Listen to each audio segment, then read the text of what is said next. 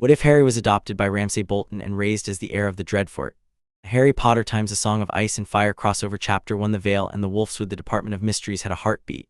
Not metaphor, a hum so low it lived in the bones of the building, in the stone behind the wainscot, in the iron of the door hinges. The unspeakables said the place did not breathe. The unspeakables lied about most things, including, in the end, the things they did not mean to lie about.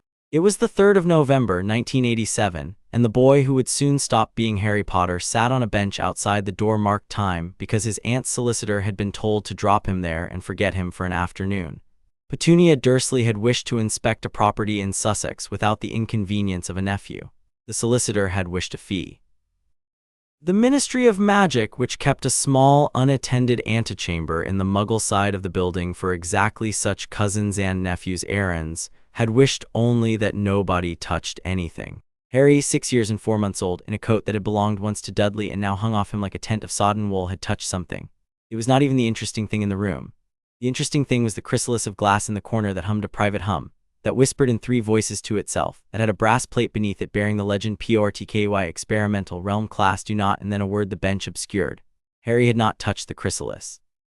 He had touched instead the metal saucer beside it, the one with the worn place in the center where someone had set down a teacup so many times that the silver had thinned to a pale circle. Harry had thought the saucer was a saucer. The unspeakable who had designed it had thought it would only respond to touch on its rim. The unspeakable who had moved it 3 days earlier had been an apprentice, and the apprentice had set it down upside down. The hum became a singing. The singing became a tone, and the tone became a color Harry would later have no words to describe. He felt his ribs sigh forward inside his coat. He felt his eyes sting as if rinsed by lemon juice. He felt his small body lifted, very gently, by something that had no hands and no patience and turned about itself like a key.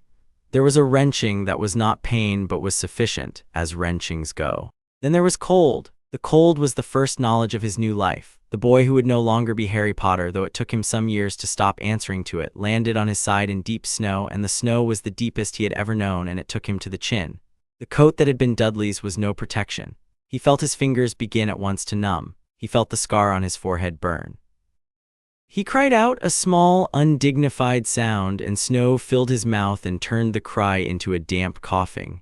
Above him, pines. Above the pines, a sky the color of slate at dusk, with the first stars pricking through it like pinholes.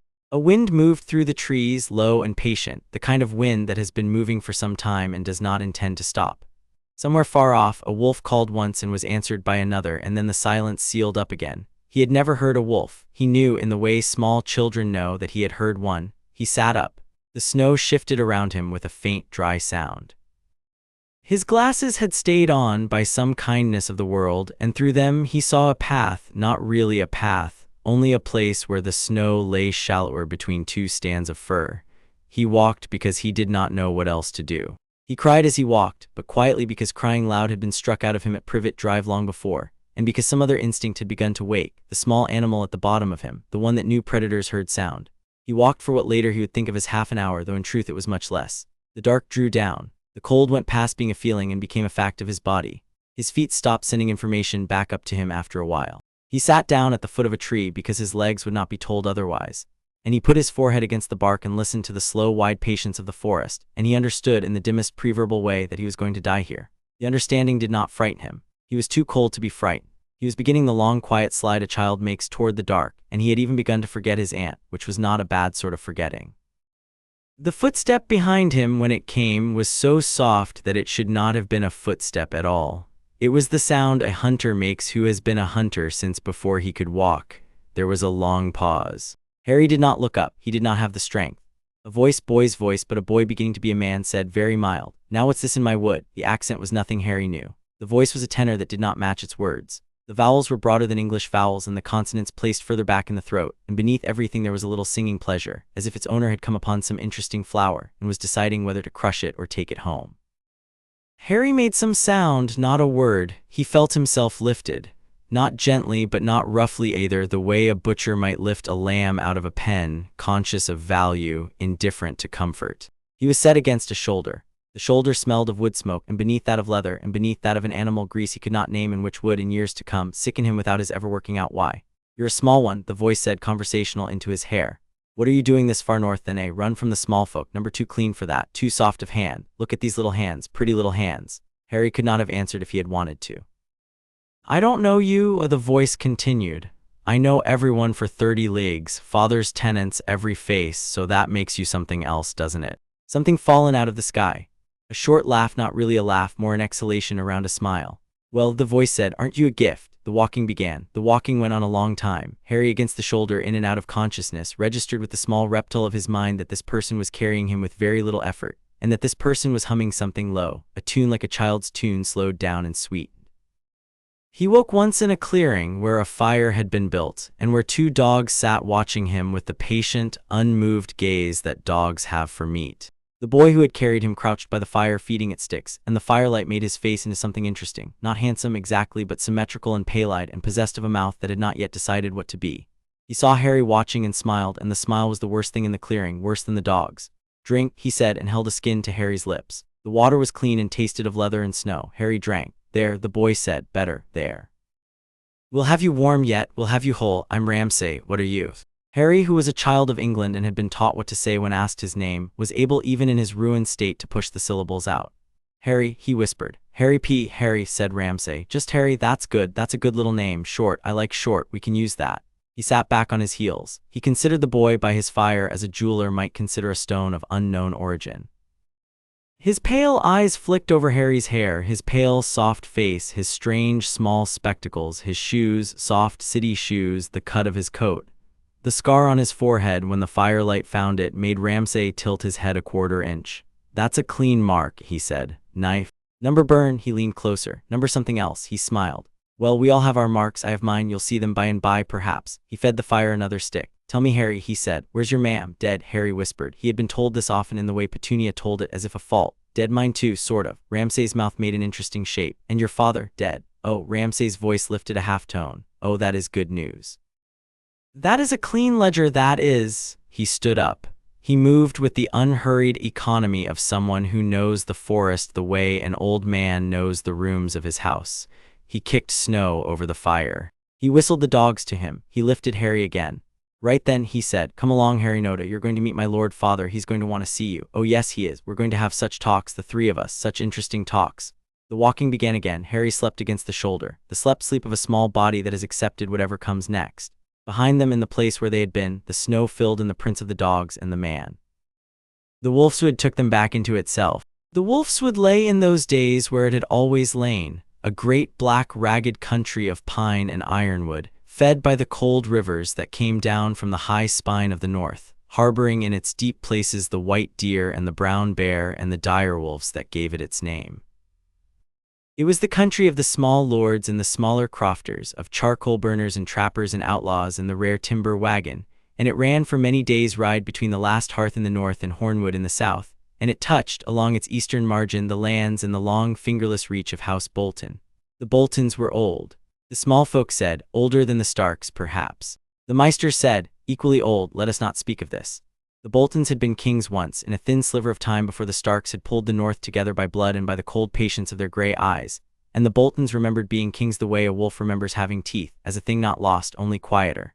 Their sigil was the flayed man on a pink field, because long ago they had flayed their enemies, and they did not see the value in pretending otherwise. The Starks had at one point attempted to stop them flaying people. The Boltons had agreed. The Boltons had not stopped flaying people. There was an arrangement of sorts, by which what the Starks did not see was not a thing the Starks needed to do anything about, and this arrangement had held, more or less, for some hundreds of years, on the principle articulated in the personal devotions of Roose Bolton, the current lord, which were carved in his hand on the lintel of his solar door. A quiet land is a strong land. Lord Roose Bolton was a man of 40-some years, fair-haired and pale-eyed and unsmiling, whose voice was so soft that men leaned in to hear him, and so heard themselves into bad bargains. He had outlived 3 wives by the careful application of patience and other people's mistakes. He had a true-born son in Domeric, a slight, clever boy of 9, away being fostered with the Dreadforts in the Vale to learn music and the lance. He had also, in the way of northern lords, a bastard, conceived under the dispossessed and uncared-for circumstances of the lords right one spring at a mill on the Weeping Water. And that bastard was Ramsay Snow, 15 years of age this winter, kept on by Roose in the cluttered way one keeps on a half-broken hound, because the hound is yours, because it took an interest in you, because killing it now would attract notice. Ramsay lived at the Dreadfort and lived off the Dreadfort and was permitted, within limits, the Dreadfort's run of hunting and the use of its kennels and the silent, fearful service of 1 or 2 boys in the keep's lower yards. He was, his father had observed once aloud to the Meister, the sort of natural child whom one is grateful never to have legitimized.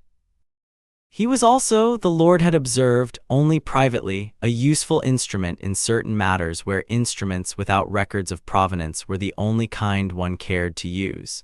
Ramsay had ridden out 4 days earlier to hunt a marten in the western reach. He had brought with him his bastard's boys, Damon, called Dance for Me for his fondness for the lash, and Skinner, who needed no nickname, and Sour Allen, and the 3 of them and Ramsay had not found a marten.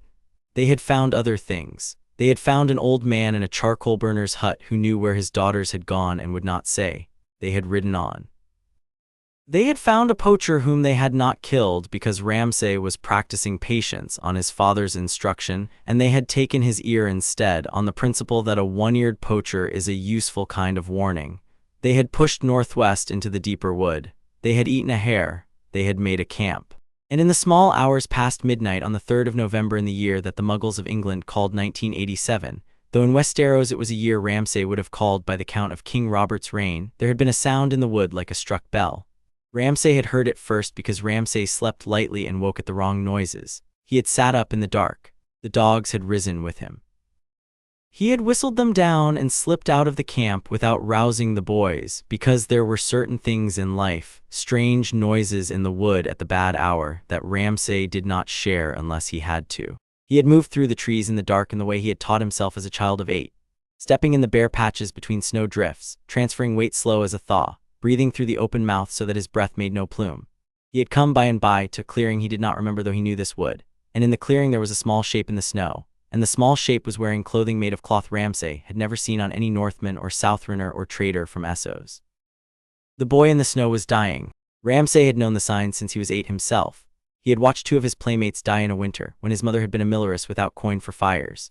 He had known he had a half hour. He had known with the same flicker that whatever this thing was, a Southron child, a noble child, a magic thing, a gift from some old god of the wood, it had been delivered to him and to no one else. And he had moved with the speed and gentleness he reserved for the breaking of an animal he did not want bruised. He had carried the child to the camp. He had wakened the boys briefly, only to say, "Ride home, tell my father nothing." He had taken the smallest pack-horse and the warmest of the woolen blankets, and he had ridden through the rest of the night, and into the next day with the boy held against his chest under his cloak and his own body warming the child's by direct, slow application, the way a man warms a glass of milk against his ribs. He had not done this out of love.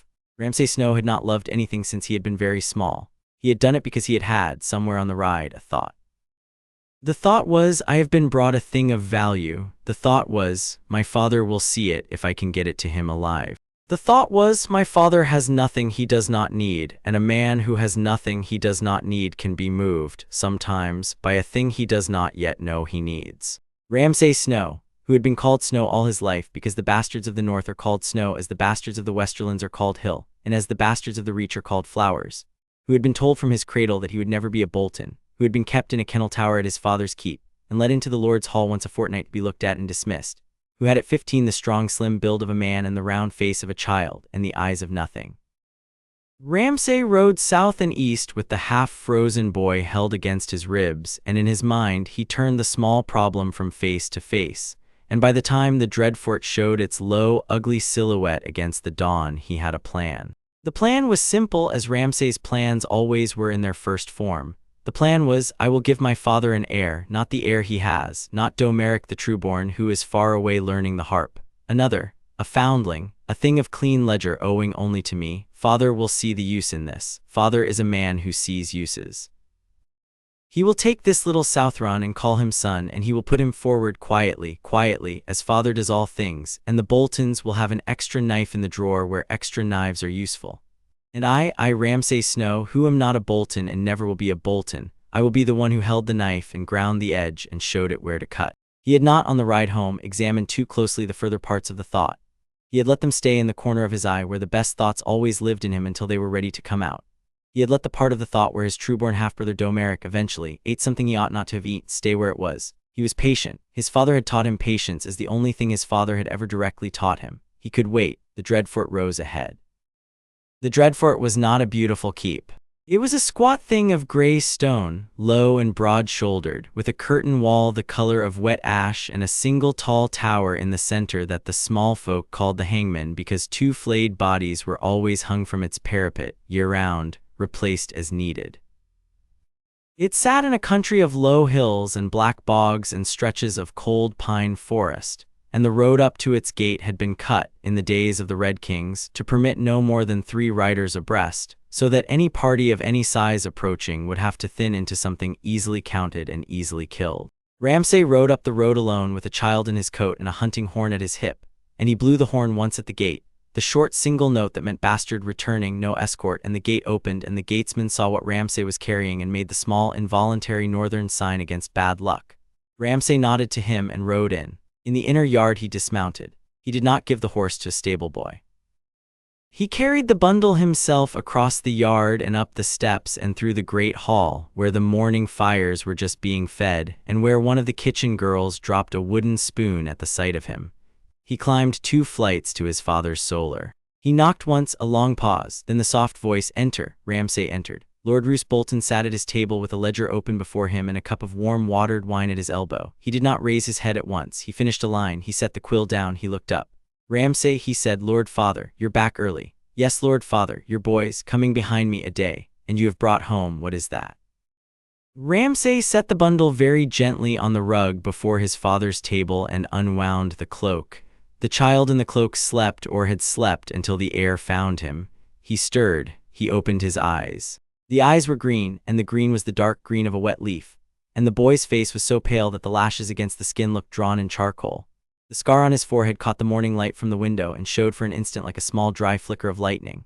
Ramsay Bolton looked at the child. He looked at the child for a long time. He did not change expression. He very rarely changed expression, but the set of his mouth altered by a quantity Ramsay had been raised to notice. The Lord's eyes traveled the boy's small foreign garments. They paused on the spectacles which had survived everything. They paused on the scar. They returned lastly to the boy's face and rested there. He picked up his cup of wine, sipped, set it down. "Tell me," he said. Ramsay told him. He told it in the laconic mode he had practiced in his father's presence since boyhood. He gave the bell sound at midnight in the clearing and the child in the snow. He gave the absence of any tracks but the boy's own short ones from the snow's impact point outward. He gave the strangeness of the cloth. He did not give the thought he had had on the ride home. He waited for his father to find that thought on his own. Ramsay Bolton sat very still. The lord of the Dreadfort had a particular stillness, the way a hawk has a particular stillness, which is to say, it was the stillness of a creature that hunted with its eyes. "You believe," he said at last, "that he is not of this world." "I do not know what I believe, Lord Father, I only know what I found." "What is your name, child?" The boy on the rug pushed himself a little up. He looked at the lord. His chin trembled. He whispered, "Harry." "Harry, a small name." "Harry P. Just Harry, Lord Father," said Ramsay quickly. "He has only said Harry, and other words I do not know." Roos's pale eyes flicked once to Ramsay. They flicked back to the child. "Where are you from, Harry?" The boy seemed to consider. His brow furrowed in the way the brow of a very small child furrows when it tries to retrieve information that will not come. "Surrey," he whispered at last. "Surrey," Roos repeated. The word on his tongue was a foreign coin. "I do not know this place, Rams." "No, Lord Father. It is no holding of any house we know of," Roos said. "It is no town in the north or in the riverlands. The boy's speech is strange and his cloth is stranger. Where else would he be from?" He was speaking now to himself. "There is a thing the meisters do not like to speak of, called the old wisdom of the children of the forest. There are stories, only stories of doors in old places." He rose. He came around the table. He knelt. Lord Ramsay Bolton knelt, and this was a thing his household had not seen him do in years, and he put his thin cold hand under the child's chin and turned the child's face up to the morning light. He looked at the boy a long time. The child looked back. He did not, Ramsay noted, cry. He had cried earlier. He was not crying now. He looked at Roos's pale eyes as the small reptile of him had looked at the dogs by the fire, and he did not look away. Roos released the boy's chin. "Useful," he said. That was the word. He said it softly, almost as if to himself. He rose, brushing his sleeves. "Ramsay, Lord Father, you will tell the steward nothing of where you found him. You will tell the kitchen he is a kinsman's natural son sent up to me from the south for the winter by way of the King's Road. The kinsman will be named, let us say, Holly's Hornwood's late cousin. There is no late cousin. There will be one on a parchment by sunset. The boy's name, Harry, my lord. Harry, then Harry, until we know better. Surname," he paused. He looked at the boy. The boy looked back, holding his coat about him. "Bolton," Roos said. Ramsay, who had not breathed in some seconds, breathed. "He has come into our house in winter." Roos continued in the same soft voice that did not move any of the air around it. By means I do not understand and will not yet question. The Meisters teach us that to find a thing in winter is to find a thing that the gods wished found. I do not believe in the gods, but I believe in winters and I believe in finding things. He will be raised in this house. He will be taught what we teach. Domeric is my trueborn heir. This one, his pale eyes flicked to Ramsay for an instant. Ramsay made his face into nothing. This one will be Harold Bolton, of no specified mother, claimed by me, fostered by you. The papers will be drawn up at the sept by Meister Uther before tomorrow's noon. I will sign them. The septon will witness them. They will be entered into the rolls and a copy sent to the Meister at Winterfell within the week. He bent again almost playfully by his standards and brushed snow from the boy's hair. Welcome, Harold, he said, very mild. Welcome to the Dreadfort. Eat, sleep. The Meister will see to your fingers and your feet. We will speak more in the days ahead. The child Harry, now Harold, stared up at the pale lord who had named him. My aunt, he whispered. Aunt Petunia. Roos looked at Ramsay over the boy's head. There is no aunt, Ramsay said pleasantly. Was there an aunt, little Harold? The boy's face crumpled, but only for an instant. Some inner door in him began then to close. The closing of it would take years. The first quarter-inch of the closing happened in that moment. No, he said, no aunt. Roos smiled almost, the Bolton smile, which was a thing of a 1/16 of an inch. Good, he said, we shall be your family. Ramsay, take him to your rooms, bathe him, burn the clothes. The Meister will attend in the hour. Ramsay bent. He lifted the child as a man lifts a thing that belongs to him. He carried Harold Bolton out of the solar and down the stair and toward the side passage where the Bastard's Tower joined the main keep. And as they passed the high window above the inner yard, the watery November sun broke for a moment through the cloud and fell into the boy's eyes and made him shut them, and Ramsay laughed softly, a small private laugh, and said into the boy's hair, There now. Welcome home, little brother, welcome home. Behind them in the solar, Roos Bolton picked up his quill and made a small notation in the ledger, in the column he kept for things he intended to use. He wrote in his clean, small hand 3 words, a second blade. He sanded the ink. He shut the book. He returned to his accounts. Outside the Dreadfort, the Wolfswood beyond the window breathed its slow, patient breath. A quiet land is a strong land. The land was quiet. The land was very strong.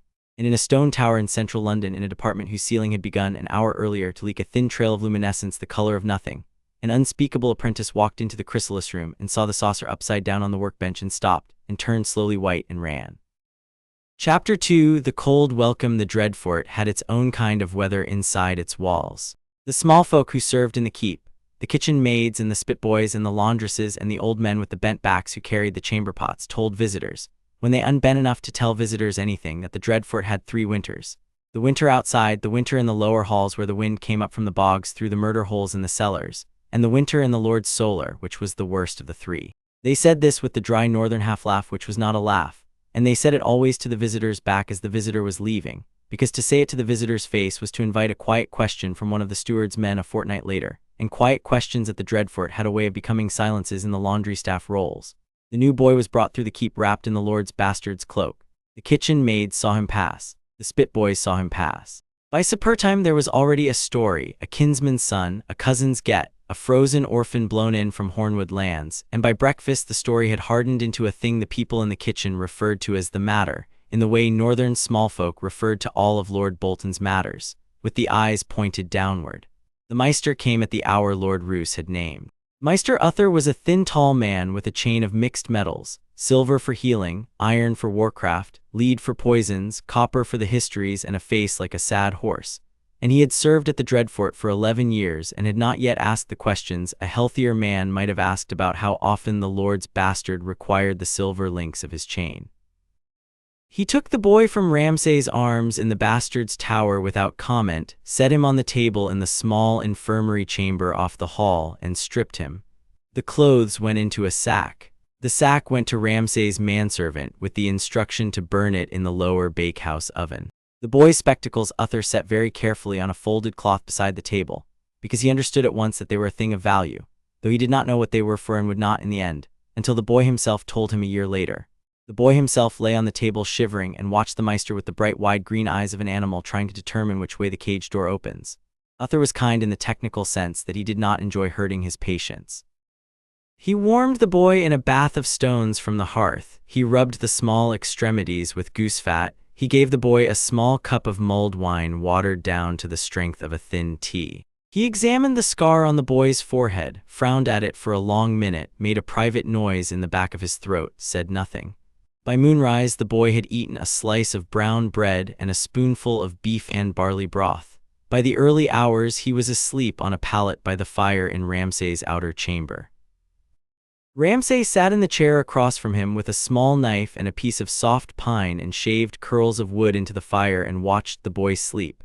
And from time to time he smiled, and the smile did not reach as far as his eyes, which was a kind of progress for him, because not many years before the smile would not have stopped at the cheek either. In the morning, after the boy had been bathed again and dressed in clothes cut down hastily from a page's livery, he was brought before Lord Ramsay Bolton in the great hall. The great hall of the Dreadfort was a long, low room with a great hearth at the southern end, and the lord's high seat at the northern end, and 4 long trestle tables for the household running the length of it. The walls were hung with the trophies of an old house, banners taken from the reeds and the glovers and the tallhearts in old wars, 3 pairs of antlers from kings of stags, the cracked shield of an Andal knight slain in the age of heroes, and along the eastern wall, mounted in a discreet row, 6 tan flaps of pale leather that the Meister's apprentice told visitors were ceremonial parchment skins from the early Bolton kings, and that the lord himself did not bother to gloss. The morning light came through 3 high arched windows and lay across the rushes in long pale bars, and Lord Ramsay Bolton sat at the high table with his small son by fostering presented to him by his bastard, and the household had been called in to witness. There were perhaps 30 people there. The steward Walton, a square hard-handed man known to the small folk as Steelshanks, stood at the lord's right. The captain of the gate, a Karstark-blooded knight named Lyman, stood at the lord's left.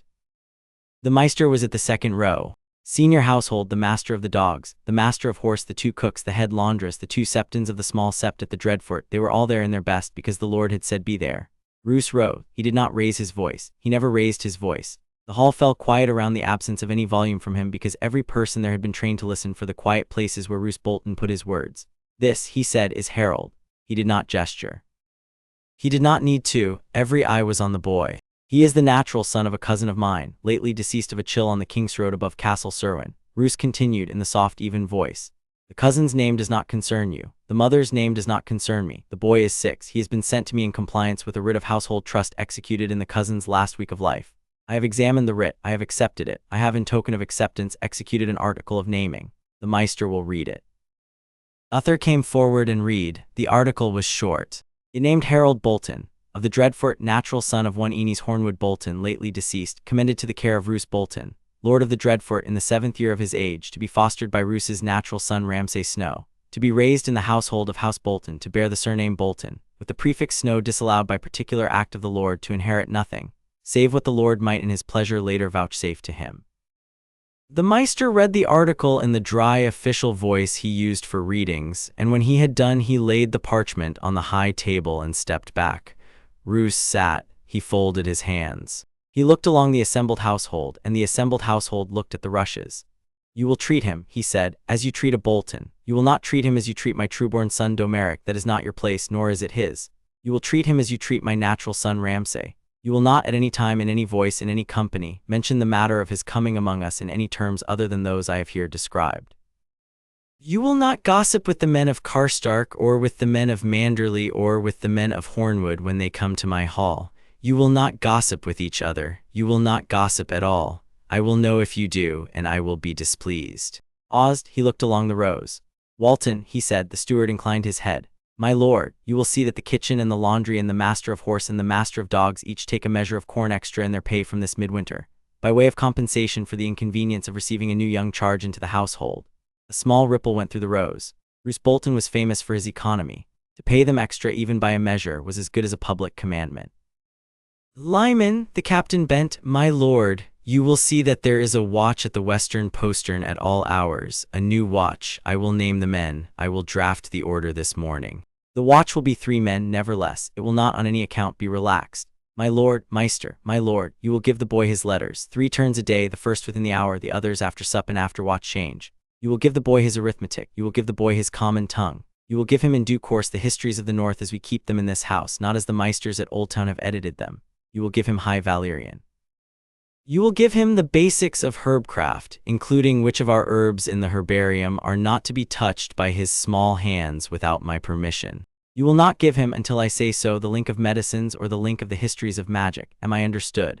My lord, Ramsay, the bastard, who had been standing at the second row in the modest livery he wore on hall days, came forward. He bowed in the manner Roos preferred, shallow, neither obsequious nor stiff. "Lord Father, you will have the daily charge of his physical instruction. You will teach him the small skills first.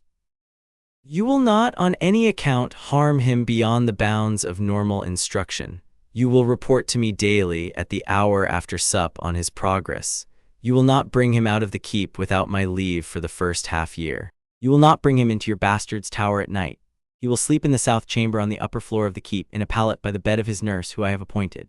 A small pause. "A nurse," Ramsay said. "A nurse," said Roos. He did not elaborate. The household did not need him to elaborate. The lord of the Dreadfort had chosen to give his small foreign foundling a nurse, which was to say a witness, which was to say a watcher, and the watcher would not be one of Ramsay's people. The very small thread of irritation that crossed Ramsay's face was not visible to anyone in the hall except his father, who marked it and pocketed the mark for later use. "Yes, Lord Father," Ramsay said pleasantly. "Septon," the two septons of the small sept bowed. "You will not present yourselves to the boy as instructors of the faith of the seven. The boy will attend the godswood on the 7th day as my house does. The boy will not enter the small September. He will be told this is a matter of long household custom. He will not be told otherwise. Am I understood?" "Yes, my lord," the senior septon said unhappily. "The household is dismissed." Steelshanks, the order of the watch at the western postern. Meister, to the schoolroom with the boy. Ramsay, my solar at the half-hour after. The hall emptied. The household went out single file in the silence of trained dogs leaving a yard. The boy was led off by the Meister. Ramsay watched them go. He stood for a moment looking after them and then turned and went up the stair to his father's solar because he had been told to. In the solar, Roos was at the window. He stood with his back to the door and his hands behind his back. He did not turn when Ramsay came in. He waited until the door had closed. "You did well on the ride," he said. "You did well to bring him alive." Ramsay said nothing. With his father he had learned, slowly and at cost, to say nothing when nothing was the right thing. "I am going to teach you," Roos continued, still without turning, "what I am going to do, not because you have earned the knowing, you have not, because you will be required in the next 10 years to act on it, and if you do not understand it you will act poorly. Listen. Yes, Lord Father, I will not legitimize him, I cannot. The Lord Paramount would notice, the Starks notice all legitimizations in the north. An unexplained Bolton boy of unknown provenance would attract questions I cannot answer because I myself do not know the answers. He will be a natural son, claimed. That is a quiet thing. It will not be remarked outside this keep for at least 2 years, and inside this keep I have just arranged that it will not be remarked at all. He will be Harold Bolton of my household, useful. He will be useful to me as Domeric with his harp and his Valyrian and his lance is not. Domeric is my heir. Domeric will be the lord of the Dreadfort. Domeric must remain unblemished and well and far from us and known. That is one game on the board. This boy is another. He turned at last. His eyes were as colorless in the morning light as a frozen pond. He is not Ramsay. Listen to me. He is not of this realm. Ramsay's expression did not change. You know this, Roos said. You knew it when you brought him to me. The cloth was wrong. The shoes were wrong. The accent was wrong. The Meister confirms it. His teeth are clean in the way teeth are not clean on this side of the narrow sea, and the small spectacles he came in are glass grinding I have not seen on a Meister's tools in 20 years of correspondence. He did not come down the King's Road. He came through, by some means I do not propose to understand at this hour, what I will provisionally call a door. The Meister believes the door is in the Wolfswood. I believe, and this is for you and not for him, that the door is in the boy. Ramsay made his face into nothing. He is a thing that fell out of a story, Roos said. Stories like that turn up once a century. The last time one turned up in this house, it was Marsh Bolton's bride, the cold girl from beyond the wall, of whom the histories say she came to the gate at nightfall with no horse and no companion, and Marsh married her. And within a winter she had borne him a son, and within a year and a half she had vanished as if she had never been, and her son, listen, her son's son's son was Royce the Red Hands, who took the Dreadfort back from the Stark wardens in our great-great-great-grandfather's time and gave us, for a generation, the run of the North. Ramsay said, I have read the chapter, Lord Father. Read it again with the boy in your mind. The lesson of Royce the Red Hands is that one piece on the board may be worth 4.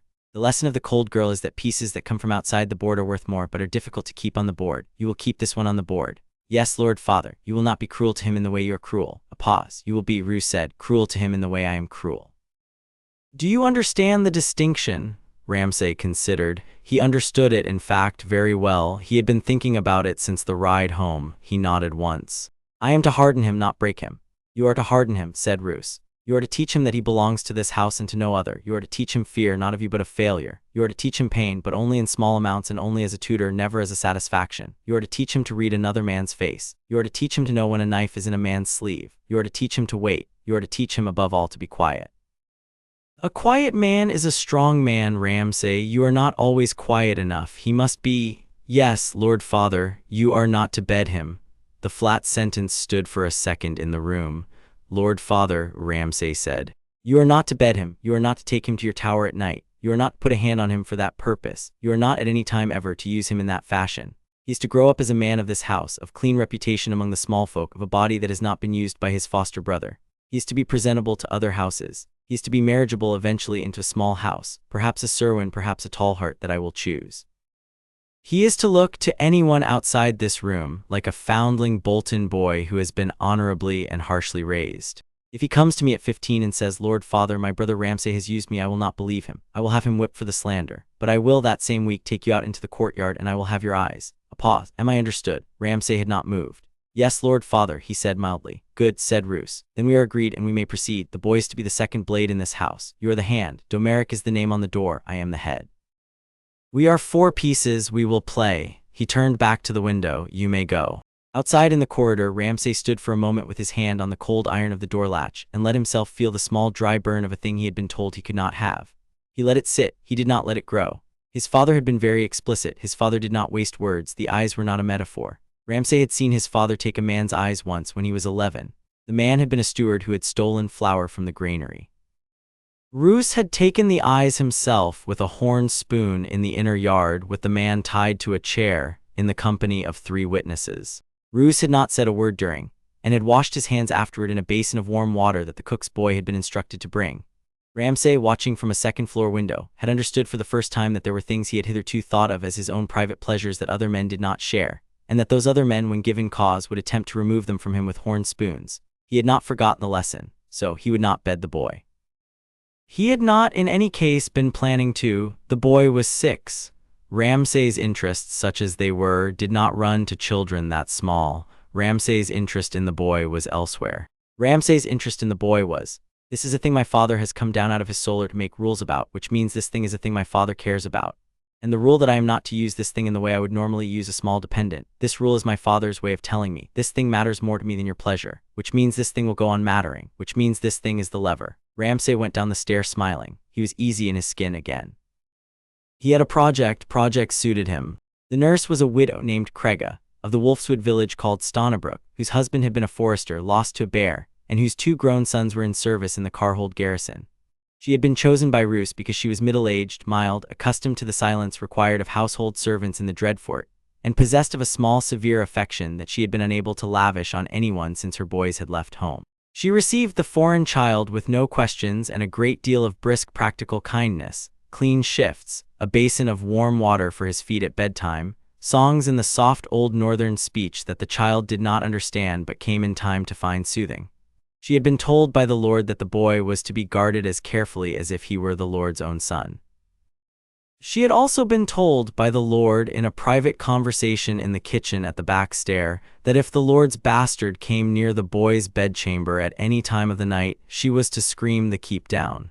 She did not scream the keep down because the bastard did not come. The Lord, the nurse later told her gossip friend the laundress in the small folk way of telling such things, the Lord was a man who said a thing once and was understood. The bastard, who was many things, was not a fool. The nurse Crega had charge of the boy at night. The Meister had charge of him in the mornings, 4 hours a day, at letters and arithmetic and a careful slow rebuilding of his common tongue, which had begun to slip into something more old northern in cadence within a fortnight, because children are mimics. Ramsay had charge of him in the afternoons. This was the arrangement. This was Roos's design. The Lord had built in the architecture of his household a small machine for the rearing of a useful weapon, a watcher at night, a tutor by morning, an edge grinder by afternoon, and at the center of the machine, like a piece of cold, dry tinder waiting for the spark to be applied, was the child himself. The schoolroom was a small chamber off the Meister's tower with a single high arched window that looked east over the bogs. There was a long table of dark wood and a single back chair for the Meister and 3 smaller stools for students, of which 2 were empty because the only other students in the keep, 2 children of the steward, 10 and 8, had their lessons in the morning before the new boy was brought down. The boy sat on the smallest stool and the Meister sat across from him. The first lessons were not lessons. The first lessons were the Meister being kind in a careful clinical way and the boy slowly remembering how to speak in front of an adult, and the Meister learning what the boy already knew, which was, by the Meister's quiet astonishment, a fair amount for an English schoolboy of 6. The boy could read print well enough in a script the Meister had never seen, which was a fluent rounded Roman hand. He could not read the high common script of Westeros at all. He had basic arithmetic up to small sums in his head. He had no Valyrian, no history of the North, no knowledge of the gods old or new. He had a few oddments of pieces of information, the name of a queen called Elizabeth, the names of the moons of a planet called Jupiter, a song about a yellow submarine which the Meister wrote down in his private journal of strange things and showed to nobody. He had also, the Meister noted with a frown of professional interest, a defect of attention which seemed to him not the defect of a slow child, but the defect of a child who has spent a long time being shouted at for nothing. The boy flinched when the Meister closed a book too loudly. The boy ducked when the Meister reached past him for the ink pot. The boy looked sideways at the door of the schoolroom every few minutes, as if expecting it to open suddenly with someone shouting through it. The Meister, who knew the bastard well enough to know what kinds of trouble the bastard could be, did not at first attribute these flinches to the bastard. The Meister, who had been at the Dreadfort 11 years and was no fool, attributed them to the bastard until the boy in the 3rd week told him in a small confidential voice and out of nowhere about an aunt called Petunia who used to make him sleep in a cupboard under a staircase. The Meister said nothing in the schoolroom. The Meister went that night and stood after dinner in the Lord's solar door and asked permission to speak. "Speak, my lord," the boy mentioned an aunt today, by name. He described being shut in a cupboard under a stair, by her in his original household. Roose did not look up from the ledger. "Continue, my lord, I do not know what to make of it. He has not in 3 weeks mentioned any other person from his prior life. He has not mentioned a father, a mother, friends, a town, a house, only this aunt and only this cupboard. The cupboard was important to him." Roose still did not look up. "I expect," he said, "the cupboard was where he kept his fears. You will note where the cupboard is in his recollection and you will not mention the cupboard to him. You will not encourage him to remember the aunt. You will not encourage him to remember any of it. He is to know that he is from the Dreadfort. He is to know that he has always been from the Dreadfort. He is to know that the Wolfswood is the place he was born. In 10 years' time you will not have to tell him this. He will have done your work for you by himself by then." A pause. "Thank you, Meister, you may go." The Meister went. He went down the stair and into the godswood, where in the center of the small old grove of weirwood and pine and twisted ironwood there was a heart tree as old as the keep, with a red carved face that grinned and bled sap and looked at nothing in particular. The Meister stood before the heart tree and said very quietly to himself, "Some children are kinder before they come here than after." He bowed his head once because there had been some private religion in him before his chains, and he went back to his rooms and did not speak of the boy or of the cupboard again. In the afternoons, Ramsay took him out. The first 3 afternoons he took the boy only out into the inner yard and showed him the kennels and the dogs, and let the dogs sniff the boy and let the boy slowly put a hand to the snouts and learn that the dogs would not bite if Ramsay said no bite in a particular tone. The dogs liked the boy. Dogs liked the smell of fear in children when there was no adult shouting at them. The smell of a quiet small child was, to a dog, the smell of an animal of similar size to whom the dog could afford to be gracious. The boy understood somewhere that the dogs were Ramsay's dogs and that they would do as Ramsay said and not otherwise. He filed this knowledge in the same place where he had filed 3 weeks earlier, the knowledge that no ant would come for him. The 4th afternoon Ramsay took the boy out of the keep, with 2 boys and a horseman as escort in compliance with his father's word, and along the river path that ran north from the gate, where the Wolfswood came down close to the keep wall and the bog tipped out in flat black sheets between the trees. Ramsay walked with the boy beside him at a walking pace a 6-year-old's legs could keep. He pointed out trees. He pointed out tracks. He said, "Here is a hare's print, here is a fox's, see how he comes after the hare." He said, "Here is a man's boot print, see how he turned his foot." He said, "Here are the dog's prints, which are mine." He said, after a quarter hour, "Tell me what you remember." The boy looked up at him in the careful sideways way the boy had begun to look at him. "The trees, brother, the trees, very good, what else?" The hare with the long toes. The hare with the long toes, good, where was his print? Beside the log. Beside the log, good, what else? The child paused, he chewed his lip, he looked at the path, he looked at Ramsay's boots. You turn your left foot out a little when you walk," he said, "more than your right." There was a pause. The escort behind them did not breathe. "Yes, Herald," said Ramsay. "Yes, that is true, I do, and do you know what that means? That you've been kicked there by a horse once." A second pause. Ramsay had not been kicked there by a horse. He had been kicked there when he was 12 by his father with the toe of the Lord's boot, hard enough that he had limped for a week, on the occasion of his bringing home a poacher's eye in a kerchief instead of the poacher hole as he had been instructed to do. He had been favoring the foot ever since. He looked down at the small green-eyed child for a long moment.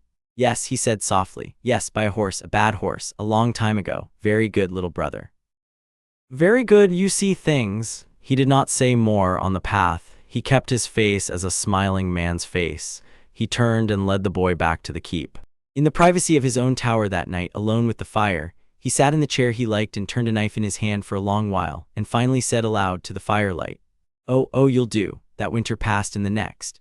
The boy, now Herald, ate at the household trestle in the great hall in the lower place reserved for natural sons beside Ramsay. The boy slept in the south upper chamber under the watch of Crega the nurse. The boy went to the Meister in the mornings and to Ramsay in the afternoons and to nobody in the evenings, because the household had been told to ignore him, and the household, well trained, did so. The boy learned. The boy learned the way a frozen plant learns to flower again in a warm window, slowly, suspiciously, but after the first season, with a certain quiet vigor that was not love of life so much as the small body's intent to continue. The Lord in his solar watched the boy through the eyes of the steward and the Meister and the bastard, and once a fortnight had the boy brought up to the solar himself and asked him 3 questions and dismissed him. The 3 questions were always different and always picked from a list Roos kept in a small leather book under the ledger. They were questions like, "Herald, what does it mean when a man laughs and his eyes do not change?" They were questions like, "Herald, what do you do when a strong man strikes you in the face?"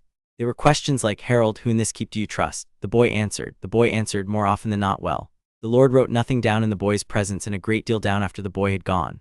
By the boy's 8th year, in the small leather book under the ledger, the Lord had written in his clean small hand on the page reserved for Harold Bolton the sentence, "The mind is sound. The mind is unusually quick. The mind is hungry and will eat what it is given. Be careful what it is given." The boy did not know about the small leather book. The boy did not know about most things. The boy knew that he had once had another name, in another place, in another voice, with another woman in another kitchen calling him out from under a stair, and the boy knew that he was not to remember any of these things, and the boy was beginning, even, not to remember them. The boy knew that he had a brother named Ramsay, who was the brother of bone and blood, and a brother named Domeric, who was the brother by paper and had not yet come home from the Vale, and a lord father named Roos, who was the father by paper as well, and a nurse named Crega who tucked him in at night and sang him soft old songs in a language he had begun by midwinter of his 7th year to dream in. He knew that the dogs liked him. He knew that he was learning. He knew that he had not been struck here by an adult in any way that he could name as cruelty, and this was true. Ramsay had been told no, and Ramsay was not a fool, and the Meister was kind, and the nurse loved him in the quiet old woman way she had loved her own sons. He knew that the food was hot and there was a great deal of it. He knew, by some old instinct in the small reptile of him, that he had landed in a house where things were not as they were elsewhere, that the trophies on the walls were not really old banners, that the strips of pale leather were not really parchment skins, that the man with the pale eyes who was now his father was not the man Crega sang about in her songs. But the boy was 6, and then 7, and then 8, and the boy was tired of being afraid, and the boy began. In the small, terrible, quiet way of children who have nowhere else to go, to belong. By the spring of the boy's 8th year, when the messenger from Hornwood came up to the gate with a letter for the Lord, and the watch announced him at the bell, the boy Harold Bolton, formerly Harry Potter, sat at the window in the south upper chamber and watched the rider come up the road, and noted without thinking about why that the rider's horse was favoring the off forehoof, and the rider was approaching the gate at a pace too brisk for a man with a routine letter. And the rider was wearing the cloak of a Hornwood retainer but riding the saddle of a Manderley man, which meant either the cloak was borrowed or the saddle was, and the borrowed thing was more likely to be the cloak, because the saddle had the look of long use by its owner, which suggested the rider was a Manderley man wearing Hornwood colors, which suggested the message was something the Manderleys wished us to think had come from Hornwood. He watched the rider in at the gate, and then he turned and went down the stair and went into the solar and bowed. "Lord Father," he said, "the rider at the gate is wearing the wrong saddle." Ramsay Bolton lifted his head from the ledger and looked at his small son. He looked at him for a long time. He said after a while, "Very good, Harold, very good. Sit down. We are going to have a conversation."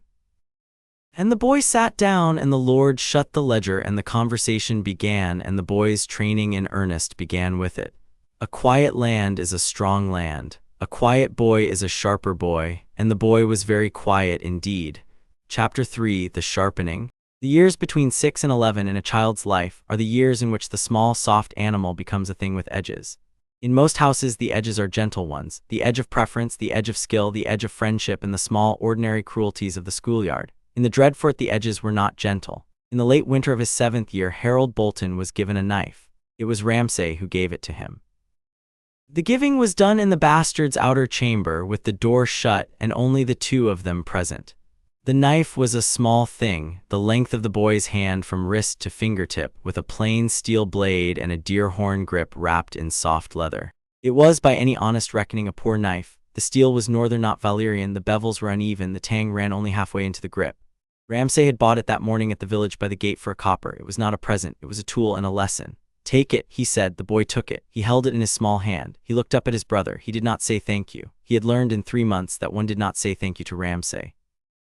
Thank you was a word that gave Ramsay an opening. "You will keep it," Ramsay said. "You will keep it at all times. You will not lay it down on a table and walk away from it. You will not let it leave your person, sleeping or waking, for 100 days. If on the morning of the 100th day you can show it to me, I will give you a better one. And if I cannot, then you cannot," said Ramsay easily. "Have a knife. Knives are for those who keep their knives." He smiled the small smile that did not reach his eyes. "And one more thing," he added. "I am going to try in the next 100 days to take it off you. I will not announce myself. I will not warn you. I will not be kind. If I take it off you, I will not give it back, and you will start again with the next knife I choose to give you, which will be after such an interval as I see fit, and which will be a knife of my picking. Do you understand?" The boy looked at the knife in his hand. He looked at Ramsay. He nodded. "Yes, brother. Good. Begin." The 100 days were the first lesson. The 100 days were also the first time the boy lost a thing he loved. He did not love the knife on the day Ramsay gave it to him. He loved it on the 3rd day, when he had carved a little wedge from a piece of soft pine and the wood had come away clean. He loved it on the 8th day, when he had begun to sleep with it in his hand beneath the pillow, on a folded square of cloth with the small blade out away from his face. He loved it on the 11th day, when at the meister's table in the schoolroom he had felt, without looking, the weight of it in the inside pocket of his jerkin, and had been comforted as a younger child is comforted by a soft toy. He had begun, in short, the way children begin with all first weapons, to think of it as a friend. On the 13th day Ramsay took it. The taking was clever. Ramsay did not lunge at the boy. Ramsay did not pat him down. Ramsay arranged, simply, that the boy should be given by the head laundress a new jerkin to try on for size, the old one shrinking as small boys' jerkins do, and the laundress, who was a Bolton servant and had been told to do as the lord's bastard required, took the old jerkin away to the chest in the laundry to be mended, and the knife was in the old jerkin's inside pocket, and Ramsay was in the laundry waiting. And at the half-hour after the trying on, the boy came running down the stair with his face white, because he had felt the absence of the weight in the new jerkin, and he came into the laundry and the knife was gone, and Ramsay was sitting on the linen chest, swinging his legs, smiling the smile. "What have you lost, little brother?" The boy said nothing. He stood in the doorway. He had been crying. He was not crying now. The meister had taught him that month the small old northern saying which Ramsay had repeated 3 times in his hearing: "A man who weeps for what he has lost loses also the time he might have spent finding it." The boy was not weeping, he was looking. "What have you lost?" Ramsay repeated. "The knife, brother." "And how did you lose the knife?" "In the old jerkin, when I gave it to the laundress." "And what did you forget to do when you gave the laundress the old jerkin?" "I forgot to take the knife out of it first." "You forgot, little brother, to remember that the knife was your knife and not the jerkin's. You forgot, little brother, that things you wear are not your friends, they are only things. The knife was your friend, the jerkin was a thing, you let your friend go away with a thing, that was foolish." He stood up from the chest. He walked to the boy. He bent down. He put one hand on the boy's small shoulder. The hand was not heavy. The hand was simply there. "You will not have this knife back," he said. "I have it now. I will keep it. You may earn another in times. You will not ever in this house leave a friend in a thing again." He patted the small shoulder. He went out of the laundry. The head laundress, who had said nothing and watched everything, gave the boy a long, sorry look, a look the boy filed under is sorry but will do it again, and went back to her sorting. The boy stood in the laundry doorway for perhaps 3 minutes. His chin trembled. It did not shake. The first quarter-inch of the door that had begun to close in the Lord's solar 3 months earlier closed another quarter-inch in the laundry doorway that afternoon, and the boy who came out of the laundry was a half-inch quieter than the boy who had gone in. That night in the south upper chamber, Craiga the nurse brought the boy his nightshirt and his cup of warm milk and his small soft pillow with the embroidered weirwood face that one of the old women in Stonnybrook had stitched for the children of the village. She sat on the foot of the bed. She looked at the boy. The boy, who had been pretending to study the embroidered weirwood face, looked back. "What is it, child?" "Nothing, nurse. Don't lie to your old nurse. Don't lie to anyone who feeds you." Lies between feeders and fed are bad lies, they sour the food, the boy considered. I lost a thing today, he said. It was a thing I liked, I should not have liked it perhaps. He told me not to like the things I had, but I did anyway, and he took it. Will I get it back? No, child, you will get a new thing. New things in a child's life are not the same as old things. The old thing is gone, and you will mourn it small, and then you will be done. The boy was quiet for a while. Nurse, did you ever lose a thing you liked? The old widow Crega, of the village called Stonnabrook, who had lost a husband to a bear in the winter of her 34th year and 2 sons to the Carhold garrison without her ever saying it had been a loss because she would not have stood in their way and would not have wanted them back if they had come back diminished, set her old hand on top of the boy's small hand. Child, she said, but I had years of it first, you don't yet, so your loss will be quicker over with than mine. She left him with the cup of warm milk and the embroidered pillow and a candle that she would come back in the half-hour to extinguish. She did not bend to kiss him. Crega was not a kissing woman, her kisses had gone with her boys. She left instead her old square hand for an extra moment on the small head and went out.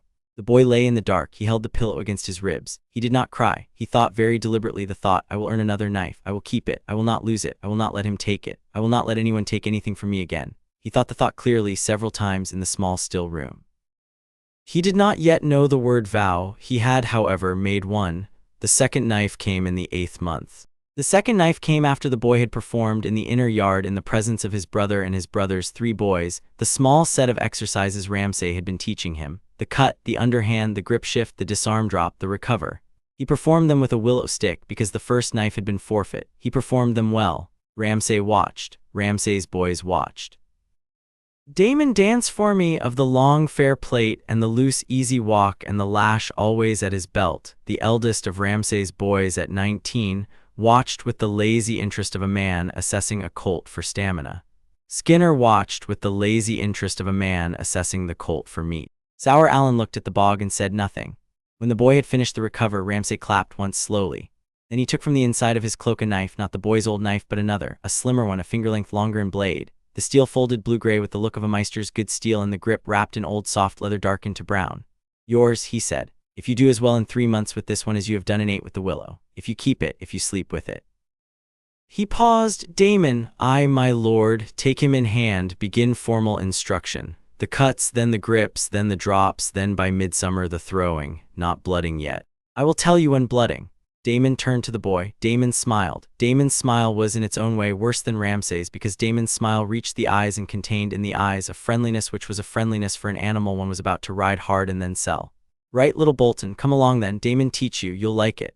The boy took the new knife. He looked at it. He looked at Damon. He looked at Ramsay. He bowed his head a 1/4 inch, the Bolton bow, which he had begun to do without anyone teaching him. And he went with Damon to the long shed by the kennels where Damon kept his straw-stuffed practice dummies and his bone-handled dagger and his 3 coils of soft rope and the small low bench on which he sat to demonstrate things he wanted demonstrated low. Damon's instruction was different from Ramsay's. Damon was not interested in lessons. Damon was interested in repetitions. Damon would set the boy at a position, feet so, body so, hand so, knife so, and would not move until the boy had held the position past the point where the small muscles cramped, and then a long time after. Damon would correct with the lash, not hard, never hard at a child. Damon was no fool either, but enough to sting, enough to make the small body adjust, enough that by the end of an hour's lesson the boy's calves and forearms had a fine tracework of small red welts that Crega sponged in the evening with a poultice of warm wine and crushed leaf of arnica, and shook her head, and said nothing because she had been told to say nothing, and Crega obeyed. The first lesson with Damon was the cut. Damon held the dummy with his offhand, presented the throat line, and said, cut here, slow, bring the wrist around at the end. The wrist is the last thing, the wrist is what makes it a cut, not a push. Again, slow, 40 times, 80 times. By the end of the hour the boy's right wrist would no longer turn the way it had turned at the beginning of the hour, and the small repeated motion had begun to be a thing the small body did without being told to. Right, Damon said, now this, same cut, wrist last, but come at the dummy from the side, not the front. Why? Because the dummy's hands are on the front. Little Bolton, very good, because the hands are on the front. Why else? Because his eyes are on the front. Eyes too, eyes worse than hands in a man. Eyes can see if you twitch a half breath wrong. Hands need a half second to do anything, eyes only need a half breath. So go side, always side on the first cut. After the first cut you can do what you like, again, from the side, slow, wrist last. The first cut from the side, slow, wrist last. The dummy did not bleed because the dummy was straw and old jerkin cloth, but Damon, every 20th repetition, would slap the dummy's straw chest and say there. There, you've killed him. Now what? And the boy, after the first dozen, learned the answer. Now I step back and I look behind me, and I do not stand over the body, because while you are standing over the body, anyone behind you can do what you have just done to the body to you. Damon said. That's right. Step back, look, don't admire your work. Admiring's a thing for old men in chairs in front of fires. You go on to the next thing, always the next thing. The boy nodded. Again, from the side. From the side. This was the spring of the boy's 8th year. By the autumn, the boy could hold the cut position for an hour without the small muscles trembling. By the winter, the boy could perform the cut and the recover on a moving dummy, a sack of grain swung from a rope by Skinner, a dim, large, slow man with hands like spades, without missing the throat line in 20 repetitions. By the next spring, when the boy was 9, the first hare was put before him. The hare was a young one in a small wood-end wire cage. It had been caught that morning by Sour Allen in a snare in the river meadow. It was unharmed. It sat in its cage with its dark wet eye on the side of its small head and its nose working at the slats. Damon set the cage on a low bench at the back of the kennel shed. He opened the door. He lifted the hare out by its long ears with the practiced, easy motion of a man who has lifted thousands of hares by their ears and never once felt anything about it.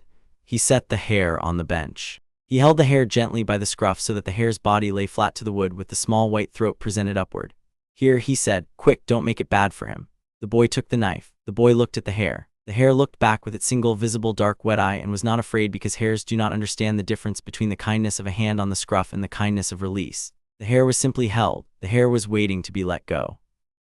The boy's wrist did not turn well at first. He had done the cut 1,000 times on the straw dummy. He had not, until now, done it on living tissue.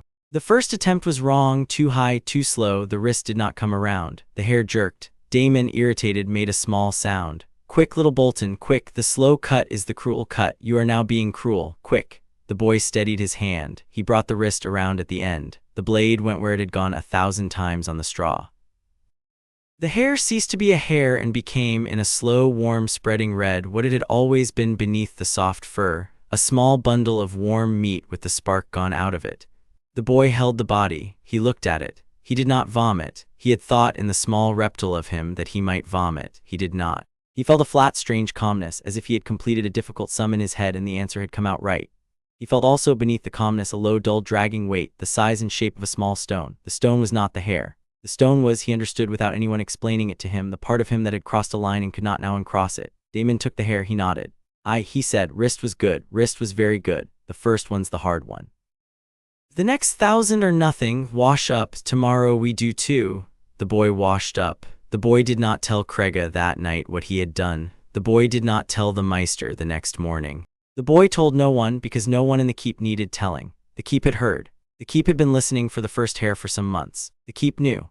The boy understood by the look the head laundress gave him at the door of the small chapel on the next 7th day, and by the way one of the spit boys did not, that morning, meet his eye in the corridor, that the keep understood, and also that the keep would not say. In the Lord's Solar that evening after sup, when the boy was brought up for his fortnightly 3 questions, Ramsay Bolton said, "Sit down, Harold." The boy sat down. "The first hare today," Roos said. "Ramsay tells me you did not weep." "No, Lord Father." "You did not vomit." "No, Lord Father." "You felt a small stone." The boy looked at the Lord. "Yes, Lord Father." The Lord nodded. "There will always be a small stone," he said. "It is the first sign that the soul is keeping its accounts. Be glad of it. The men who feel no small stone after the first hare are the men who in time do not feel any stone after anything, and those men become useless to themselves and to me. The stone is the price of being a useful man. Pay it, carry it. Do not show it to anyone. Do not particularly show it to Damon. Damon is a man who has paid his stone so often he no longer notices, and he will think the less of you if he sees you holding yours. He will think you are weak. You are not weak. You are correctly weighted. Carry the stone." "Yes, Lord Father." "My second question, what did you learn today that you did not learn from the dummies?" The boy thought. "That the living thing does not stay still." "Yes, that the wrist must be quicker on the living thing than on the dummy, because the living thing moves a half breath before you cut, and you must cut into the move." "Yes, that the eye of the hare is shut by the time the warmth has gone." A pause.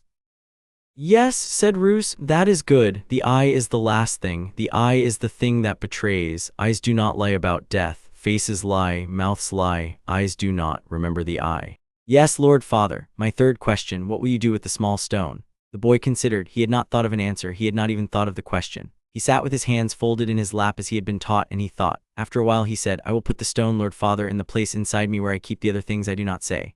A long silence. Ramsay Bolton looked at the boy. "Yes," he said softly at last. "Yes, that is where it goes. Good, Harold. You may go." The boy went. The Lord, when the door had closed, did not pick up his quill at once. He sat at the table with his pale eyes on the door for some time, and once or twice he made a small sound at the back of his throat that was not quite a sigh and not quite a hum.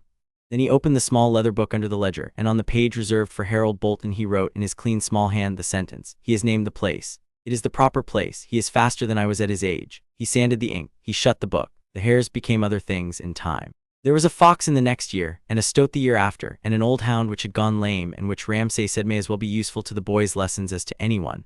And the boy, by then 10, did the old hound's throat as he had been taught to, quick and from the side, and the old hound went out the way old hounds go, and the boy slept that night without dreams. There were also, in the year of his 9th summer, the small folk.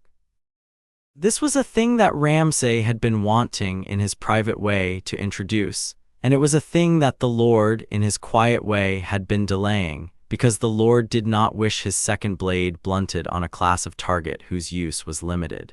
The thing came about in the end, not because Ramsay maneuvered for it, but because there was a particular poacher in the Stonnabrook wood that the keep had been trying for a year to bring in, and Ramsay had gone out with the boys and the boy and had found the poacher in his own cottage with his wife and his 2 grown daughters. The cottage was beside the weeping water in the place where the river ran shallow between 2 stands of black alder. The poacher was a man called Heir. He had stolen on 3 occasions deer from the Lord's wood and had been told on each occasion by Ramsay or by Steelshanks the steward that the next occasion would be his last. He had stolen a 4th deer in the spring of the boy's 9th year. Ramsay had been sent. Ramsay brought the boy. Ramsay did not, of course, ask the Lord whether the boy should come. Ramsay simply brought him.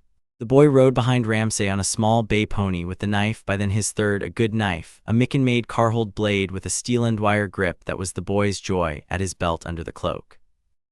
Ramsay and the boy approached the cottage at the noon hour when the smoke was coming up from the hearth and the poacher's wife was at the door with a basket of flax. It was not a battle. It was not a fight. Poacher and his wife and his 2 grown daughters made no resistance because there was no resistance to be made. Damon and Skinner had the poacher disarmed and roped in the time it took the boy to dismount. Sour Allen put the women and the daughters into the cottage and stood at the door with his crossbow loaded. Ramsay walked the poacher Hale to the small cleared yard beside the woodpile. Ramsay set him on his knees. Ramsay looked at the boy. "Brother," he said. The boy came forward. He stood at his brother's right. He did not at first understand what was being asked of him. Then he did. Then the small stone in him began to grow heavier, and he had to set his small shoulders against the weight. Ramsay smiled the smile. "Not the throat today, brother. The man is going to live. The man is going to be a lesson, not a corpse. The lesson is a finger, 2 perhaps. We will see how I feel after the first. Take your knife." The boy took his knife. Slowly this time. The Heir was quick. The Heir deserved quick. The Heir had stolen nothing of mine. This man has stolen 4 times. He has had 3 warnings. He has had 3 chances. He has not been quick about anything. We will not be quick with him. Wrist last all the same. Wrist last is always. The boy stood with the knife in his hand and the poacher on his knees before him. The poacher looked at the boy. The poacher was perhaps 40. He had a brown face and brown eyes and the rough hands of a man who had worked outside his whole life. He looked at the boy with the calm, patient look of a man who has known since the 3rd deer that this morning would come. He did not weep. He did not curse. He did not look at his daughters or his wife. He looked at the boy, and after a moment he said, in the soft old northern speech that Craiga sang in, "Be quick, little lord, be kind. I'll mind your sleep." The boy did not understand the words. The boy understood the tone. The boy understood also that the man was forgiving him in advance. The boy did not know what to do with the forgiveness. The boy looked at Ramsay. Ramsay's pale eyes were on him. Ramsay's smile had thinned to a line. "Brother," Ramsay said very softly, "if you do not begin in the next 10 heartbeats, I will, and if I begin, I will not stop at the finger. Begin." The boy began. He took the poacher's left hand. He laid it out flat on the chopping block beside the woodpile with the palm down. He placed the edge of his knife on the small finger at the base joint. He paused, half a breath. The poacher, with his eyes shut now, said in the same soft tone, "Wrist last, little lord." As the bastard said, the boy brought the wrist around at the end. The finger came off cleanly. The poacher made one short low sound and did not make another. The blood came up in a slow dark welling. Ramsay was at the boy's elbow with a strip of cloth in his hand already prepared and bound the stump with the practiced quickness of a man who had done this a great many times. He set the finger on the chopping block beside the hand. He patted the poacher's shoulder. "There, Hale, that was your warning." Don't make me come back, do you hear me? Do not make me come back. I do not want to leave my hearth in the spring. I have better things to do than ride out to little men in little huts. Yes, my lord bastard, the poacher whispered. Good Damon, untie him. Skinner, the women's hands are not for me today. We are going home. Brother, the finger goes in your pouch. I will want to see it tonight. Wash your knife in the river before you sheath it. Don't sheath blood. Blood rots the leather. The boy washed the knife in the river. He did the cleaning carefully in the manner Damon had taught him. He dried it on the inside of his cloak. He sheathed it. He put the finger in his belt pouch. He mounted the pony. They rode home. The boy did not weep. The boy did not vomit. The boy carried at his ribs the small heavy stone of his accounts. He understood by the time they had ridden the 3rd mile that the stone was now larger by a quantity which corresponded to the human shape of the hand he had cut. He understood that it would be larger again in time. He understood with the small terrible quiet of a child who has been raised carefully toward this understanding that he could either learn to carry the growing stone or he could be broken by it, and that the carrying would after a fashion also break him, but break him into a shape that could continue. He chose the carrying. He had begun, in fact, to choose it some time before, without knowing he was choosing. At the gate of the Dreadfort in the late afternoon, Ramsay rode beside him for a moment and said conversationally into his hair, "Good little brother, very good. Tomorrow we begin the next thing. Tomorrow we begin to read men's faces." The next thing, the reading of men's faces, Ramsay Bolton himself taught. The Lord called the boy to the solar on the morning after the poacher, sat him down across the table, set before him a small pile of objects, and began. The objects were a cup of wine, a small purse of copper coins, a wax tablet, an iron knife, and a folded sheet of letter parchment with the seal still on it. "Look at these," Roos said.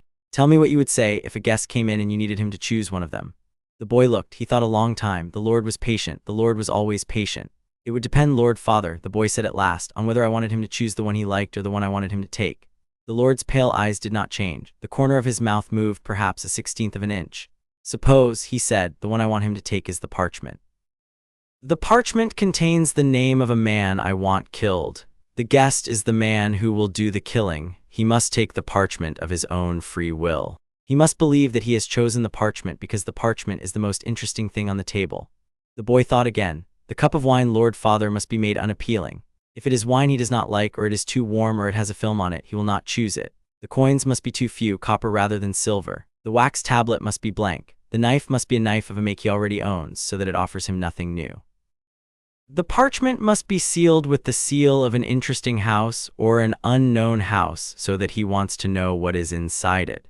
The most interesting thing on a table is always the thing whose contents are not yet visible. The way to make a man choose a thing is to put it next to 4 things whose contents he already knows." A long silence. The Lord rose. He came around the table. He stood looking out of the window with his hands behind his back, in the position he used when he wanted to give the small fire of pleasure in his chest space to go out before he spoke again. The boy, watching him, did not flatter himself that he had pleased his father, because he had been taught by the Lord himself that flattering oneself was the way a man let knives get behind him. The boy waited. "Harold," the Lord said at last, without turning, "there are perhaps 10,000 boys in the north between the ages of 9 and 11. 200 of them are noble. 20 of those will rule a holding in their adult lives. 2 of those 20 will be wardens of the north. I have just heard you speak as those 2 will speak when they are 40. Do you understand what I am telling you? You are telling me, Lord Father, that I am quick. I am telling you that you're quick, and that quick boys are killed in the north much more often than slow boys. A quick boy is a threat to slow men around him. He must conceal his quickness. He must let the slow men around him believe that he is also slow. He must speak less than they speak. He must answer fewer questions than they answer. He must in council hold his tongue until he is asked. He must in feast hold his cup low and not high. He must in the field allow the stupid men to talk over him for some years, so that they are easy with him, and so that the only one of them who notices what he is a man of his own quality, and that man, if he is loyal, becomes his ally, and if he is not loyal, becomes his target. Do you understand?" "Yes, Lord Father." "I will require you to be slow in public for the next decade. I will require you to be quick in private with me and with Ramsay and with no one else. I will require you to lose on occasion at games of chance with the squires of visiting houses, and not by very much but consistently. I will require you to be the second cleverest boy at every table. I will require you to permit other boys to take credit for thoughts that are your thoughts. I will require you to permit other men to receive my praise that I might otherwise have given to you. These are not punishments. These are the apprenticeship of a useful man.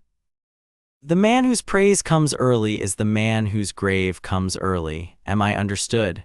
Yes, Lord Father. Good, we will continue. Look at the table. Tell me now how you would arrange the same 5 objects if you wanted your guest to walk out of the room with the iron knife in his sleeve and a conviction in his head that he had taken nothing of value. The boy looked at the table. The boy thought. The boy began. The lessons continued through the boy's 10th year and into his 11th. The hares became foxes, and the foxes became stoats, and the stoats became, by silent careful grading, the occasional small folk. The Lord's lessons in the reading of men's faces became lessons in the writing of letters that said one thing and meant another, and in the keeping of ledgers in which the third column was the only column that mattered, and in the choosing of allies among the small lords of the eastern north, and in the marking of 3 particular Karstark cousins who were to be cultivated and 1 manderly nephew who was to be quietly avoided, and in the long slow patience that was the only true Bolton skill, the patience by which a man waited out his enemies, his rivals, and finally his friends, until at the end of the waiting there was no one in the room with him but his own clean hand and his own clean knife in the door, locked from the inside. The boy by his 11th year was, by any honest reckoning, a small Bolton. He did not laugh aloud in public. He did not show pleasure when pleased. He did not show pain when struck. He did not look directly at strong men. He bowed the quarter-inch Bolton bow, and he answered questions in the smallest possible number of words, and he walked, when crossing a yard, in the lengthening shadow rather than in the sunlit center, because the Lord had told him at the beginning of his 10th year that the shadow was where a man's eyes did not naturally rest, and that any moving thing not in the eye line was an unmoving thing to most men. He had grown 3 inches and become thin in the long way Bolton children grew thin. His hair was still the unruly black of his lost mother, and the scar on his forehead still showed under the hair like the dry flicker of an old lightning, and his eyes were still the dark green of a wet leaf, but the eyes were now the eyes of a small predator, not of a small child. He had paid in the carrying of his stone for the change. He had also, in the privacy of the south upper chamber at night, when Crega had blown out the candle and gone, kept up, as a small ritual that he did not analyze and could not have explained, the recitation under his breath of a list. The list was Lily James, Privet Drive, Surrey, England. The list was the names of things he had been told to forget. The list was the small, dry, stubborn part of him that had not yet been overgrown by the Dreadfort. He recited the list every night. He did not tell anyone. He did not tell particularly Crega, because he understood by then that what Crega heard at his bedside was also what Crega reported, gently and without malice, to the Lord. He did not know why he kept the list. He kept it. The keeping of it was, in him, the same kind of vow as the not losing of the second knife had been, and the carrying of the stone and the recitation after he had cut off the poacher's finger, in the dim small reptile of him of the half-remembered words, I am Harry, I am Harry, I am Harry. He was Harold Bolton of the Dreadfort. He was also, somewhere under all the careful sharp edges, still Harry Potter of Surrey.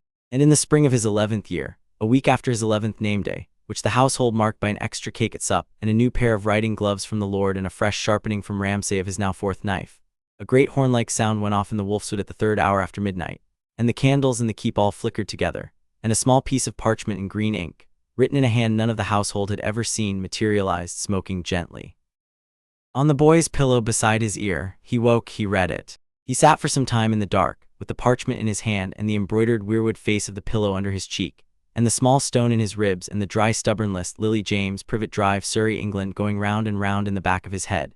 In the morning before lessons he took the parchment to the solar. He set it on his Lord Father's table. He said, very mild, Lord Father, I think I have been sent for from the place that I was before. The Lord read the parchment. The Lord set it down. The Lord looked for some time at his quick, small, foreign son. The Lord said, magic, useful, and the next phase of the boy's life began. Chapter 4. The letter and the knife, the parchment, lay on the Lord's table between them. The morning light through the solar's narrow window fell across it at a shallow angle, and showed the green ink for what it was, not ink, but something with a small private gleam in the loops of the letters, like oil on water. The parchment itself was too white. The parchment had a faint smell beneath the smell of the smoke that had brought it, of a quiet shut place where books had been kept dry for a long time. The Lord did not touch it again after he had read it. He sat with his hands folded on the table and his pale eyes on his son. The boy had read the parchment 3 times before he had brought it down. He had been able, after the first reading, to recite it. After the second reading he had been able to recite, in his head, the cadence of the writer's sentences, the slight latinate stiffness, the small habitual repetitions, the tick of a phrase like we await your owl, which suggested that the writer was accustomed to writing letters of this kind in a great quantity. By the third reading he had been able to construct, in his head, the writer. An old woman, he had decided, English of the South, careful of her vowels, not unkind, the sort of woman who took an interest in children of the kind she had decided to take an interest in but did not, in his small, accurate estimation, look very closely at children of the other kind. He had been raised by then to make such constructions in his head before breakfast as easily as another boy of his age might construct a list of his favorite hunts. He had also recognized, with the small reptile of him, that the parchment was, in some indirect way, addressed not only to himself but to his Lord Father. "Read it aloud," Roos said. The boy read it aloud. He read it in the soft, level voice the Lord had taught him to use for any document, the voice that did not add interpretation to anything. Hogwarts School of Witchcraft and Wizardry Headmaster, Albus Dumbledore, Order of Merlin, First Class, Grand Sork, CHF, Warlock, Supreme Mugwump, International Conft. Of Wizards, dear Mr. Potter, we are pleased to inform you that you have been accepted at Hogwarts School of Witchcraft and Wizardry. Please find enclosed a list of all necessary books and equipment. Term begins on 1 September. We await your owl by no later than 31 July. Yours sincerely, Minerva McGonagall. Deputy Headmistress. The boy laid the parchment back down. The boy waited. Roos did not speak at once. Roos looked at the parchment. Roos looked at the small high window and at the bar of pale spring light on the rushes. Roos finally looked at his son. "They name you Potter." "Yes, Lord Father." "That was your name before." "Yes, Lord Father." "You have not used it in 5 years." "No, Lord Father." "You have not particularly mentioned to me that you remembered it." A pause. "No, Lord Father." Another pause. The Lord was not angry. The Lord very rarely showed anger. The Lord went, when displeased, into a softer and softer voice, and a stiller and stiller stillness, and the household had learned to be more afraid of a Roos Bolton who was almost not there than of a Roos Bolton who was visibly present. The Lord, this morning, was visibly present. The Lord was, by Bolton standards, almost expansive, which is to say, the Lord had moved his hands once in folding them, and the Lord's pale eyes had a quality almost of warmth, the way a frozen pond may, in the very first moment of a thaw, suggest, by a single drop, the existence of water under the ice. "Harold, Lord Father, I am not angry with you, note that. Note also that I am not pleased with you. I am simply observing that I have raised in this house a son who did not tell me one piece of information I would have wanted for 5 years. This is, by the standards of fathers, an indictment. It is also, by my standards, a small accomplishment of the son. I told you to be quiet. You were quiet. You were quiet in a place where I should have wanted you to be loud. That is the nature of training. It cuts both ways. Continue, Lord Father. Tell me what you remember of the name, not now in the keep. Then, before, what was the boy who held the name?" The boy was quiet for a long moment. The boy had practiced the recitation of the list in the dark of the south upper chamber for 5 years. He had not in those 5 years spoken any of the words on the list aloud to anyone. He found now that the words had become small dry seeds in him, that they would crack open when said, and that the small new green thing inside each seed was a thing he had not looked at in a long time. He began in the soft level voice. "I was Harry James Potter. My father was James, my mother was Lily. I do not remember them well. I was told they died in a road accident. I lived with my aunt, who is my mother's sister, called Petunia, and her husband, called Vernon, and her son, called Dudley. They lived in a house at No. 4 Privet Drive in a town called Little Winging in the county of Surrey in England, on the south of an island called Britain. I went to school called Stonewall Infants. I had no friends. I slept under a stair in a cupboard. The cupboard had a small lock on the outside. My aunt put me in the cupboard when she did not want to look at me. I had a coat that was too big and shoes that were too small. I was 7 this past summer by the count of years there, though by the count of years here I am 11. The count there is the same as the count here. I was sent to this place at the age of 6 there, and so I am 11 there as well. This is consistent." He paused. "That is most of what I remember. The cupboard, the aunt, the school, the name. There was a scar on my forehead. There is still a scar on my forehead. I do not know what the scar is. The aunt told me once it was from the accident that killed my mother and father. I did not believe her even then. I was 4 when she told me. I knew at 4 that she lied about most things. I have not in this place asked anyone about the scar." "You knew at 4 that she lied?" "Yes, Lord Father, she lied about my breakfast portions. She lied about my socks. She lied about the cupboard being a bedroom. She lied about the school taking only good children. She lied about the milkman bringing only the milk we had ordered. A person who lies about small things, Lord Father, lies also about large things, and a child who watches a person learns to know the small lies before he can name the large ones." Roos said nothing for a long time. Roos looked at his son in the way the Lord sometimes looked at men who had surprised him. The look was a thing the Lord almost never permitted himself. It lasted a quarter of a heartbeat, then it was gone. "Magic," the Lord said. "Yes, Lord Father." The letter says you are accepted at a school of magic. You are a witch, pardon, a wizard. There is a school, they expect you. Do you have any knowledge of magic before this morning? The boy considered. There were 3 things, Lord Father, that I now think were magic before they sent me here. When I was 4 and my aunt cut my hair so short I looked like a moonchild, the hair grew back in the night. When I was 5 and Dudley was beating me in the garden, I found myself on the roof of the school kitchen, and I did not know how I had got there. When I was 6, the day before they sent me to the place where I came through, I was very angry at my uncle, and a window in the parlor cracked across all by itself when I looked at it. 3 things, Lord Father, and in this house, have you done anything of that kind here? The boy hesitated. Tell me, Harold. Twice, Lord Father. Once when I was 8 in the kennel shed, when Damon had me hold the cup position past the point my arm could hold it, and my arm held. After the muscle should have given, I do not think Damon noticed. I noticed. The arm did not feel like my arm. The arm felt like an arm a strong man might own. The arm held. And the second time. Last spring, Lord Father, in the Wolfswood, I had been left by Ramsay to find my way back from the river path alone as a test. I lost the path. The light was failing. I sat down at a tree and I wished very hard to be home. I did not say anything. I did not move. I sat at the tree and I wished. And there was I do not know the word for the feeling. A pulling, Lord Father, in my chest, like a hand inside the chest pulling outward. And then I was at the gate of the keep. I was standing at the western postern in the snow with my boots dry, and the watch said they had not seen me coming. A very long silence. You did not report this? No, Lord Father. Why? The boy looked his father full in the face for the first time that morning. Because, Lord Father, I did not yet know what it was, and the Lord teaches that one does not bring a thing to him before one knows what it is, because one wastes his time. Roos said nothing. Roos, in the perfect stillness which was the only way he could permit himself to express astonishment, stayed for some moments at his table. Then he lifted a hand and rang the small bell. The door opened. Ramsay came in. Ramsay had been in the corridor, summoned by an earlier bell the boy had not noticed. Ramsay bowed. Lord Father, read this. Ramsay read.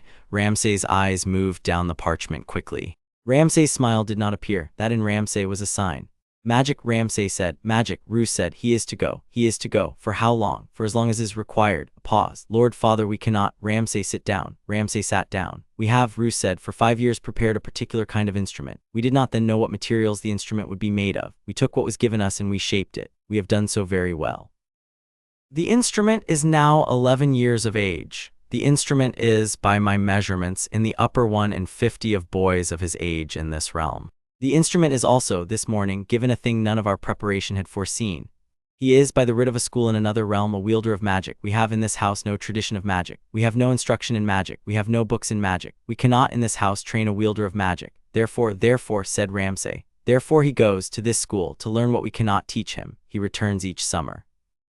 He continues in those summers the instruction we have begun. He becomes, in the fullness of time, a man who can do both the cold work of our house and the cold work of the school. A man who can do both is a man for whom there is no peer in either realm. That is the project. It begins this morning. Ramsay, Lord Father, you will not, while he is at the school, attempt to send any message after him. You will not attempt to follow him. You will not attempt to bring him back. You will trust me for once in this matter, only that I know what I am doing. The boy is going for 6 years, perhaps 7. He will come back to us at every summer. He will come back to us the last time as a man of 2 realms. You will use the 7 years to make yourself, in this realm, into the man he will need beside him when he comes home for the last time. You will master the things you are now slovenly about. You will not particularly drink before mid-afternoon. You will not particularly indulge in any of the small private cruelties you suppose I do not know about. You will become, Ramsay, by the end of the 7 years, a man who can stand at my right hand and not at my heel. Am I understood? Ramsay was very still. Ramsay's pale eyes were fixed on his father's. Yes, Lord Father, he said very softly. Good Harold, Lord Father. You will go, you will not, while at the school, mention your training in this house. You will mention only what is consistent with the cover I am about to give you. The cover is this. You are an orphan, raised in a household in the north of England by an uncle who is a strict man. The strict uncle's name is, for simplicity, Mr. Bolton. He is a tanner. He lives in a town you have never seen, in a place you cannot find on a map. He has no telephone. Note the word, you will hear it. It means a speaking device in their realm, and no address that may be written to. You have come south for school. You will write to him by the school's own posting service. You will receive his letters in return. The letters from him will, in fact, be from me. They will reach you by the same channel that brought your letter from them. I will arrange this. The Meister is even now working on the necessary inverse of the door. The Meister knows, Lord Father. The Meister has been told this morning what he needs to be told. The Meister has been told that you are leaving for a household at Hornwood for advanced fostering. The Meister has also been told privately by me that he is to design and maintain a small ritual in the lower vault by which letters between us may pass through the place the door is in. He is by his lights equal to this. He has the chains. He has also, and this is the practical thing, your letter. The parchment itself, my son, is half the door, the other half the wood and the iron we will build. Roos stood up. He came around the table. He stopped before the boy. He laid his thin cold hand briefly on the boy's shoulder. Harold, he said, listen to me. We have raised you to be useful to this house. You are this house. Your name on the rolls is Bolton. Your loyalty is to me, and after me to my heir Domeric, and after him to Ramsay, and after him to no one else. You are about to go among people who will pretend to love you for the sake of the war they are losing. You will let them pretend. You will not love them in return. You will, where it serves us, appear to love them. You will, where it serves us, allow them to make you a hero. Heroes are useful to a quiet house because they draw eyes to themselves and away from the quiet house. Do not, however, become a hero in your own head. Heroes in their own heads die early. Survive, learn, come back. That is the order. Repeat. Survive, learn, come back. That is the order. I will, before you go, give you one further instruction. There is in the school you are going to almost certainly an enemy. There always is in a school. The enemy may be a master. The enemy may be a boy of your year.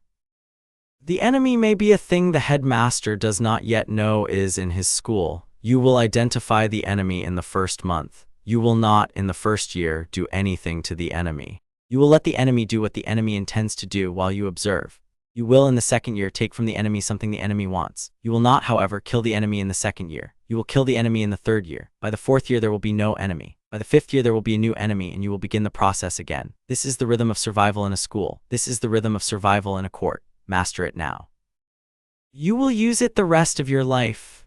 The boy looked at his father. Yes, Lord Father, go to the Meister. He has work to do with you in the lower vault. By tomorrow's noon, you will be on the other side. By the day after, by the calendar of that realm, you will be at the school for what the letter calls a— he glanced at the parchment again— a Diagon Alley. Your funds for the equipment will be— here he reached into the table drawer and brought out a small leather purse. This. It contains 40 gold coins of our realm. Whether they are coins of any value on the other side, I do not know. The Meister will give you also a writ of credit on the merchant Tobho Mott of King's Landing, which the Meister believes may be honored by certain banks in their realm by the principle of mutual recognition of merchant marks. You will in any case present yourself there with the manner of a young lord of moderate means, and you will, as you always have, allow other men to assume of you what they wish to assume. You will not in particular accept charity. The charity of strangers is a debt I will not have my son carry. He set the purse on the table. You may take your knife. The boy's hand went half-automatic to his belt. The fourth knife was there. You will not, however, use it in the school. The school is the school. The world here is the world here. Knives in their realm work differently. They have instead their wands. You will obtain a wand. You will learn its use. You will, in your private moments, perhaps in a wood near the school, practice the knife as well, but the knife is for here and the wand is for there, and the boy who confuses the two dies at the cross of them. Domeric, my trueborn heir, is at the eyrie with the harp. You, my natural son by claim, are at this school with the wand. The Dreadfort holds. The Wolfswood holds. I hold. We wait. He bent. He brushed snow from the boy's hair, a habit by now of 5 years, even though there was no snow on the boy's hair that morning. Go. The boy bowed. The boy turned. The boy went. The lower vault of the Dreadfort was a small, windowless stone chamber 3 levels beneath the great hall. It had been, in the days of the Red Kings, a torture cellar. In the days of Roos's grandfather, it had become a storage room for the keep's older wine. In the days of Roos, it had become, quietly, without anyone in the household being told, a place where the Meister kept the books in his chain link of histories that were not to be read by the household. The chamber smelled of cold stone and of old paper and of the iron rings in the wall that had not yet been removed because the Lord did not believe in removing things one might want again. The Meister, when the boy came down, was already at work. He had drawn on the stone floor in some kind of gray chalk a circle the size of a man's outspread arms. Around the circle he had drawn a second circle, and around the second a third. Between the circles he had written in a small dense script the boy could not read what looked to be sentences in several different alphabets. At each of the cardinal points of the outermost circle there was a small dish. At the southern dish a candle, at the eastern dish a feather. At the northern dish a pinch of gray ash. At the western dish a single hair, the boy's hair, the boy noted, having recognized by the slight wave to it his own. My Lord Harold, the Meister said. Meister. His lordship has explained. Yes, you are not afraid. No, Meister, you should be. Most boys would be. The boy looked at the circle. I am afraid, Meister. I am not showing it. The Lord has taught me not to show fear. He has not taught me not to feel it. Uther looked at the boy with the sad horse face he kept for things that genuinely moved him. He said, well, sit in the chair, hands on the arms of the chair. We will begin. The ritual will not in itself take long. The first time is always interesting. The body finds out things about itself. Do not try to stop it. Do not try to assist it. Let the ritual take you. The parchment is, he held up the green ink letter, now folded into a small square, the anchor. You will be drawn through to wherever this parchment was written. By the cadence of the writer, the Meister estimates the writer is in or near a large city of the southern part of the island. The drawing will not place you on the writer's lap. It will place you somewhere within a day's walk of where the writer is, by the local convention of these things. You will arrive in the small hours of the night, by their calendar. You will be wearing your own clothes, not Westerosi ones. We will dress you accordingly.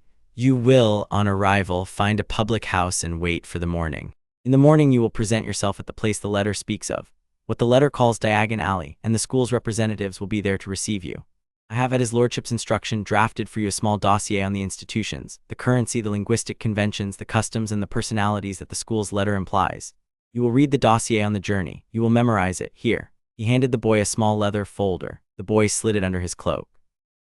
And the return, you said, Lord, that letters could pass. Letters will pass by this circle. Each side of the ritual is symmetrical. I will, every full moon, light the candle and the feather and the ash and the hair and lay your father's letter in the center, and the letter will go. There will in the days following appear on the center of this floor whatever you have sent in return. The letter must be on parchment of the kind I will give you in this folder. The ink must be made with the small bottle of fish glue and oak gall I have packed for you. The fish glue and oak gall, my lord, are the lock. Without them no letter goes.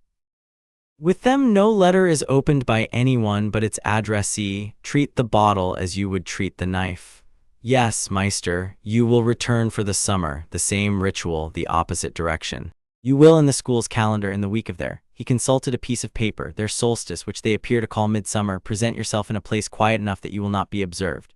There you will speak a single word. The word is irrelevant. Pick a word. It is the speaking in privacy that signals the door. The word, however, must always be the same. Choose it now. The boy considered. Petunia. The Meister wrote it down. A flower. A name, Meister. Ah. The Meister's quill paused. From the place you came from. Yes. Why that name? The boy looked at the Meister for a long moment. Because, Meister, he said, I would like to come home from this school each summer by way of speaking the name of the woman who put me under the stair. I would like to remember each summer that this is the home I prefer. The Meister's hand on the quill was for a moment very still. He said, my lord. Petunia, very good. Sit in the chair, please. The boy sat in the chair. He laid his hands on the arms. He looked at the Meister. Meister, my lord, will it hurt? A pause. Yes, said Uther, the first time always does. I am sorry. Do not be sorry, Meister. The Meister lit the candle. The Meister lifted the feather. The Meister began the chant. The chant was in no language the boy had ever heard. It was low and slow and old, with the cadence of a thing said too many times to mean anything in itself, like the muttered prayers of an old woman saying the rosary by a hearth. The candle's flame went after a while very thin and very tall, and the color of it changed by small steps from yellow to white to a pale green that matched the ink on the parchment. The ash in the northern dish began of its own accord to rise and drift. The hair in the western dish began, of its own accord, to lift and turn in a small, slow gyre. The boy felt the small hand inside his chest, the one from the Wolfswood, take hold of him from inside and begin gently to pull.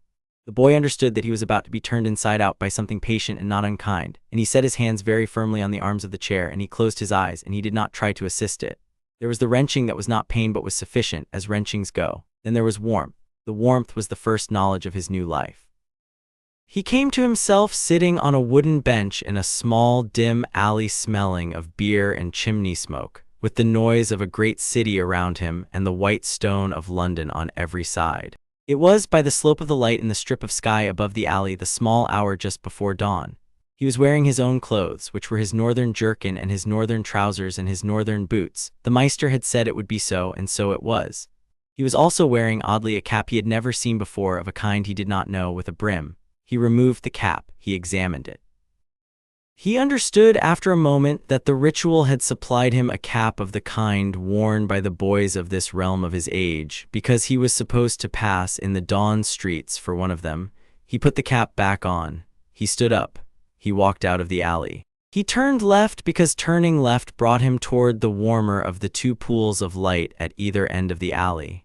The street he came out into was Charing Cross Road. he did not know this. He knew only that the street was wide, that the buildings on it were taller than any building he had ever been in, that there were horseless carts moving on the street in great quantity, that there were poles along the curb with glowing globes at their tops giving a steady light brighter than any candle, that a person at the corner was reading a paper that bore the date in a large bold typeface, Friday, 31st July 1992, and that he, Harold Bolton of the Dreadfort, was extremely small and very alone in a city of 1,000,000 people.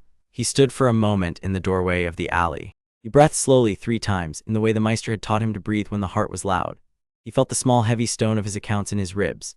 He felt the dry stubborn list at the back of his head, Lily James, Privet Drive, Surrey, England, and the list, for the first time in 5 years, was not a list of things he could not have but a list of things he was now standing inside of.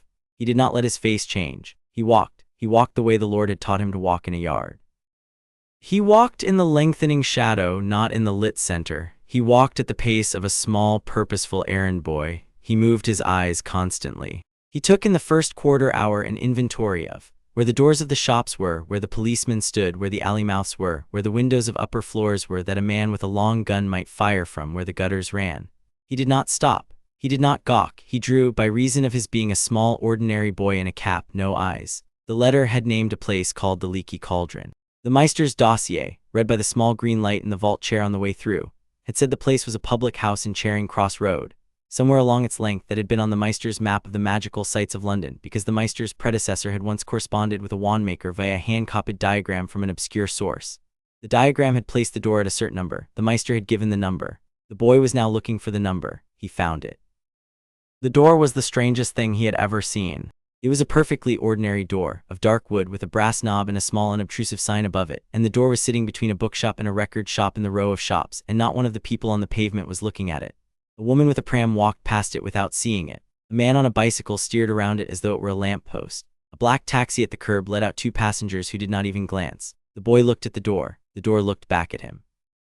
He understood with a small dry inner pleasure that this was magic. Not the door was a door. The not being seen was magic. The door was visible only to those who were meant to see it, and he, by the writ of the letter in his pouch, was meant. He felt the small reptile of him almost smile. He felt the small Bolton in him take an immediate note in the small leather book at the back of his head. This can be useful. He opened the door. He went in. The Leaky Cauldron at dawn was almost empty. There was a barkeeper behind the bar, a bald old man with a face like a walnut and an apron that had been white 20 years before. And there were perhaps 6 early customers, wizards the boy supposed. The dress was wrong for muggles, and one of them had a glass of something faintly luminous at his elbow and a great cat asleep on the windowsill in a small bar of gray morning light. The boy went up to the bar. He took off his cap. He laid the cap on the bar.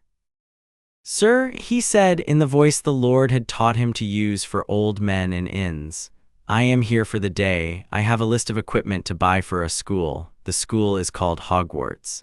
I should like, if you would be so kind, a room until tomorrow and breakfast now." The barman looked at him. The barman's expression did not change. The barman's expression had not, the boy estimated, materially changed in 40 years. The barman said, "Hogwarts, first year." "Yes, sir." "By yourself, no parents?" "My uncle was not able to come, sir. I have funds, I have my list, I have the door." The barman looked at him for a moment longer. Then the barman's face moved, by a small precise quantity, toward something almost like respect. "Rooms a sickle a night, breakfast a nut, dinner 2, supper 3, coins." The boy reached into the pouch. He brought out on his open palm 4 of the gold coins of Westeros, golden dragons with the rough impressed head of King Robert on one side and the running dragon of his line on the other. The barman looked at the coins for a long second. The barman picked one up. The barman bit it gently. The barman set it down. "Where," he said carefully, "are these from?" "My uncle's holding, sir. They are gold. They are of the proper weight. I am told they may not be the standard coinage here. I have a writ of credit also on a merchant who I am informed has correspondence at the bank you call Gringotts. I propose to go to Gringotts at opening and to convert the coins there." Said the barman slowly, "that'll be the wisest. Keep them in your pouch. I'll tab you for the room and breakfast settled tomorrow at noon. Sit yourself by the fire. Hann'll bring bread and a pot of tea." The boy sat by the fire. The bread came, the tea came, he ate, he drank, he watched the room. He noted, out of habit, not out of intention, that the wizard with the luminous glass was favoring his left elbow, that the door to the courtyard at the back of the inn was secured with a single iron bolt of an unusual shape, that the cat on the windowsill was not, in fact, asleep, but watching him through a slitted yellow eye, and that the barman had 3 times in 5 minutes touched the inside of his apron pocket, as if to reassure himself something there was still there. He felt at home. He had spent 5 years in the great hall of the Dreadfort taking exactly this sort of inventory of any room he entered. The room was a room, the customers were customers. He was an 11-year-old boy in a cap, alone at a fire, eating bread and drinking tea, and not one of the wizards in the room had marked him. He understood then the second great usefulness of being underestimated, which he had been taught at the Dreadfort by his father, but which he was now experiencing as a kind of cool free freedom. In this realm also, the small quick boy was the boy nobody saw. He ate his bread. He drank his tea. He pulled the Meister's dossier out from under his cloak, and with his back to the room, he read. Diagon Alley opened. The boy was to learn at 9 of the morning by the local count of hours. He was at the brick wall at the back of the inn at 8 with the barman beside him, and the barman tapped a specific pattern of bricks with his wand, and the wall rolled aside, and the boy saw, for the first time, the long, crooked, sunlit street with its tilted gabled shops and its iron lampposts and its sign-painted windows, and its early bustle of robed witches and wizards and screaming owls, and bright, unfamiliar smells of incense and ink and old vellum, and 1,000 other things. And he stood for a moment in the doorway like a small, dark Bolton in a wizard's bazaar, and the small reptile of him, which had grown to a great cold lizard during his Dreadfort years, looked along the alley and said, with a faint, dry, private pleasure, yes. He walked the length of the alley first before he bought anything. He took an inventory. He marked the door of every shop, the names above the doors, the prices in the windows, the layout of the great white marble building at the far end which the Meister's dossier identified as the bank. He marked also the people. He noted 4 cliques of witches at the corner of the apothecary, one of them looking at a small boy in their party as if at a hero. He noted with a small still flicker that the small boy in the party was about his own age, freckled, plump-faced, of no particular grace, and was being addressed by his mother as Ronald. He noted near the wand shop a tall pale boy of his own age with white blonde hair, very expensive robes, and the small studied insolence of a Southron lordling. He filed this boy under, the boy to win at chess from once and then not again. He went to the bank. The goblins at the counter were like nothing he had ever seen, and like everything he had ever seen all at once. They were small, sallow, very old, with long, delicate fingers and pale yellow eyes, and they sat behind a marble counter that was so much higher than they were that they appeared to be peering up over the rim of a wall of stone. He approached the central window. He laid his pouch on the counter. He took off his cap. He bowed the quarter-inch Bolton bow because he had nothing else to offer. I am Harold Bolton, he said in the soft, level voice. I come from a holding the bank will not have heard of. I have, by way of introduction, the letter from your sister institution in Westeros. He laid the Meister's writ on the counter, and I have, by way of opening balance, 40 Westerosi gold dragons. I am 11 years of age, and I am here for a Hogwarts year, and I propose to do business with you for the next 7 years and, perhaps, beyond. I should like to know your terms for the exchange of my coin, and your terms for the holding of an account, and your terms should you require collateral on the basis of which collateral might be agreed. The goblin looked at him. The goblin looked then at the gold coins which the boy had set out in a neat row. The goblin lifted with 2 long, delicate fingers the writ from the Meister. The goblin read it. The goblin made a small sound which the boy filed in the small leather book at the back of his head as the goblin's sound for surprise. The goblin, finally, smiled. The goblin's smile showed a great many small, sharp teeth. Mr. Bolton, it said in a low, rough voice. I think you and Gringotts will do excellently well together. Excellently well indeed. Step into the side office. We have also a small matter of an existing vault to discuss with you in the name of Potter that the bank had previously been holding in trust for a person whose location was unknown. The boy did not change his expression. The boy thought in the small leather book, there is a second vault and they know who I was. He thought also, the Lord must be told. The Lord must be told today by the first letter through the Meister's ritual. He thought, finally, I will be glad of the second vault. The Lord has given me 40 dragons. The Bolton purse is not bottomless. I shall buy what I need for school out of my own father's vault, and Lord Bolton's 40 dragons I shall keep in reserve for things I have not yet thought of. He bowed the quarter-inch bow again. He followed the goblin into the side office. He went, that afternoon, with a small considered set of purchases and a small considered set of declined purchases. No familiar owl, because owls drew attention, no dress robes beyond the school's strict required minimum, because being well-dressed at 11 was a banner inviting envy, no extra wand care kit, because the basic kit was sufficient, to the wand-maker Ollivanders at the end of the alley. He met there an old man who looked at him for a long time with gray eyes that saw too much, and who handed him a great many wands and took them away again. and finally, with an expression of small clean wonder the boy noted and stored, handed him the holly and phoenix feather wand 11 inches that became in his hand the second tool he had ever loved. He took the wand. He did not, as the old man seemed to expect, gasp. He stood with it in his right hand, and he made a small, slow gesture, and a fan of pale sparks rose from the tip and twisted, of their own accord, into the shape of a perfect circle in the air before him, and held that shape for 3 seconds and dissolved. Ollivander's gray eyes were on him. "Mr. Bolton, is it?" the old man said softly. "Bolton," the boy said, "it is curious. The phoenix that gave that feather, Mr. Bolton, gave one other, only one other, and the brother of your wand, its brother mine, did very great things and very terrible. I think we may expect from you great things, terrible or otherwise, we shall see." The boy considered the old man. He considered the wand. He considered the curious arc of the day that had begun in the lower vault of the Dreadfort and ended in a tilted shop in Diagon Alley, and the path through it. "I am content, sir," he said, "to do whatever the wand and I between us decide to do. I will pay for the wand now." He paid for the wand. He went out of the shop. He returned to the leaky cauldron. He wrote in the small fish glue and oak-gall ink the Meister had given him the first of his letters home. The letter said, "Lord Father, I have arrived. The journey was unremarkable in its mechanics, but the destination is interesting in every detail. I have a wand. I have a vault. The vault contains, in addition to coins, a number of letters and small objects in the hand of my dead mother, which I have not yet read but will read tonight. I have not been recognized by anyone of consequence. I have purchased the school equipment with funds from the inherited vault, and I have kept your 40 dragons untouched against future need. I have noted in the magical population here considerable readiness to underestimate small boys. I have, in your fashion, declined to correct this. I have an enemy. I have not yet identified him precisely. He is a master at the school by the testimony of the apothecary's wife, and he was at the place where I obtained my wand looking for me before I arrived. He bears the name Quirrell. He is described as a teacher of the dark arts defense. I am told he is a recent appointment and a nervous man, and that he wears a turban. I will, by your instruction, observe him for the first month and act in due time. I have also a possible second enemy, who is the headmaster of the school.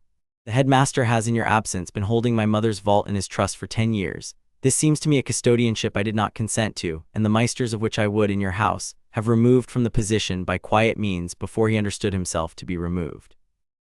I will not remove him in the first month by your order, but I will note him.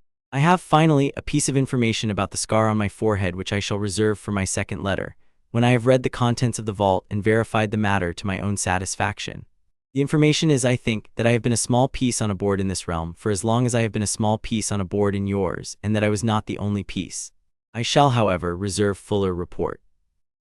The day after tomorrow, I take a train from a station called King's Cross to a Scottish castle called Hogwarts, where I shall be sorted by means of some magical ceremony into one of 4 houses. I will endeavor to be sorted into the house most useful to our project, which from such description as I have obtained appears to be the house called Slytherin. If, however, the ceremony will not place me there, I will accept its judgment and adjust. I send with this letter a small token. It is the first coin I earned at the bank by the exchange. Keep it in the small box on your table. I will each summer bring you a more interesting token. I am, Lord Father, your obedient son, H. Bolton. He folded the letter. He sealed it with the small wax stick of black wax the Meister had given him and impressed it, not with the Bolton seal that was for the Dreadfort, but with the small private mark the Lord had given him at the door of the vault, which was a tiny pale flame. He laid the letter on the bed beside him. He took from his cloak the holly and phoenix wand. He held it in his right hand and the 4th knife in his left, and he sat by the fire of the small inn room, and he looked at the 2 tools side by side in his hands, and he thought in the soft level voice of his Bolton self. A blade in this hand, a wand in the other, an enemy to be observed and in time killed, a school to be passed through with the smallest possible footprint, a father to whom I owe everything I have learned and to whom I will return, and a quiet land to come back to in summer. The Lord had been right. The 2 tools were different. He must not confuse them. He would not confuse them. He laid them in the small drawer by the bed. He went asleep. He slept the dreamless sleep of an 11-year-old who had crossed 2 realms in one day and had not in either dropped his cap. The Hogwarts Express was a red engine that smelled of coal smoke and orange peel and old wool. The boy boarded it with his small trunk and his cap and his quiet small face among the bustle of robed children and weeping mothers and amused fathers. He found a compartment that was already occupied by a single pale boy with white blonde hair, the boy from the wand shop alley, and 2 large slow boys flanking him. The pale boy looked up. Pale boy's expression sharpened with the quick interest of a young aristocrat who has identified a candidate for either friend or rival. "Hello," he said. "I haven't seen you. Are you new? I'm Malfoy, Draco Malfoy." The boy considered. The boy could have said his cover. The boy could have said Harold Bolton. He elected in the half-breath available to say neither. "Harry," he said. "Just Harry for now. May I sit?" "Yes," said Draco. "Yes, sit. You've got a good cap. I haven't seen one of those." "Where are you from?" "The north." "The north of where?" "England mostly." He sat. He set his trunk on the rack. He folded his hands in his lap. He did not, on the journey north, sleep. He did not, on the journey north, eat any of the chocolate frogs that came round at the trolley. He listened. He asked by the third hour 3 questions of Draco, about Draco's father, about Draco's father's friends, about Draco's father's enemies. And from the answers he constructed in the small leather book at the back of his head, a small accurate map of the major houses of the realm of magic, with the names attached, with the alliances marked, with the standing enmities annotated in the small margin notes the Lord had taught him to keep. By the time the red engine pulled into Hogsmeade Station at dusk, the boy Harold Bolton, formerly Harry Potter, had, without any of the other children in the compartment noticing, taken a basic survey of his new realm, identified his probable house allies, marked his likely first enemy, located on a mental map the school's principal exits, and arranged for the first letter home to be carried by postowl from the innkeeper's roost at the Leaky Cauldron via the Meister's ritual to the lower vault at the Dreadfort by the end of the week. The sorting hat, when it was set on his head, sat for a long minute in silence and then said in a small startled voice in the inside of his head, "My word, child, you are an extraordinarily quiet head, very deliberate, very planned. Very, what house do you want?" The boy thought into the hat. "I want the house in which I will be best able to do the work my father has set me. By preference Slytherin. If you have a better idea, tell me." The hat said, "Slytherin then." "Yes, Slytherin will do." "Slytherin indeed," the hat shouted aloud. "Slytherin." The Slytherin table cheered politely, not loudly. The other tables fell into a small, confused silence. At the high table, a small black-eyed master with a long nose and a curtain of greasy hair stared at the boy with an expression the boy filed in the leather book as something to be parsed at the first opportunity. Beside him at the high table, a tall, pale man in a turban, also staring, winced as if pricked. The boy walked in the lengthening shadow rather than the lit center to the Slytherin table. He did not yet know which of the 2 staring men was Quirrell. By the morning he did. By the end of the month he had learned that Quirrell was not, in fact, a man, but a man with a second man in him. By the end of the autumn he had decided, in the privacy of an unused classroom in the dungeons, how the second man would die. By the night of the spring's equinox, by an arrangement of patience and a single short cut from the side, wrist last, with the 4th knife slipped from his sleeve and into the back of Professor Queerness Quirrell's neck at the 3rd cervical vertebra.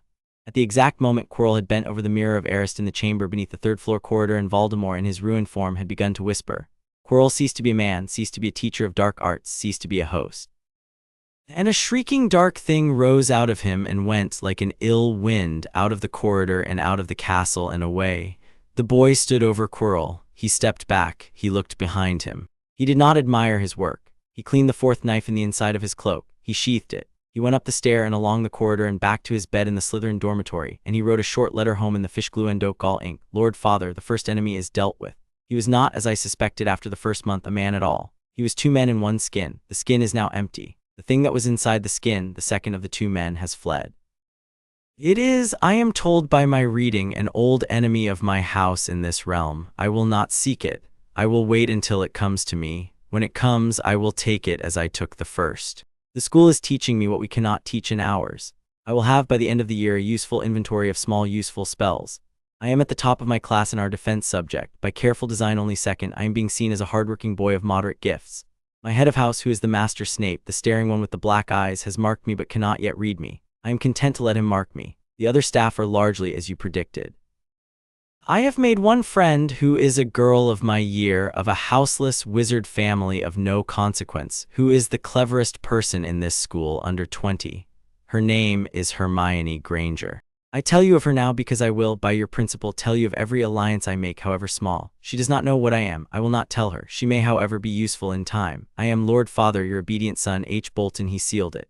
He stamped it with the small pale flame. He put it in the bag the school almaster collected from each first year on alternate days. He laid his head on the pillow. He recited very quietly the small dry list. Lily James, Privet Drive, Surrey, England. He recited also, for the first time in 5 years, another list, a new list, the makings of which had begun the morning the green ink letter had come to the south upper chamber of the Dreadfort, Voldemort, Dumbledore, Sirius Black, Peter Pettigrew. He did not yet know what to do with the second name. He did not yet know what to do with the third. He had, by the end of the night and the careful reading of the small leather-bound book Hermione Granger had lent him from the school library, a very clear idea of what to do with the first and the fourth. He slept. In the great hall in the morning, the staff table was missing one teacher. The students were told there had been an accident. No accident had been seen. No body had been found. The defense against the dark arts master had, the headmaster said sadly, taken his own life by leaping from the astronomy tower in the small hours, despondent at some private trouble. The dark stain at the foot of the third-floor corridor where Filch had been seen scrubbing all night was something else, the headmaster said gently, a spill of ink only from a careless older student. The boy Harold Bolton, at the Slytherin table, eating porridge in the soft level rhythm of a boy who has slept well, did not look up. But he marked, with his peripheral vision without turning his head, the long, slow, assessing look that the headmaster Dumbledore gave him over the rim of a cup of tea, down the length of the great hall in the soft September light. He knew then that he had been identified. He smiled in the inside of his head the quarter-inch Bolton smile and ate his porridge and went on with his life. Chapter 5, The Diary and the second year began, by the local calendar, in the early days of September, and the second year began, by the boy's private calendar, in the small hot week of his Westerosi summer when he sat in the Lord's Solar at the Dreadfort and reported in the soft level voice every face he had marked in the school in the previous year, every alliance he had begun, every spell he had learned that was of practical use. The Lord had listened on a low-backed chair at the table, with his hands folded and his pale eyes on the boy's face. Ramsay had been in the corner, older, thicker about the shoulders, more controlled than he had been a year ago, with the small bright tick of a man newly placed in trust and aware of being watched, taking the boy in with the half-jealous, half-proprietary look of an older brother who knows that the younger has gone to school he himself was not permitted to attend. The Meister had been in the further corner with a stylus and a wax tablet, taking down certain pieces of the boy's report for the small leather book.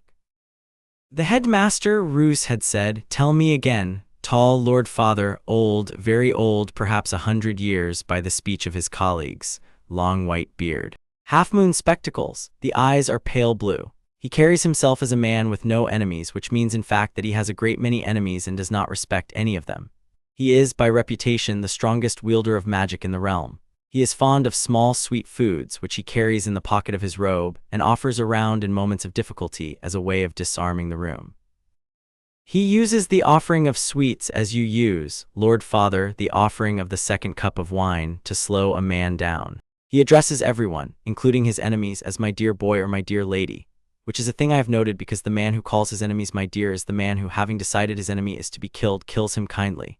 He is dangerous, Lord Father. He is more dangerous than any man I have met in this house or in any other. He is also, in some respect I have not yet found, vulnerable. I will find the vulnerability in time." Roos had said nothing for a long minute. Roos had then said, "What is he to you?" "He is the man who took my mother's vault in trust without my consent, Lord Father. He is the man who placed me with the ant under the stair. He is the man who, by my reading of the records in the vault, has shaped the field on which I have stood since I was 1 year old. He is, by your phrase, the second enemy. You will not act in the second year. No, Lord Father, you will not act in the third year. No, Lord Father, you may act in the fourth year perhaps if a fair opening presents itself. You will probably not. You will probably wait until the fifth or the sixth. He is, by your account, an old man. Old men may, with patience, be left to time. Be patient. Cultivate in his presence the persona of the small, unremarkable, hard-working boy. Receive his sweets. Eat them in his sight. Do not, however, eat them when his eyes are not on you. They will be the sweets a man uses to slow a boy. Do not be slowed. Yes, Lord Father, what of the dark thing that left the body of Quirrell?" The boy had looked at his father. "It will come, Lord Father. It is the first enemy. It is, by what I have read in the library, in books only Hermione Granger could find me, since the books are restricted by the headmaster's own seal, an old enemy not only of my house in this realm, but of myself in particular. I bear on my forehead a scar he left when I was 1. The scar is, by the writing of the dead in my mother's vault, a piece of him.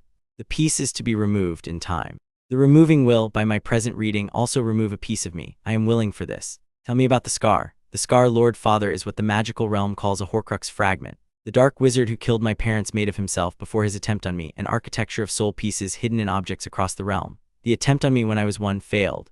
By some accident of the failure, one piece of his soul was lodged in me.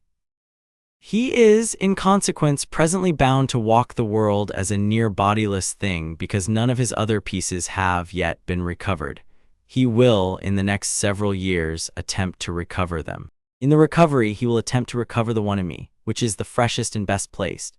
I propose, in advance of his attempt, to find the other pieces and destroy them by the methods our library here at the Dreadfort knows for the destruction of cursed things, beginning with the simplest of those methods, which is the application of cold iron worked into the right shape and tempered in the right way. I have brought in my trunk the diagram for the right shape. The Meister will, I hope, oblige me by overseeing the smith. The Lord had not immediately replied. The Lord had let the silence sit. The Lord had then turned his pale eyes to the Meister. "Uther, my lord, you will oblige him." "Yes, my lord. You will also, while you are at it, design for him a second tool, a pair of pincers. A small pair knife-length hinged at the tip with the inner faces of the jaws engraved by the smith with the runes I will give you on the parchment under my hand. The runes are old. They are not in the Meister's chains. They are in the small leather book under the ledger. I will copy them out to you tonight. The pincers will be tempered as the cold iron blade. They will be the second tool by which my son removes pieces of the dark wizard's soul. He will, by my estimation, need two, one to cut, one to grip." He had looked at his son again. "How many pieces?" "7, Lord Father, by the dark wizard's own arithmetic, of which the records in the school library make brief mention. 7 is the magic number of that realm. He had a fondness for it. 6 external pieces, the 7th in his body. I bear the 8th accidentally. You will in the next 5 years destroy 6. Yes, Lord Father. You will, in the year your body is ready to bear the loss of the 8th, remove that one as well. Yes, Lord Father. You will, in the year following that, kill the dark wizard himself. There will be by then no piece of him not in his own ruined body, and his body will be killable. Yes, Lord Father. And the third one, Black the dog, tell me about him." The boy had drawn breath. "Sirius Black, Lord Father, is I had thought when I first read the school papers that he was the betrayer of my parents. The papers said so. The Ministry of Magic, which is by your dossier this realm's small council, though it is in fact run as a small cousin's council with delusions, incarcerated him without trial 11 years ago on the testimony of a single witness and the apparent confession of a great quantity of corpses on a public street. He is held in the prison of Azkaban, which is a stone fortress on a rock in the cold sea. The fortress is guarded by creatures called Dementors, which are not in any natural taxonomy and which appear to be a form of soul-eating wraith. He has been in that place for 11 years. By my reading of the witnesses' accounts in the library, including a forgotten weekly news sheet of the time which is rare and which Hermione Granger, who is a girl of unusual library skill, found for me, Sirius Black was not the betrayer. The betrayer was a man called Peter Pettigrew, who is reported dead but is in fact, by my reading of the same papers, alive and in the form of a small magical animal called an animagus rat, attached to a magical family with 3 sons attending the school, one of whom is a friend of the boy who is by accident the most famous boy of my year, a witless ginger boy called Ronald Weasley. The rat lives in Ronald Weasley's pocket and has lived there for 10 years. A pause. You read this at 11. At 11, Lord Father, with Hermione Granger's help. She, by my care, Lord Father, is not aware that I have read it. I asked her in passing to recover for me the witness account. I told her of an unrelated matter that the small magical animals can be detected by a particular charm. I bought a copy of that charm at the apothecary. I performed the charm twice in the corridor outside the Gryffindor portrait when the Weasley boy was inside and the charm pinged. The rat is not a rat. And what will you do with him? I will, Lord Father, take him. I will, before taking him, take his master Black out of the place called Azkaban. I will, before taking Black out of Azkaban, persuade, without bringing my own face into the matter, the Wisengamot, which is the body of high lords who control such matters in this realm, that Black's case is to be reopened. I will do this, Lord Father, by the political cunning methods you have given me. The Wisengamot has, by the school papers, 50 members. By my count, after the first year, in which I cultivated 3 of them in summer correspondence under the persona of a small private scholar, 18 of the 50 are bribable, of whom 6 are bribable with money, of whom 3 are bribable to the levels I can presently afford. 11 of the 50 are persuadable by a public petition signed by a sufficient number of small respectable witches and wizards. 6 of the 50 are unpersuadable, but can be neutralized by a chair being made unavailable to them in the relevant session. 3 of the 50 are honest, and to those 3 the underlying truth, which is the live rat, must be presented in such a way that they may take credit for the discovery. 2 of the 3 I have identified by reading their published speeches. The third I have not yet identified and will find this autumn. The Wisengamot, Lord Father, is a body very like the court of the Lord Steward at White Harbor, only with more silver, and the same methods that work in the latter will work in the former.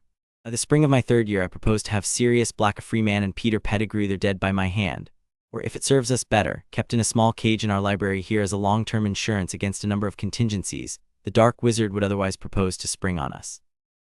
The Lord had been, at this, perhaps 1/8 of an inch closer to a smile than he had ever been in his life. You have, he had said, in the school year prepared an integrated 3-year plan for the resurrection of an unjustly imprisoned man, the destruction of 7 cursed objects, the killing of a dark wizard, and the cultivation of a body of 50 lords. You have done this at 11. Yes, Lord Father, you will in the 2nd year focus on one object, the diary. By your account, the diary is the piece of the dark wizard most likely to come to the school by the bringing of it of the boy Lucius Malfoy's son.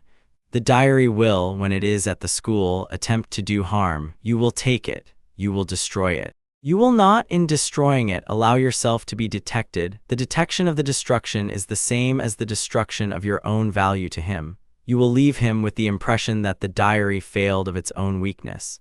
You will make it look like a thin schoolboy stumbled into it by chance. The school year following, you will turn to black. You will, in advance of the year, sign the dossier I have prepared in your hand and seal it with a forged seal of the Lord Paramount, and you will send it to the chamber of the Chief Witch. I have arranged for the forged seal.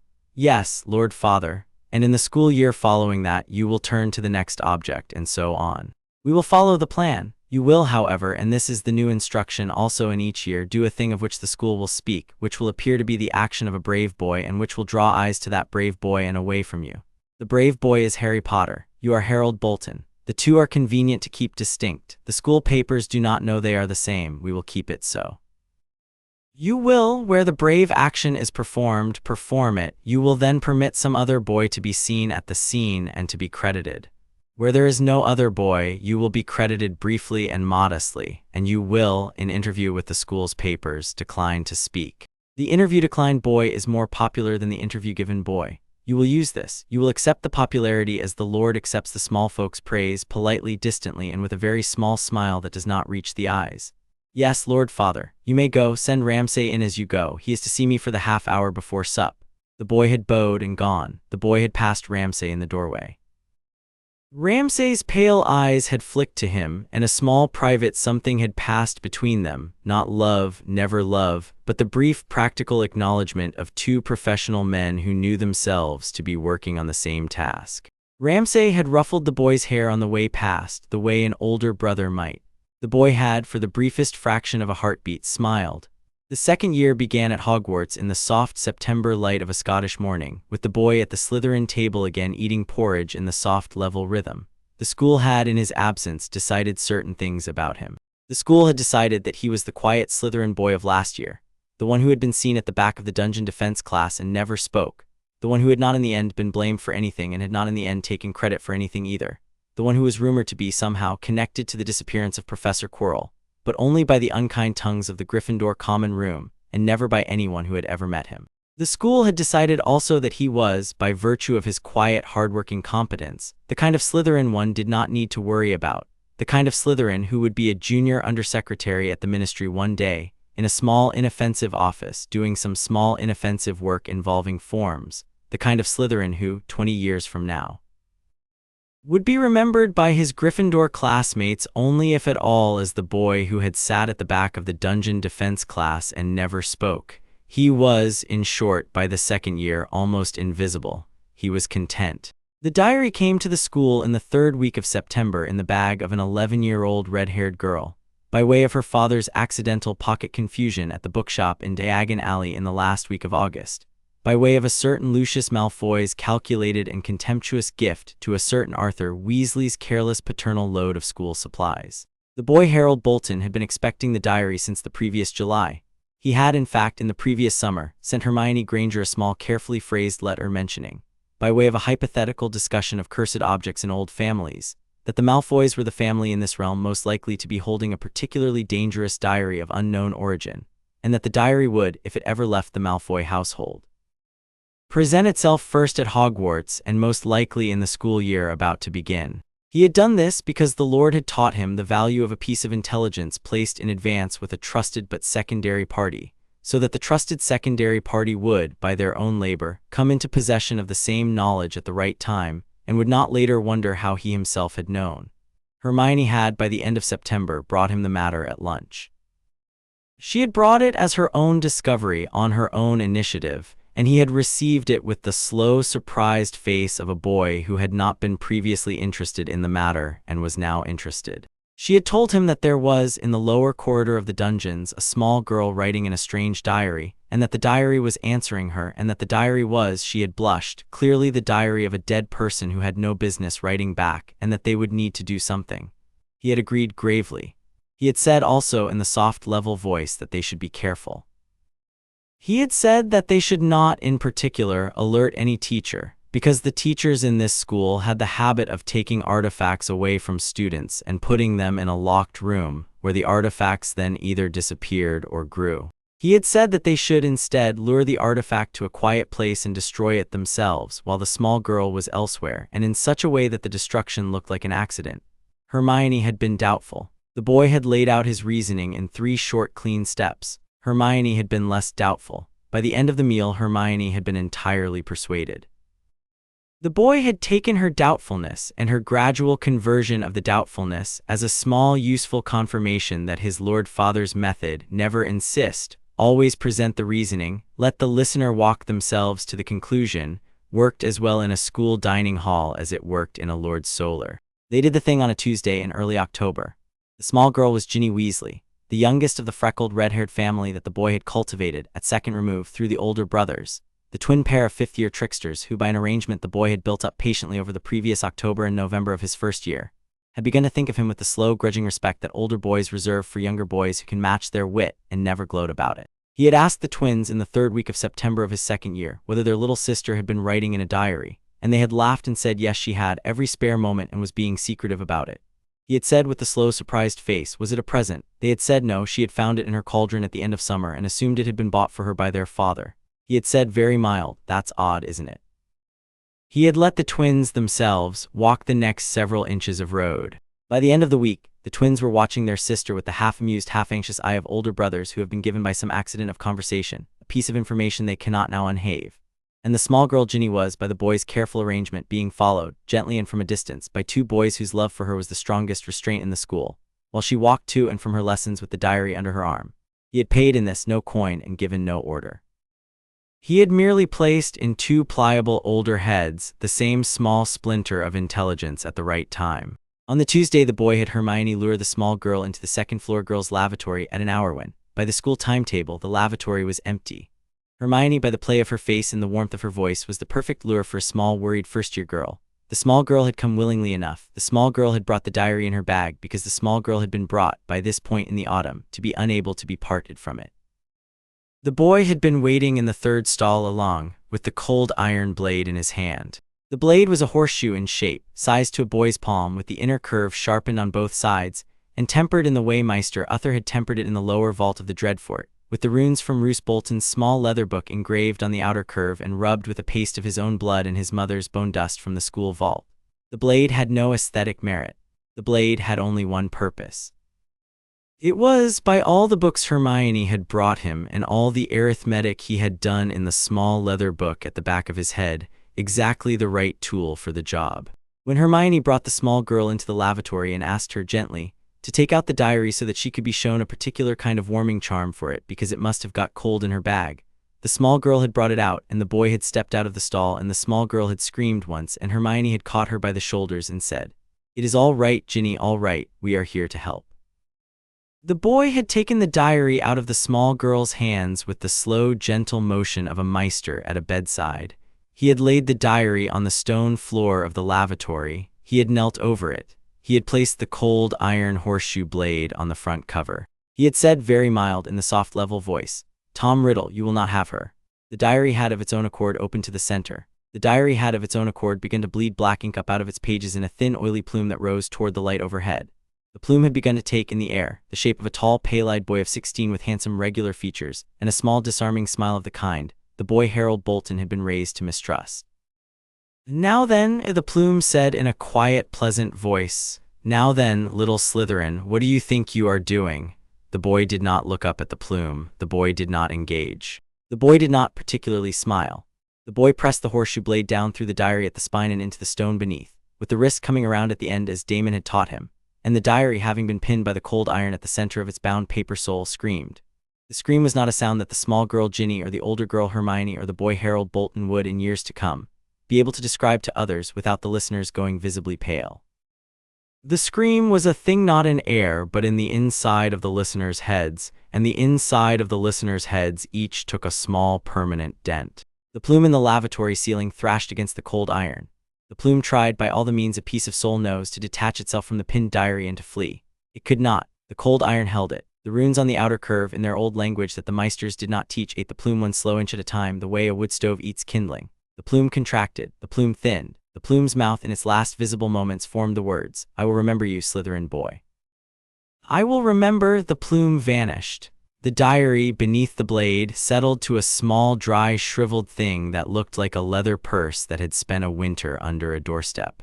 The boy took the blade up. The boy slipped the blade back into the inside of his cloak. The boy slipped the shriveled diary into Hermione's outstretched bag because Hermione had brought a bag. The boy stood up. The boy looked at the small girl Ginny. "You will," he said in the soft, level voice, "in a moment, faint. When you wake, you will not remember the diary's name. You will remember that you found a strange book in your bag, that you were ashamed of the things it made you write, that you came to the lavatory to be sick, that you fainted, and that you woke with two friends bending over you. You will not, in any voice, in any company, mention the name. The name is a thing that in your mouth would be heard by listeners I would prefer not to be heard by. Hermione will, by my arrangement, be with you when you wake." The small girl Ginny, who had been being slowly hollowed for 2 months by a thing she had not known to name, looked at the boy with the slow, trusting look of an animal that has been pulled from a trap. "Thank you," she whispered. "Do not thank me. I do not collect thanks. Forget me by preference by tomorrow." He nodded to Hermione. He went out. He went up the dungeon stair, down the long corridor toward the Slytherin entrance, into the dormitory, and to his trunk. He took out the writing case. He wrote in the small fish-glue ink, "Lord Father, the diary is dead. The piece is destroyed. The little girl who carried it will not, by my arrangement, remember the carrying. The school will not know who did the destroying. By the time you receive this letter, the diary will be one shriveled object in my friend Hermione's bag, and she will by the morning have burned it in the school kitchens in a fire built for the purpose by a kitchen elf I have, by an unrelated favor, lately befriended. The fire will be of oak and rowan in the proportions Meister Uther specified. The burning of the shriveled object in such a fire will, by his books, eliminate the last residual binding of any kind. We have used cold iron and oak rowan fire. We have used both. The thing is gone. The second piece, by my present estimates, is in a ring in a small ruined house in a village near a moor in the Midlands of this realm. I will not pursue it during the school year. I will pursue it in the summer of our second year. By way of a small trip the headmaster has, by amusing accident, offered me. He has invited me on a private summer's expedition with him, to assist him in the investigation of certain old wizarding sites of historical interest, and I have, after the proper expression of slow, surprised gratitude, accepted. I will, in the course of his investigation, locate the ring. I will, by means I have not yet finalized, destroy the ring while in his presence, in such a way as to appear to him to be an accident of my unschooled enthusiasm. I will note in passing that the headmaster is, I think, eager to take the ring himself, for reasons I have not yet identified. I will deny him this opportunity. I am Lord Father, your obedient son, H. Bolton. He sealed the letter. He put it in the owl bag. He went down to supper. He ate his soup. He did not, in the great hall, look up. Hermione, at the Gryffindor table, gave him across the room one of the long, puzzled, grateful looks she had begun, in the last 6 months, to give him at unexpected hours. He did not return the look. He filed it. The matter of Sirius Black filled the next 18 months of his life in the spaces between the diary and the ring and the other small matters of the boy's second and third school years. He did not need to go to Azkaban. He did not need to set foot in any prison. The work was by his Lord Father's design, paperwork. The work was a slow, careful arrangement of paper across desks. The boy had, in the year before, with Hermione's library skill and his own patient nightly correspondence, built up a slim folder of evidence. The testimony, never collected at the time, of an Auror who had been at the scene of the supposed massacre and who had said in private to his wife and to nobody else, that the bodies on the street had not been killed by the spell whose color had been seen issuing from Sirius Black's wand. The report never filed of a ministry mediwitch who had examined the largest fragment of Peter Pettigrew's body, a single finger, and had noted. In the margin of an unfiled note now in a damp cardboard box in a ministry sub-basement, that the finger had been cut, not blasted, the diary in his own translated copy of a Ravenclaw uprier of the time who had heard Sirius Black, on the night before the massacre, defending his innocence against an unidentified second voice in the Hogshead pub in Hogsmeade. And finally, the result of the small detection charm the boy had been quietly maintaining at intervals throughout the second year, which had now, by November of the third year, recorded the Weasley rat in 15 separate locations not consistent with an animal of that biology. He had assembled the folder. He had drafted in the Lord's hand from a sample the Meister had supplied, Meister Uther having, over the previous summer, taught him the art of small forgeries, 3 covering letters. One in the hand of a respected retired Auror, one in the hand of a now-dead Ravenclaw of independent means, and one in the hand of an unnamed but distinguished Wisengamot member of integrity who had passed the previous spring, and whose handwriting, by extraordinary good fortune, the school's history of magic master had on a recent display in the corridor. He had sent the folder in 3 identical copies to the 3 honest members of the Wisengamot he had identified. He had attached to each copy a short note in his own carefully neutered schoolboy hand, saying only that he was a student who had come across the materials by accident in the school library and had wished, for the sake of justice, that they should be brought to the notice of someone who would be able to act on them, and signed with the alias Hippocrates Smith, which was, by Hermione's pleased contribution, the kind of self-important Latinate alias a Ravenclaw 6th year would invent. He had paid for the owls out of his own school funds. He had not, in any of this, used a quill from his own room. The 3 honest members of the Wisengamot had received their folders within the same week. The 3 honest members had, in the way of honest men confronted with consistent evidence, met privately at one of their houses. They had compared notes.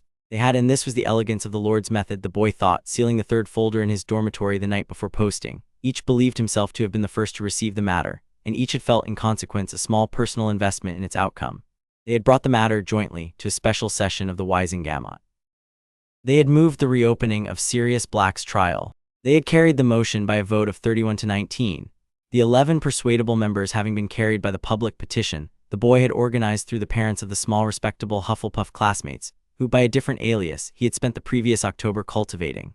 The 6 bribable to his current capacity members having been bribed by the boy with carefully selected gifts from the Westerosi gold of his Lord Father's purse, converted at Gringotts at a most favorable rate by the same goblin clerk who had become, in his 2nd year, a small useful contact of his own. Sirius Black was, by the spring of the boy's 3rd year, removed from Azkaban. He was, by the same spring, fully exonerated.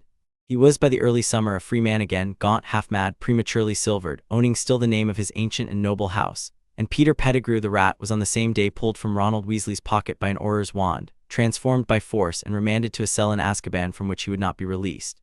The boy Harold Bolton had not, in any of this, set foot in the Wisengamot chamber. The boy Harold Bolton had not, in any of this, signed his name. The boy Harold Bolton had, in the Great Hall of Hogwarts on the morning the Daily Prophet brought the news, looked up briefly from his porridge, registered the article on the front page in the soft level rhythm of a boy who has read many newspapers, and looked back down. The headmaster, at the high table, did not at that moment look at him.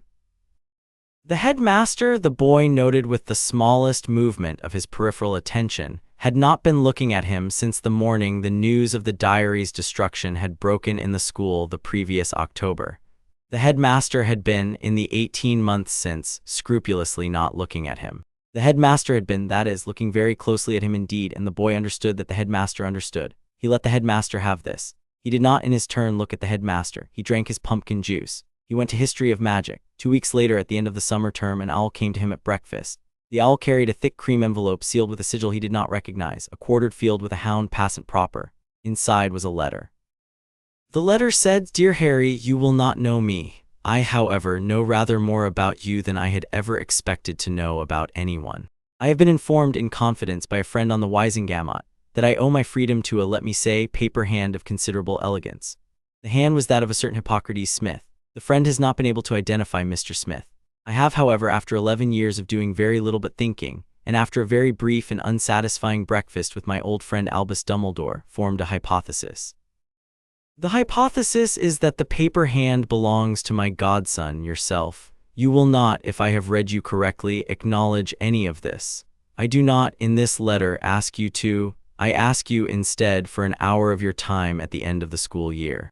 I have a small house in London, in the inner alleys near a place called Grimald, which is mine by inheritance and which I have not in 11 years slept in. I would prefer in the first instance to clean it, in the second to fill it with the only family I now own. The family is yourself. You may if you wish decline. You may if you wish never see me. I will think no the worse of you. I owe you, regardless, an enormous and unrepayable debt. I will be at the inn called the Leaky Cauldron in Charing Cross Road on the 2nd of August at noon. If you do not come, I will not seek you again. Yours, with such gratitude as I have left to give, Sirius Black. The boy read the letter once. The boy read the letter again.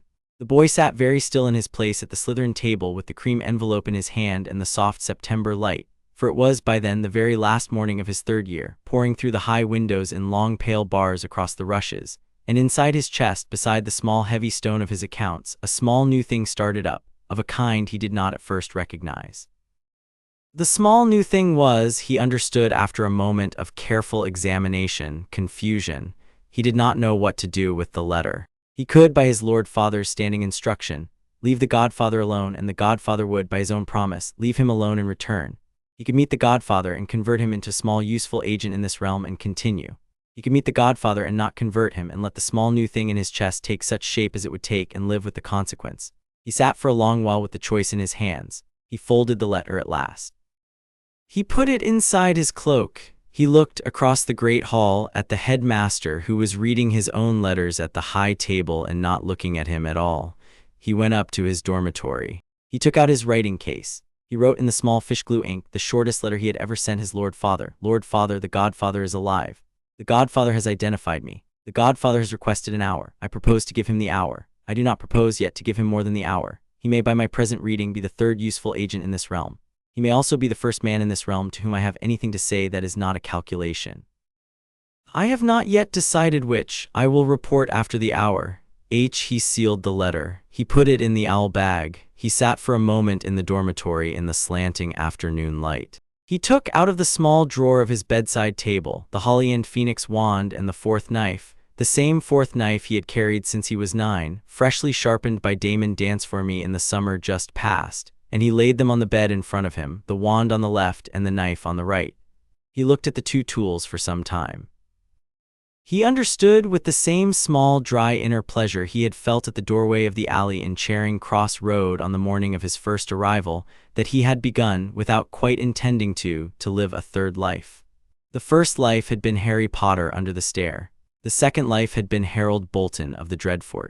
The 3rd life, the life beginning now, was the life of the man who held both tools, who answered to both names, who served the Lord at the Dreadfort and was kind in a small, careful Bolton way to a half-mad godfather in a Charing Cross inn, and who could not yet say to himself which of these 2 threads he would in the long end choose to follow. The 2 tools side by side made a quiet pattern on the bed. He put them away. He went down to supper. He did not look up. He did not that night recite the small list at the back of his head. He had not recited the list in 2 years. He had, by careful accident, forgotten he had ever made it. He recited instead the new list: Voldemort, Dumbledore, Sirius Black. The first he was on track to dispose of in 2 years. The second he was on track to outlive in 5. The third he did not know what to do with, and he resolved, with the soft level resolve of his Bolton self, to meet the 3rd on the 2nd of August at noon, and to find out.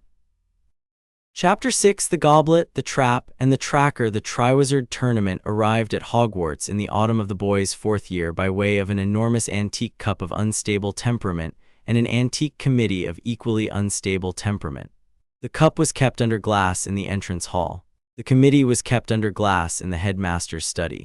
The boy noted both as fixtures of the season and considered them in his small, dry, private way, with the same attention he might give a new field of operations the Lord Father had assigned him. He had spent the summer in 2 pieces. The first piece had been Westero. The second piece had been Sirius Black. The Westerosi piece had been quiet by his standards. He had gone home by the Meister's ritual on the morning of the school's end-of-term feast. He had spent 6 weeks at the Dreadfort. He had ridden the Wolfswood with Ramsay every morning. He had hunted with Ramsay's boys 2 outlaws and a poacher, and regrettably, in his own small assessment, a deserter from the gate watch who had been bribed by a Manderley retainer to leave the western postern unbarred for an hour. The deserter had been managed in the inner yard with the entire household watching, in the manner the Lord preferred, and the boy had performed his part. The tying of the hands, the steadying of the head, with the soft level competence of a man who had been performing such parts since he was 9. He had also sat at the Lord's table in the evenings and reported in the soft level voice every detail of his school year, and the Lord had taken the report into the small leather book, and they had discussed until late the strategy of the next 2 years. The second piece had been Sirius Black, met at the Leaky Cauldron at noon of the 2nd of August, exactly as proposed. The boy had not known what he had expected of Sirius. He had not expected in any case what he had received. A tall, thin man with a long, matted black mane and the hollow eyes of a thing recently let out of a cellar, wearing a brand new coat that did not fit him, and the small, shy, proud diffidence of a man who has not seen any kin of his own for 11 years, and is trying very hard not to embarrass himself in front of one. Sirius had walked into the inn and stood in the doorway looking. The boy, who had been at the small table by the fire for an hour and had ordered nothing but a cup of weak tea, had stood up. Sirius's eyes had found him. Sirius's eyes had filled. Sirius had crossed the room and had not in the end touched him. Sirius had instead bowed, the slow, careful bow of an older man to a younger lord, and had said in a thin, hoarse voice the boy recognized at once as the voice of a man whose vocal cords had not been used much in years. "Mr. Bolton, is it? Or Mr. Potter, or Mr. Smith?" The boy had said, "I prefer Harold in the public street." Sirius had said, "Harold then, may I sit?" The boy had said, "Please." They had sat. They had talked for the hour. Sirius had not asked any of the questions the boy had been expecting. Where had you been, child? Who raised you? Why have you done what you have done? What manner of man have you become? And had asked instead the small, banal questions of a man trying not to put a foot wrong. Did the boy take milk in his tea? Did the boy know that the inn had a cat? Did the boy remember any of the stories Sirius had used to tell him when the boy had been an infant on his knee? The boy had answered in the soft, level voice. The boy had not at first been able to look at Sirius longer than the half-second he could spare from his ordinary inventory of the room. The boy had, after the first 10 minutes, found that he could look at Sirius for longer, that Sirius was a thing the small reptile of him was not afraid of, that Sirius was, in fact, a thing of the kind the boy had not encountered in either of his 2 realms, a man who loved him without expecting anything in return. He had not told his Lord Father this last in the letter he had sent that evening. He had told his Lord Father only, "The Godfather is sane, the Godfather is useful. The Godfather does not at this hour pose a difficulty. I will see him again." He had not used the word love. He did not yet know how to use the word in any of the languages he had so far been taught. He left the matter in the small leather book at the back of his head under the marginal note, to be considered later. Sirius had said at the end of the hour that the boy was welcome at the house in London at any time he wanted, that there would always be a room. The boy had bowed the quarter-inch bow and said thank you. Sirius had said with a very small, dry smile that was the first smile of his the boy had seen, "Don't bow, kid, we don't do that in our house." The boy had said with the soft, level voice, "I do, with respect, sir." Sirius had laughed, the first laugh, and the laugh was short and rusted, and the boy had filed it. They had parted at the inn door. The boy had walked back to the Leaky Cauldron's upstairs room and had sat by the small window for a long while, looking down into Charing Cross Road, and the small heavy stone of his accounts had for a moment felt lighter than usual, and he had not that night been able to identify whether this was a good development or a bad one. He had not slept well. By the morning he had recovered. He had returned to the Dreadfort by the Meister's ritual. He had begun the second piece of the summer, which had been the planning of the next school year. The Triwizard Tournament's chief utility, by the boy's reading, was not the prize cup at the end of the year, which would be a piece of antique silver of no particular practical use, or the 1,000 galleons, which were welcome but not transformative, or the inter-school prestige, which mattered in the boy's analysis only to certain classes of bureaucrat witches in the ministry, whose attention he had been diligently avoiding for 3 years. The Triwizard Tournament's chief utility, the boy had concluded by the second week of October, was that it was almost certainly a trap. It had to be a trap. The cup at the center of the tournament was a cup that selected the champions of the 3 competing schools. The selection was by the cup's own ancient magic, which by all reading was unfakeable. The selection was supposed to be of 1 champion per school, 3 in all. The cup on the night of the choosing in the Great Hall at the boy's 4th year had, by an exception almost without precedent in its long history, selected 4. 3 were the expected: a tall, dark Bulgarian called Crumb from Durmstrang, a sharp, pale French girl called Delacour from Beauxbatons, and for Hogwarts a tall, handsome, friendly Hufflepuff 6th year called Cedric Diggory, of an old respectable wizarding family, whom the boy had been at pains in his 2nd and 3rd years to cultivate at a polite distance as the kind of older boy whose father, by reputation, was on the Wisengamot. The 4th had been a boy whose name the cup had read aloud the day before in the boy's own absence. The name had been Harry Potter. The boy had not, in the Great Hall, been present at the reading. The boy had been on the night of the choosing, in the dungeons going over a potions essay with Hermione. The boy had been summoned by Professor McGonagall, breathless, white, indignant, to come immediately to the antechamber. The boy had walked in the soft level rhythm of a Slytherin who has been summoned to an antechamber on serious business, and had listened and had said almost nothing, and had agreed with the soft level cooperation that he had perfected over 4 years to be the 4th champion.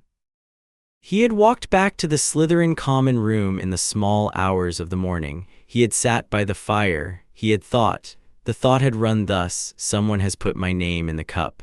Someone has done so to entangle me in a public contest whose tasks will be of unusual difficulty, of unusual public visibility, and of unusual personal risk. The someone is a person who knows that I am, in some respect important to him, a target. The someone is a person who has access to the cup. The someone has, by my reading of the cup's mechanics, for I have read what the school library has on the cup, which is little, found a way to deceive the cup into thinking that my name had been entered under a 4th school for which I was, by slight, the only champion candidate. The someone is therefore a person of considerable magical skill, of considerable physical access to the cup, and of considerable preparation. He has had, by my estimate, the better part of the autumn to lay this. He is, by elimination, almost certainly a member of the staff. He is, by further elimination, almost certainly the new Master of Defense, a man called Moody, said to be a retired Auror, a hard man of long service whose face is half scarred and whose eye is a wooden one set in a rolling magical socket. I have noted this man since the start of term. The eye in his head follows me down corridors at a rate the eye of a routine retired Auror would not follow a Slytherin 4th year. He is, in short, my 4th enemy in this realm.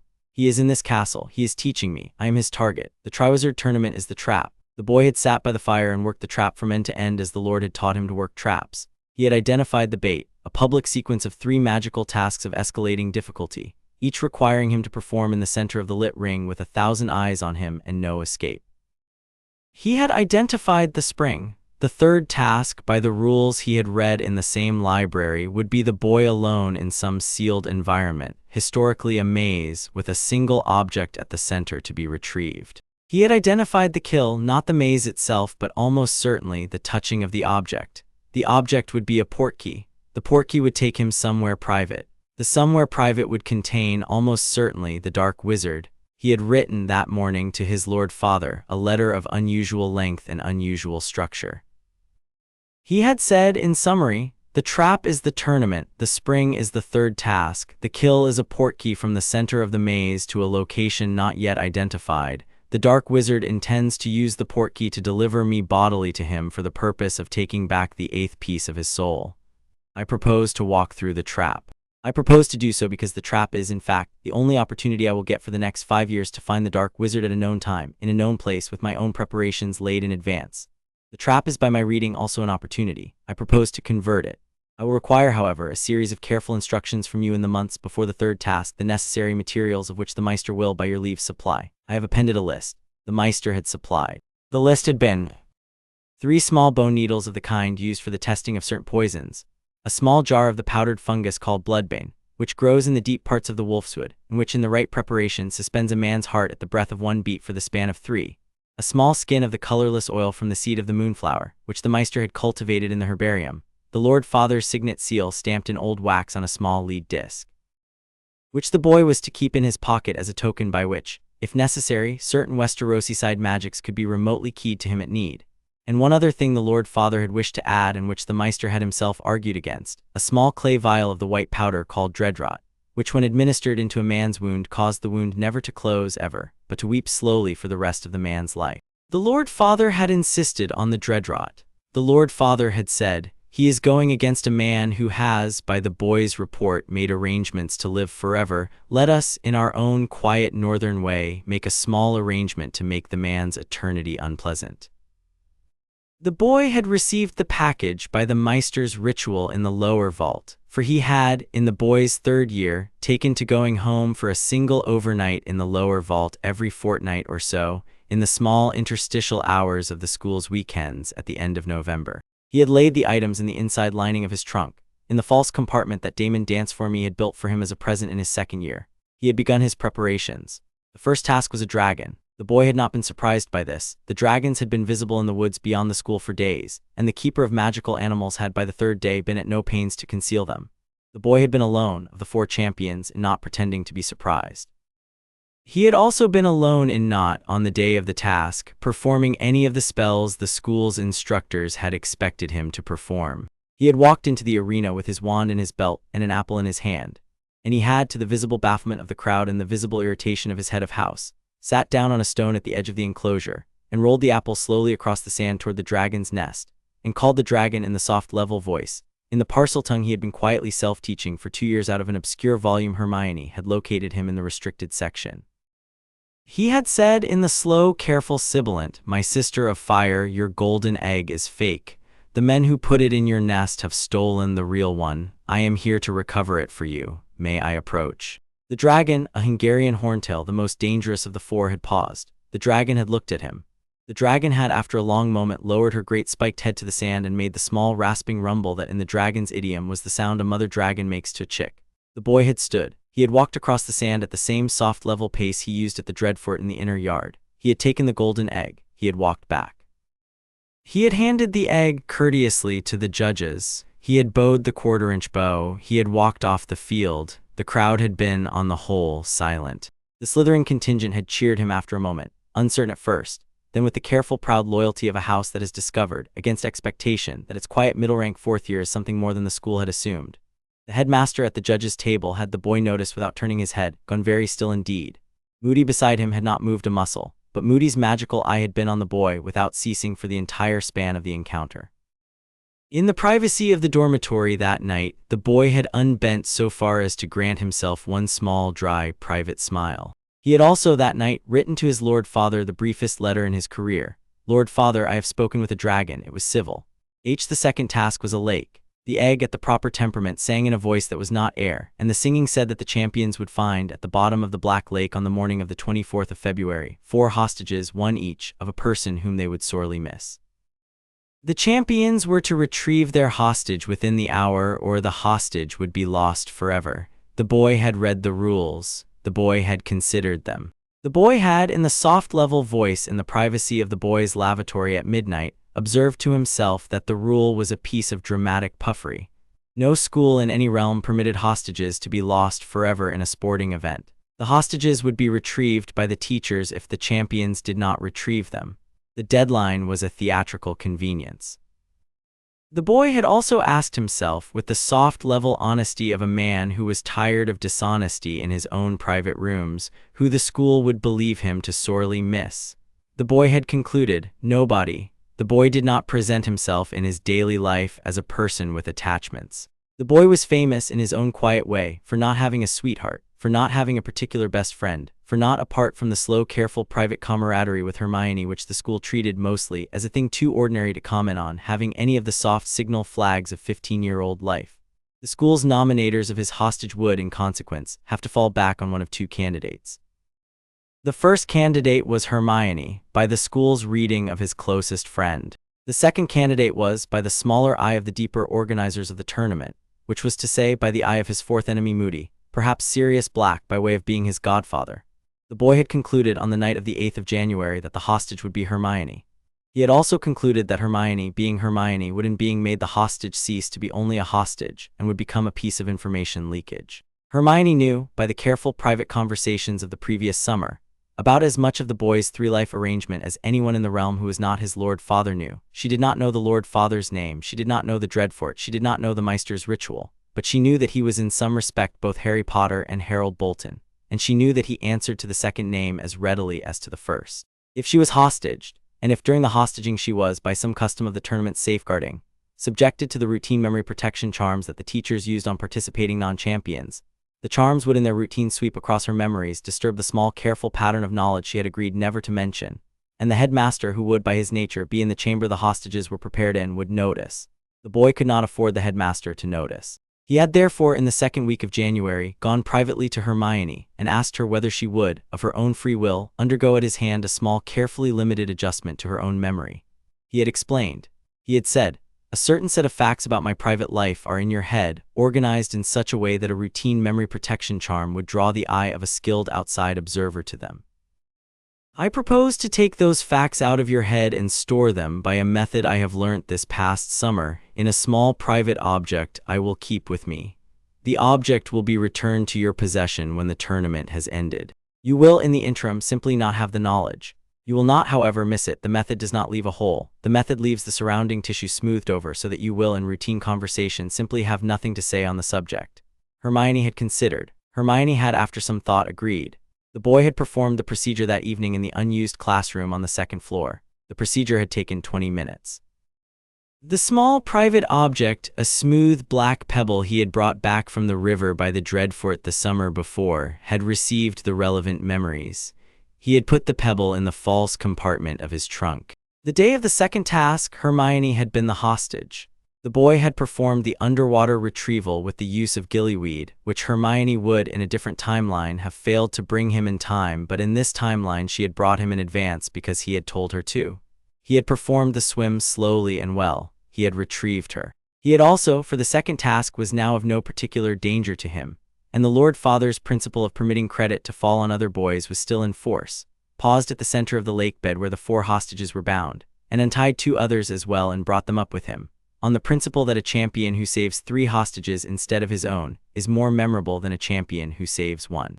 The 2 extra hostages had been the small Frenchwoman who was the sister of the Beauxbatons champion who would otherwise have been left, and the older brother of the Bulgarian champion who would otherwise have been left, and the resulting publicity had been, by the boys' small dry assessment in the dormitory that night, extremely useful. The Bulgarian and the Frenchwoman, both of whom were of houses with interesting political connections on the continent, had each thereafter regarded him with the silent, careful loyalty of a champion who has been outdone by one. The boy filed both. After the task, he had returned to Hermione the small black pebble by the procedure in reverse. She had recovered her memories. She had, by the soft pink of her cheeks and the slow, careful unwillingness of her eye to meet his, said very mild that they had not in the previous month been quite as close in conversation as they had been before, and she had wondered why, and now she remembered why, and she would not, on the whole, mention it again. He had bowed the quarter-inch bow. She had, to his great private surprise, taken his face in her 2 hands for a half-breath and kissed him on the forehead, on the scar, very gently, and then released him and gone away. He had sat in the dormitory for an hour after, not moving, considering. He had not written that to his Lord Father either. The small leather book at the back of his head, on the page reserved for things to be considered later, was growing crowded. The third task was the maze. The boy had spent 2 months preparing for the maze. He had brought, in the false compartment of his trunk, the bone needles and the bloodbane and the moonflower oil and the lead disc and the small clay vial of Dreadfort. He had spent the weeks before the task in the small, unused classroom on the second floor practicing, on a dummy modeled by his own hands out of soft clay, a sequence of 7 moves: a wand cast, a knife throw, a wand cast, a knife recover, a wand cast, a knife cut, a wand blast. He had also, on Hermione's advice and to his own quiet appreciation, learned a particular method of casting non-verbally. He had practiced the 7 moves at speed until he could do them in series in the span of 5 heartbeats. He had also, in the privacy of his own head, gone over the geometry of the maze again and again. The maze would be a hedge maze in the Quidditch field. The cup at the center would be the portkey. The exit from the maze would be by champions who reached the cup. The cup, by the rules, would transport the toucher back to the entrance of the maze. The cup, by the boy's reading, would in fact transport the toucher elsewhere, to wherever Moody and the Dark Wizard had arranged. The arrangement, by the boy's best guess, would be a graveyard. The Dark Wizard's family graveyard would be the dramatic choice. The boy had spent 2 evenings of the previous October at the school's library, with Hermione's quiet help establishing where the Dark Wizard's family graveyard was. It was in a small village called Little Hangleton, on a moor not far from the village where the ring piece had been hidden which the boy had destroyed in the summer before, at the headmaster's astonished frustration, on the floor of an old shack in front of the headmaster's own eyes, by a method the headmaster had not seen coming. The boy had concluded that the third task would, in all probability, deposit him at Little Hangleton. He had concluded that the Dark Wizard would have arranged, for the purpose, a small group of his surviving servants, perhaps 3 or 4 of them, and certainly the rat Pettigrew if the rat had been recovered from prison by some means the boy had not yet identified. He had concluded that the Dark Wizard himself would be in some ritual vessel, a cauldron perhaps, awaiting the ingredients of a resurrection rite. He had concluded that the resurrection rite would, by the Dark Wizard's known fondness for self-quotation, require the bone of a father, the flesh of a servant, and the blood of an enemy, and that he himself was the enemy. He had concluded that he would, in consequence, be allowed to live for several minutes past his arrival, in order that the rite could be completed. He had concluded that the several minutes were his opening. There was also, however, the matter of the other champions. The boy was not a sentimental man. The Lord Father had raised him without sentiment. But Cedric Diggory was an older boy who had, in the boy's own quiet judgment, behaved with kindness toward him for 4 years. Had, when the boy had been a small, nervous-seeming first year, helped him with directions in the corridor. Had, when the boy had, by careful design, been in the second year publicly humiliated by a Gryffindor 6th year, intervened with a single quiet remark to the older boy, and ended the matter without giving the boy himself anything to thank him for, had, in the days before the third task, been seen helping the smaller Hufflepuff first years with their nightly charms exercises in the Hufflepuff common room, by report of a Hufflepuff girl who was a small, useful acquaintance of the boy's. Cedric Diggory was, by the boy's standards, a man of his own quality. The boy did not want Cedric Diggory dead. The trap, however, was for 1 champion. The maze would be entered by 4. The cup would, by the rules, be touched by the first to reach it. The Dark Wizard's plan, by the boy's reading, accommodated this. The Dark Wizard intended to recover the 8th piece of his soul, which was in Harry Potter, and would therefore intend that Harry Potter be the toucher. The maze would, in consequence, be arranged so that the obstacles before the other 3 champions were greater than the obstacles before Harry Potter. By what method the boy had not yet worked out, but he suspected the method was Moody, who as a judge would walk the perimeter and could subtly guide the boy by means of small bursts of help. If the other 3 champions were thus slowed, then it was likely that one of them, Cedric, by the boy's reading, being the most determined of them, would not be slowed enough to be safely out of the way when the boy himself reached the cup, and would, in fact, be at the cup at the same moment. The cup would, by its design, take the first toucher. It might, however, by a small accident of momentum, take 2. The boy had concluded in his bed on the night before the third task that he had 2 options. The first option was to reach the cup alone by ensuring Cedric was elsewhere. The second option was to allow Cedric to reach the cup at the same moment, and to control, as much as possible, whatever happened on the other side. The first option meant Cedric living. It also meant a more dangerous arrival at Little Hangleton, because the boy would be alone with the Dark Wizard's circle and with no useful witness afterward. The second option meant Cedric in the graveyard. It also meant Cedric's life, depending on how quickly the boy could carry out the sequence he had practiced in the empty classroom. It also meant Cedric as a witness on his return to certain things that the boy's father had in advance taught him to value above almost any other resource. The boy had chosen the second option. He had not chosen it lightly. He had also not chosen it without preparation. He had spent the 3rd week of May in the run-up to the task, training Cedric quietly by way of polite Hufflepuff Slytherin conversation in the corridors. In the basic shielding charm Hermione had taught him in the boy's 2nd year, in a particular small spell called the Staying Charm, which kept a body unmoving for a count of 10, and in the location in the maze of the center. He had given Cedric, on the morning of the task, a small green token. He had cast a Portkey Disarm charm into the previous night and had said, "Keep this in your pocket, it is for luck." He had said nothing else. In the maze, the boy had reached the center at the same moment as Cedric. He had paused, half a breath, with his wand low at his hip, and had said in the soft, level voice, "We touch together, Cedric, on the count of 3. Cedric, breathing hard, had laughed, a tired, clean laugh, and had said, "Together it is, Harry." They had touched the cup together. The cup had taken them. The graveyard was as the boy had predicted. The graveyard was at Little Hangleton. The graveyard was small and old and overgrown, with the Dark Wizard's father's headstone at the eastern end and a low marble angel weeping in the corner. There were 4 figures present: a small ruined thing in a cauldron, a man in a hood with a silver hand whom the boy identified at once as Pettigrew, and 2 black-cloaked watchers at the cemetery wall, of whom one was the wooden-legged man Moody and the other was, by his silhouette, a tall stranger the boy did not recognize. They had been waiting. The boy had landed on his feet, the way Damon had taught him to land. Cedric had landed on his hands and knees, the way most boys landed. The boy had grabbed Cedric by the collar and pulled him behind a tall headstone in the same motion, faster than either of the cloaked watchers could react. The boy had pressed a finger against Cedric's lips and shaken his head once slow, the universal sign of "be quiet and trust me." Cedric, his eyes very wide, had nodded. The boy had stepped out from behind the headstone. He had stepped exactly as the Lord had taught him to in such a yard in the lengthening shadow. He had said in the soft level voice, "Peter Pettigrew." Pettigrew at the cauldron had jerked. His silver hand had spasmed. He had not, the boy noted, fled. He had been instructed not to flee. He had to perform the ritual. "Sir," he had whispered, "hold still." The boy had thrown the first knife. The first knife, the fourth knife, the Micken-made Carhold blade the boy had carried since the age of 9, which the boy had whispered to in the school grounds at 3 nights of the previous week, had gone into Pettigrew's throat at the great vessel on the left side, wrist last, exactly as Damon had taught. Pettigrew had ceased in 3 heartbeats to be a person. The boy had not paused to admire. The boy had stepped immediately around the headstone toward the cauldron. The 2 cloaked watchers had begun, both at once, to draw wands. The boy had cast non-verbally, as Hermione had taught him, a binding hex on the wooden-legged man, which had not held him long but had bought a half-second. The boy had cast non-verbally a blasting hex on the tall stranger, which had taken the stranger's wand arm cleanly off above the elbow. The stranger had fallen with a sound the boy recognized, with a small dry inner satisfaction, as the sound a man makes when struck by a wound from which he's going to die slowly.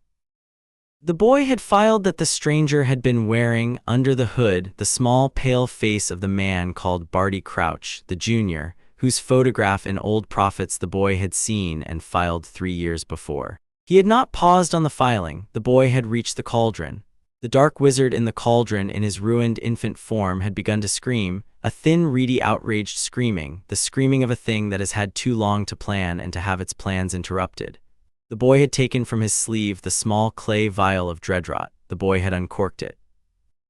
The boy had poured the white powder deliberately over the dark wizard's small ruined infant head, and the small ruined infant head had begun, where the powder touched it, to open into a wound that would not close.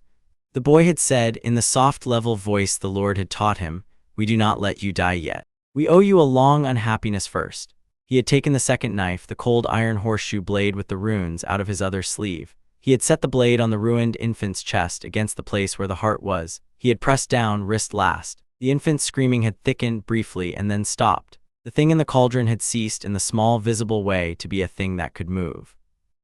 The piece of the dark wizard's soul that had been in the body, the 7th piece, the last external piece, the one in the ruined original, had risen like a thin black plume of ink and had been eaten, slowly and certainly, by the runes on the horseshoe blade. The boy had stepped back, the boy had looked behind him. He had said over his shoulder to the headstone, "Cedric, with me, now." Cedric had emerged from behind the headstone, white, shaking, but on his feet. "Touch the cup, Cedric." Cedric had touched the cup. Cedric had vanished, taken back to the maze. The boy had not immediately touched the cup himself.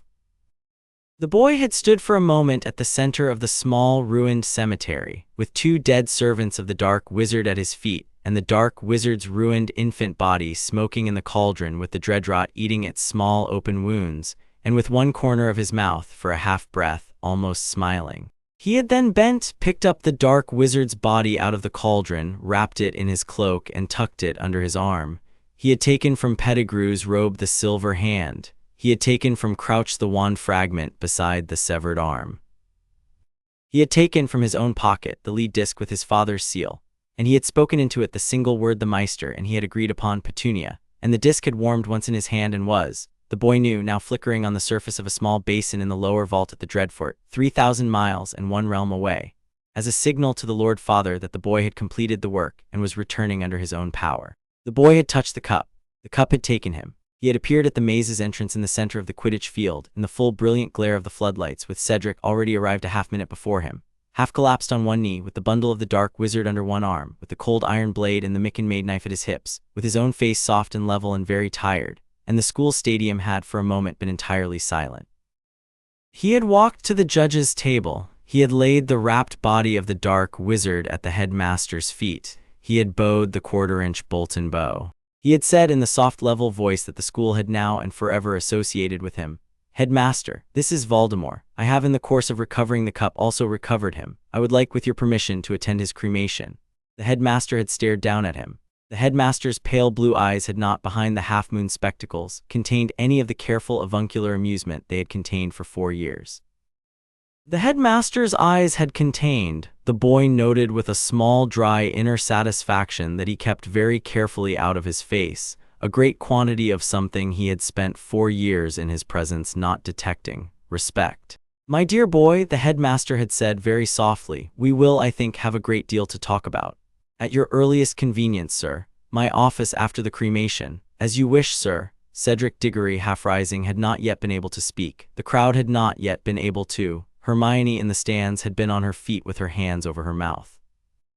Sirius, in the visitor's box where he had been permitted to sit, had been on his feet also and had been making, the boy noted, peripheral, a sound something between a laugh and a sob. The boy had turned. He had walked across the field in the lengthening shadow rather than in the lit center. He had passed Cedric, who had been helped to his feet by Madame Pomfrey. He had paused briefly beside Cedric and laid his hand on the older boy's shoulder and said softly, "You did well, Cedric, you held still. That is in our work the hardest thing." Cedric had, by some last reserve of his Hufflepuff dignity, smiled small, exhausted reel. "Together, Harry, together," the boy had said. He had walked out of the field. He had gone into the castle. He had gone up to the headmaster's office. He had gone in his own small, soft, level rhythm to the meeting that he had been preparing for in his quiet way for 4 years.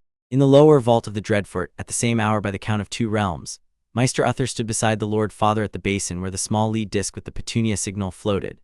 The disc was still glowing faintly. The disc had been glowing for 3 hours by then. The Meister and the Lord had been waiting. The Meister had been making every quarter hour small ritual gesture that drew off into a sealed clay jar any backwash of the boy's labor that might have come along the channel. Ramsay had not been present. Ramsay had not been permitted to be present, because Ramsay's pleasure at certain kinds of news, and Ramsay had been informed of the broad outline, was a thing that the Lord, for reasons of his own dignity, had preferred not to have to look at in his own solar.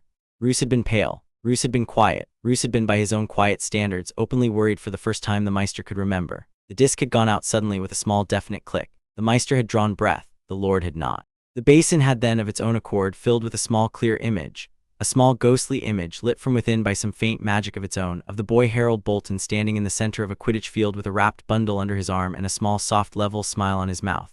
The Lord had very gently exhaled. "He has done it," the Meister had said quietly. "He has done it," the Lord had said. He had stood for a long moment beside the basin. He had then turned and gone up the stair and out into the great hall and stood for a moment in the morning sunlight that came in at the high windows. He had called for the steward. "Walton, my lord. At midwinter, when my son returns from the school for the summer, there will be a feast. The household will mark his return. We will have, for the occasion, 3 roasted oxen and the winter ale from the lower cellar, and a barrel of the arbor red I keep in the upper cellar against your retirement. You will, by my leave, retire that night. You have served well, Walton." Walton, who had not been expecting any of this and who was a steward of long taciturn northern habit, had bowed deeply. "Thank you, my lord, the feast will be ready. Thank you, and Walton, my lord, you will set a small place at the high table beside my own. It is for my younger son. He has this morning, by my reading, come into the second of his 2 manhoods. He will sit beside me when he comes home." The steward had bowed again. The steward had gone. The Lord had stood in the high windows of the great hall of the Dreadfort and looked out, across the bog and the road and the western postern, into the Wolfswood that had 8 years before, by the kindness of some old god the Lord did not believe in, sent him a small green-eyed half-frozen child in a coat that did not fit, and he had said very softly to himself, in the soft northern voice of a man who had been waiting in the cold for a long time for an opening, "A quiet land is a strong land, and a strong land in the right hands is a kingdom." He had turned. He had gone back to his solar. He had opened the small leather book under the ledger. He had written on the page reserved for Harold Bolton in his clean small hand the words, "The instrument is completed." He had sanded the ink. He had shut the book. He had returned to his accounts. The day in the north was very quiet and very strong. Chapter 7. The 2 crowns. The years between 15 and 18 in the boy Harold Bolton's life were the years in which the small, careful piece on the Lord Father's chessboard became the player. They were the years in which he learnt, by the slow, corrosive patience of his Lord Father's teaching, that the man one cannot persuade is the man one outlives, and the man one cannot outlive is the man one outflanks, and that the careful keeping of 2 sets of friends in 2 realms is harder than the keeping of 1 set in either, and is also better, and that at a certain hour in a certain year, every quiet, patient man comes to the day on which the patience has earned its interest. And that the man who at that hour does not collect is no patient man but a stalled one. He had been raised by his Lord Father to collect at the right hour. He had begun to suspect by the middle of his 6th year at the school that the hour was approaching. The 5th year at the school had been quiet. The 5th year had been, by the boy's standards, almost dull. The headmaster, after the long conversation in the office after the cremation of the Dark Wizard in the spring of the boy's 4th year, had treated the boy thereafter with the careful guarded courtesy of an old grandmaster who has identified, across the board from himself, the player he has been waiting his career for. The headmaster had not, in the 5th year, attempted to take the boy back into the careful avuncular grasp he had attempted in the first 4.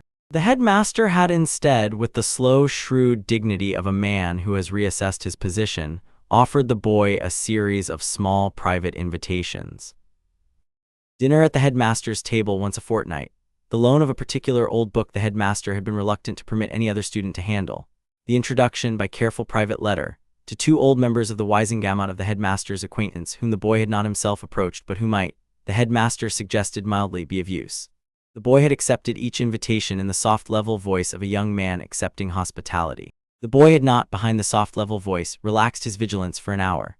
The boy understood the offering of the old book and the dinners and the introductions for what they were. The careful, gracious surrender by beaten general of certain pieces of his own field, on the wager that the surrender would build up in the victor a debt of courtesy that might at the right hour be called in. The Lord Father, when the boy reported all this in the summer, had said very mild, "He plays well, receive the pieces. Owe him nothing in your heart, be polite in his face, we will see." The 6th year had been also the year of Domeric. Domeric Bolton, the Lord's trueborn son and heir, had come home in the autumn of the boy's 6th school year, that is, in the late autumn of the boy's 7th Westerosi year, for the first time since the boy's appearance in the keep. He had spent 11 years in the Vale at the Redforts, finishing his lance, his harp, his Valyrian, and a number of other accomplishments.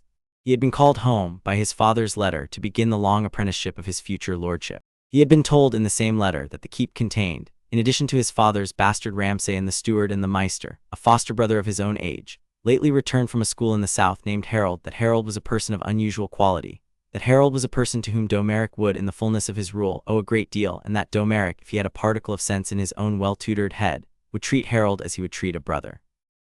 The boy had been at the Dreadfort for the Yule. The boy had been at the upper floor solar, with the Lord and the Meister and a small flagon of mulled wine on the table, the night Domeric had ridden in at the gate. Domeric had come into the solar in the slow, careful manner of a young man who has been raised to do everything in the slow, careful manner. Domeric was 20 by then. He was slim, dark, well-built, with the long, pale face of his mother's people and the soft, gray eyes of his father's, and the easy, moderate courtesy of a young lord who has been raised among men who have nothing left to teach him about being a young lord. He had embraced his father once, briefly. He had bowed to the Meister.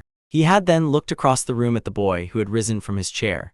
The boy had looked back. The boy had registered. Domeric is a man who has been kindly raised. Domeric is a man who has been taught to expect kind things from other men. Domeric is a man whose presence in this keep, by his father's letter, will reorganize the lines of authority along which the household has been organized for 10 years. Domeric is, by some part of his father's calculation, the heir who will rule the Dreadfort after the Lord has retired into his small leather book. Domeric is, by some part of Ramsay's calculation, the obstacle. The boy had bowed the quarter-inch Bolton bow. "My lord brother. Welcome home," Domeric had said in his soft, easy voice. "Harold, is it? My father has in the last year written of you with the kind of attention I had thought he reserved only for ledgers. I am pleased to meet you. We will have, I hope, the chance to speak." "We will have the chance, my lord brother." Domeric had smiled. Domeric's smile had been the smile of a man who at 20 did not yet know that smiles in his father's house were a thing to be issued only as official documents. In the days that followed, the boy had watched, from the corners and through doorways, the slow, careful, inevitable courtship of the Lord's heir by the Lord's bastard. Ramsay had not in the days been visible at the keep. Ramsay had been out, riding the Wolfswood with his boys, hunting, gathering certain small particular flowers from the wet meadows beyond the bog with which he was. The boy had been told by Damon at the wineskin in the kennel shed, in the habit of brewing a small particular tea lately for guests of distinction. The boy had heard the tea mentioned. The boy had noted the mention.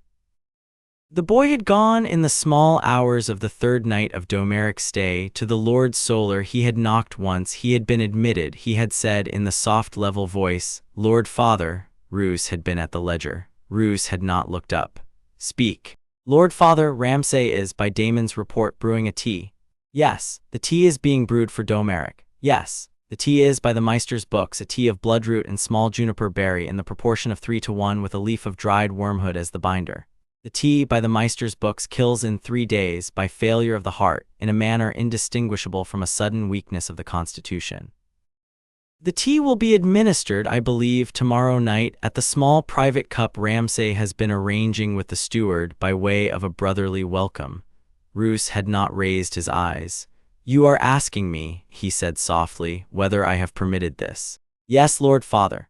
I have not permitted it, I have not forbidden it, I have, as you have observed, watched. Ramsay's design is by his lights a logical one. He has waited 11 years. He believes that with Domeric removed I will have no choice but to legitimize him. He believes he will at 30 be the heir of the Dreadfort. He has not considered, however, what role you will play in the new arrangement. He believes you will accept him as the heir, by virtue of his having been your foster brother. He has misjudged, Lord Father. You will not, however, intervene in the teacup. A pause. No, Lord Father, you understand. Yes, Lord Father, the cup will not be drunk by Domeric. The cup will be drunk by Ramsay. You will by some means have arranged it so. Yes. The boy had looked at his Lord Father for a long, quiet moment. The boy had said in the soft, level voice, Lord Father, I would like, if you will permit me, to be the means by which the cup is rearranged. The Lord had, for the first time in the boy's 7 years at the keep, looked up from the ledger at his foster son with the slow, careful surprise he reserved for the small turning of the wheel he had himself set in motion years before. He had said after a beat, Speak.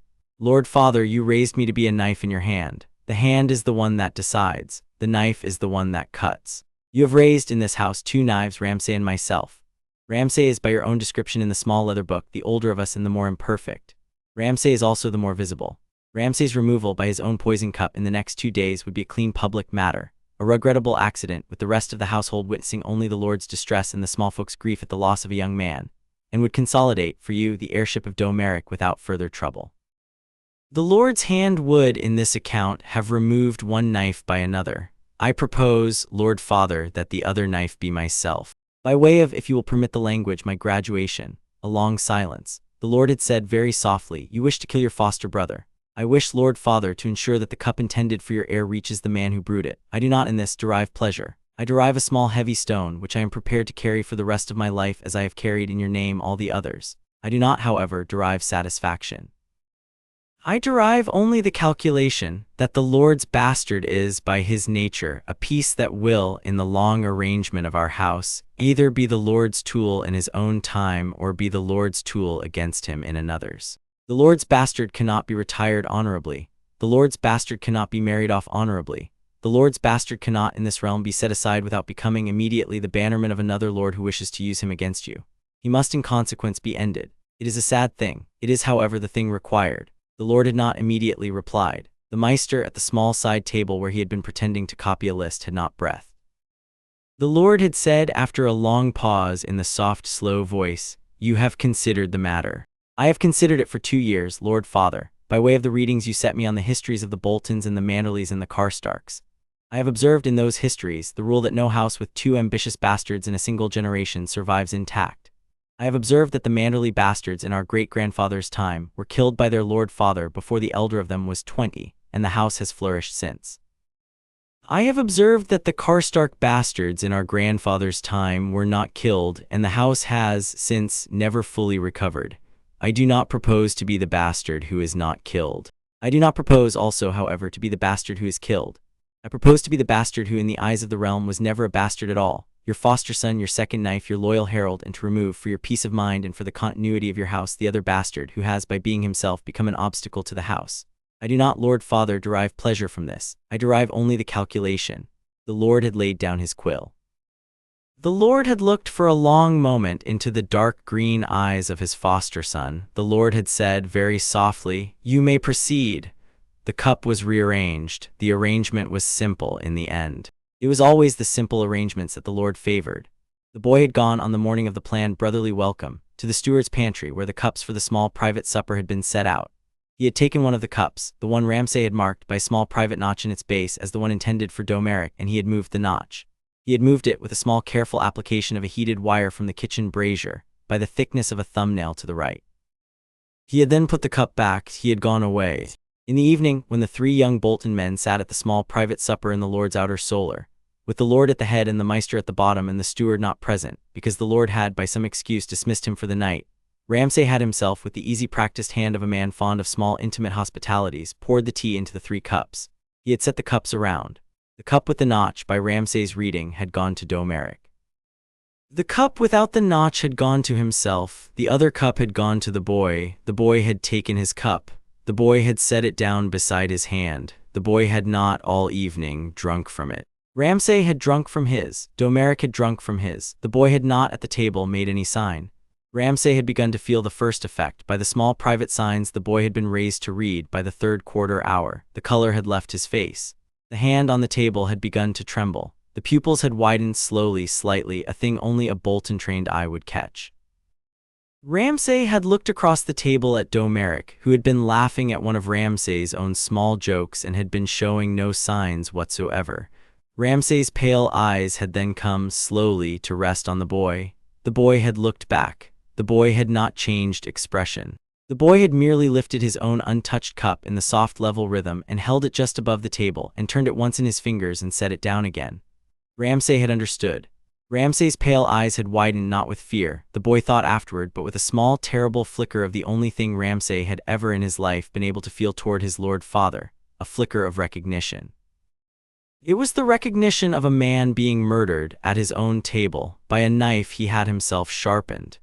It was, in its own way, the recognition of an artist looking at a piece of his own apprentice's work and seeing that the apprentice had finally outdone him. Ramsay had said in a soft voice that was not quite a whisper, "Brother." The boy had said in the soft level voice, "Brother." Ramsay had said, "It's the cup."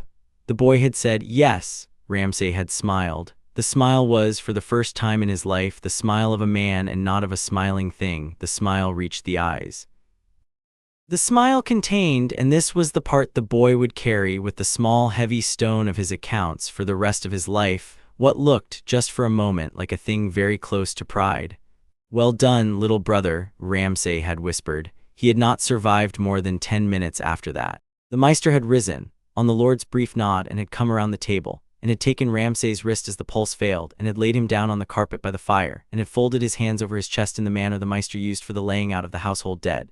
Domeric, white baffled, had begun to ask questions. The Lord had laid his hand on his trueborn son's arm and had said very softly, "Domeric, we will explain, not yet, have your tea." In the morning, the household had been told that Lord Bolton's bastard Ramsay had taken a sudden weakness of the heart in the late evening, and had died at the supper table while sitting with his father and his foster brother and the trueborn heir. The small folk of the keep had received the news in the silence of the trained dogs leaving a yard.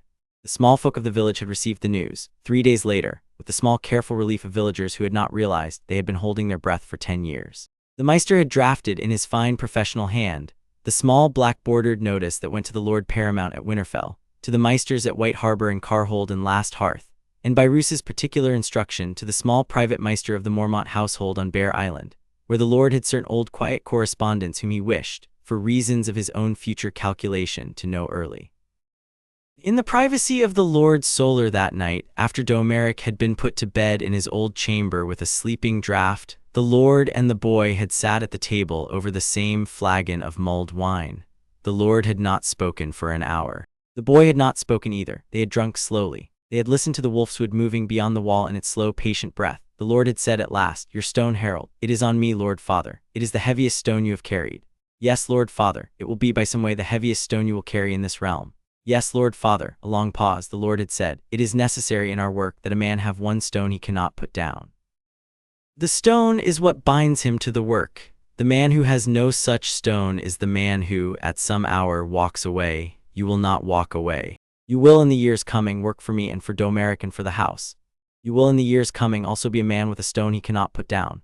The stone has tonight settled into its place. Carry it, do not show it. Do not particularly show it to Domeric, who must believe to his death that his half-brother was loved by the family at the end.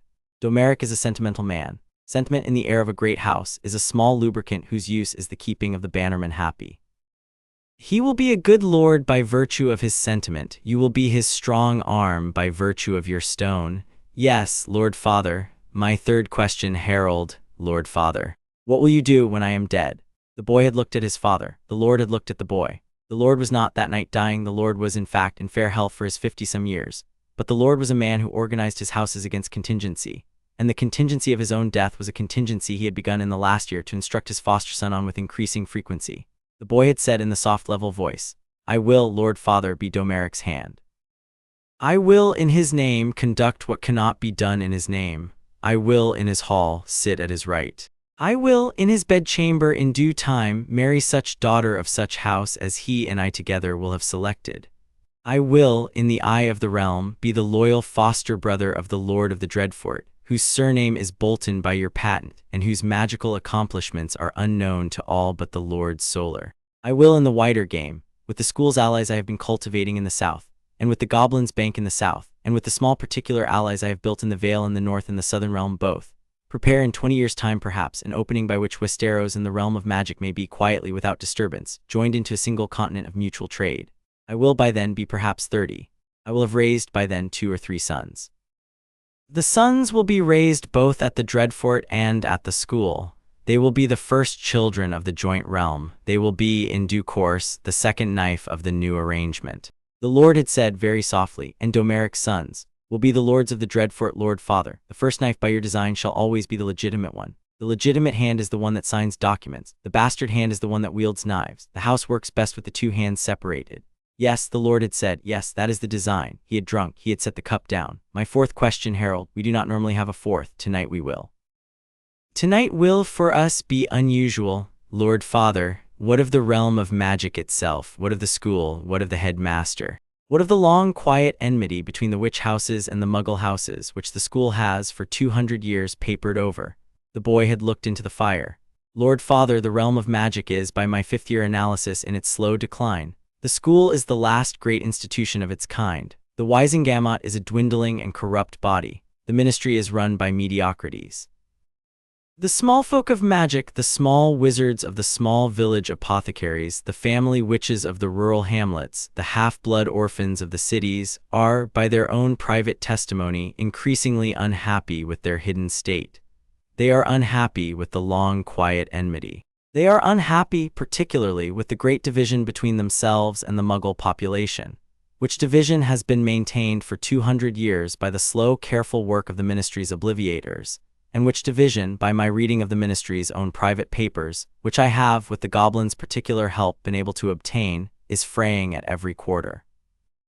I propose, Lord Father, that we will, in the next 20 years, see the breakdown of the great statute of secrecy, by which the realm of magic was, 200 years ago, hidden.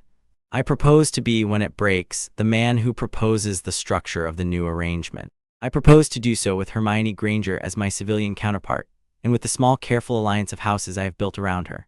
I propose that the new arrangement will resemble, in its dignified form, the relationship between the Meisters of the Citadel and the Lords of Westeros.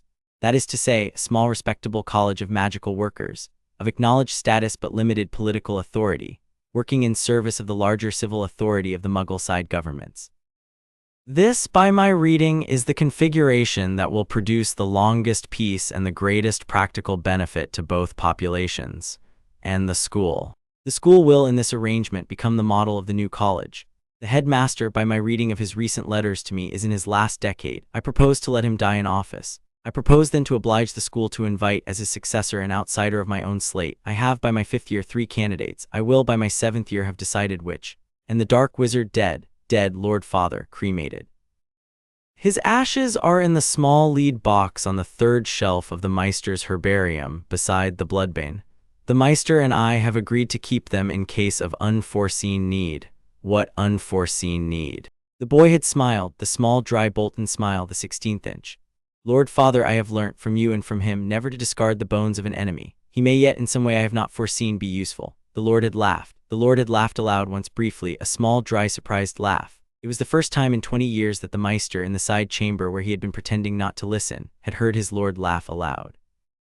The Lord had said when he had recovered himself, "Welcome, my son, to your majority." He had reached across the table. He had laid his hand briefly on his foster son's hand. He had withdrawn it.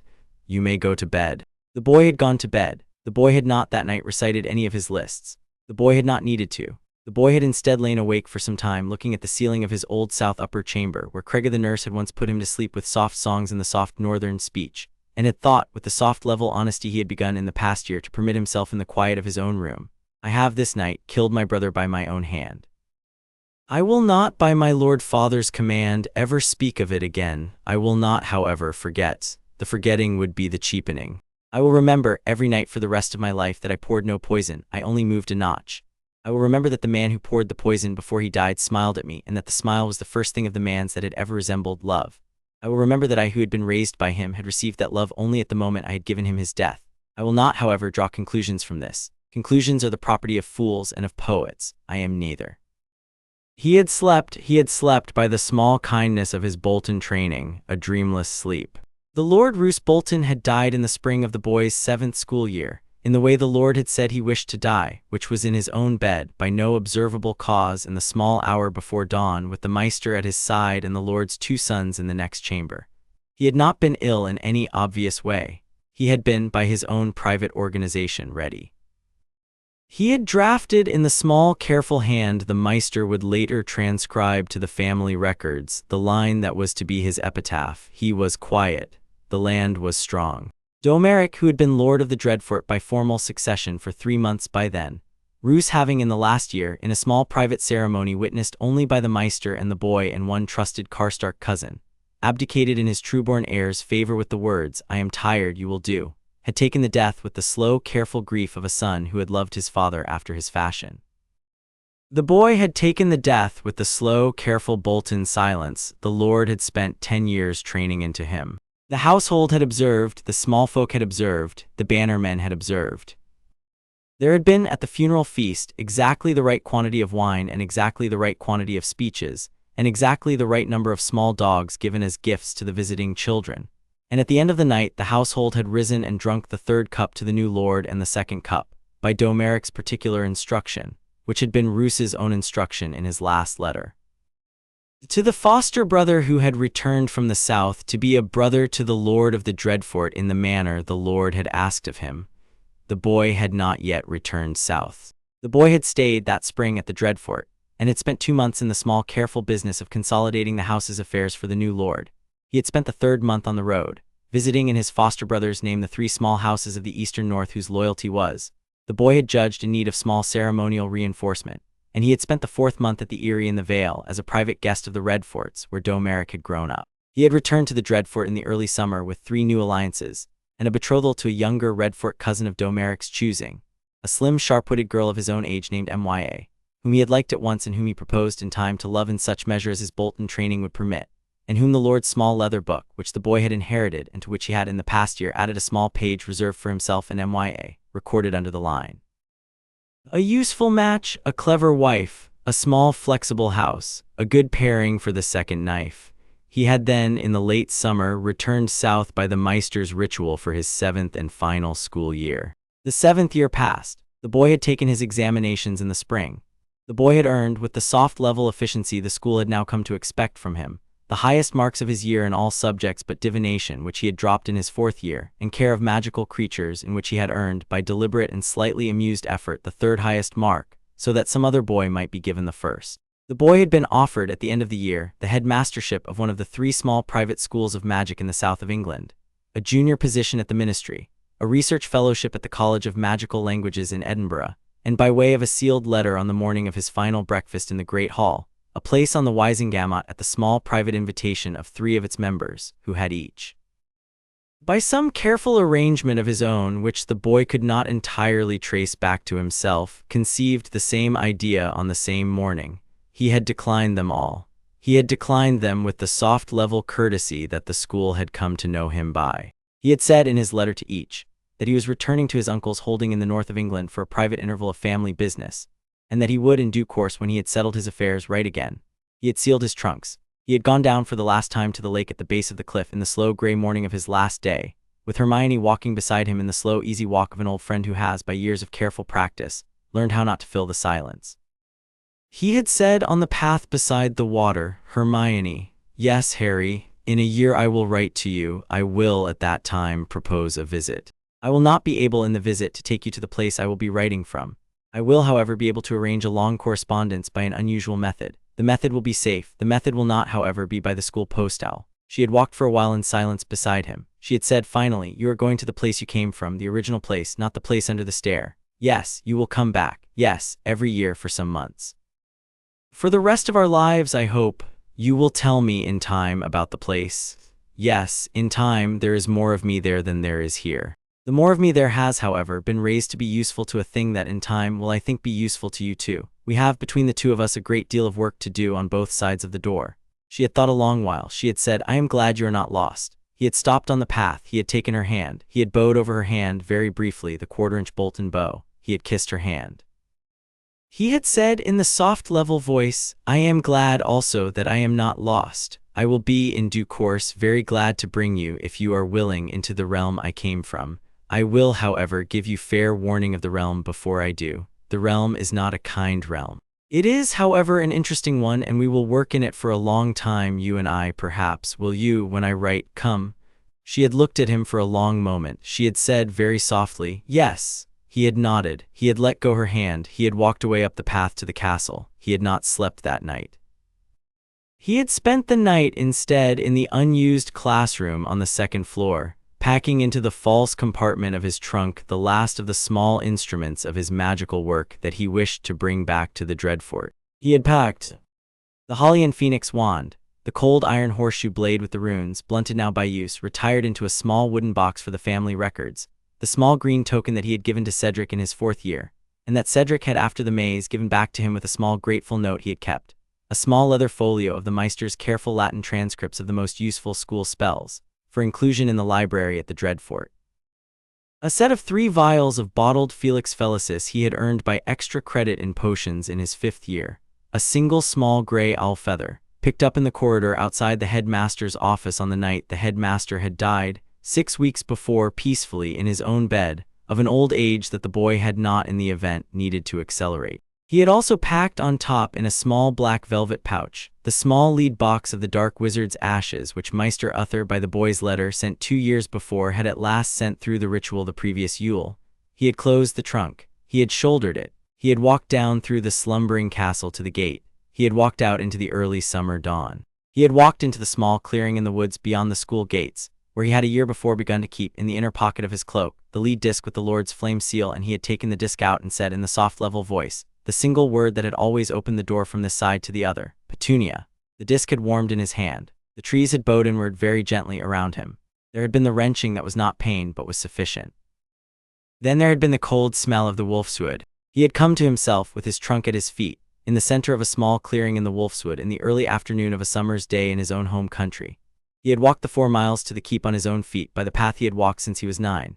He had been seen at the gate by the watch. He had not been challenged. The watch had recognized him and had bowed. The watch had then blown the horn, 3 short notes, the household horn for kin returning. The boy had walked up the road in the lengthening shadow of the great wall, with his trunk on his shoulder, and the gates had opened, and he had come into the inner yard, and the household had been at the gate to receive him.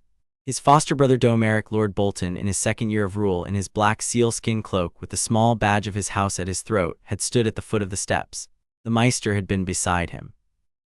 His betrothed, who had been at the keep since the spring, had been at the Lord's right with a small basket of flowers in her hands.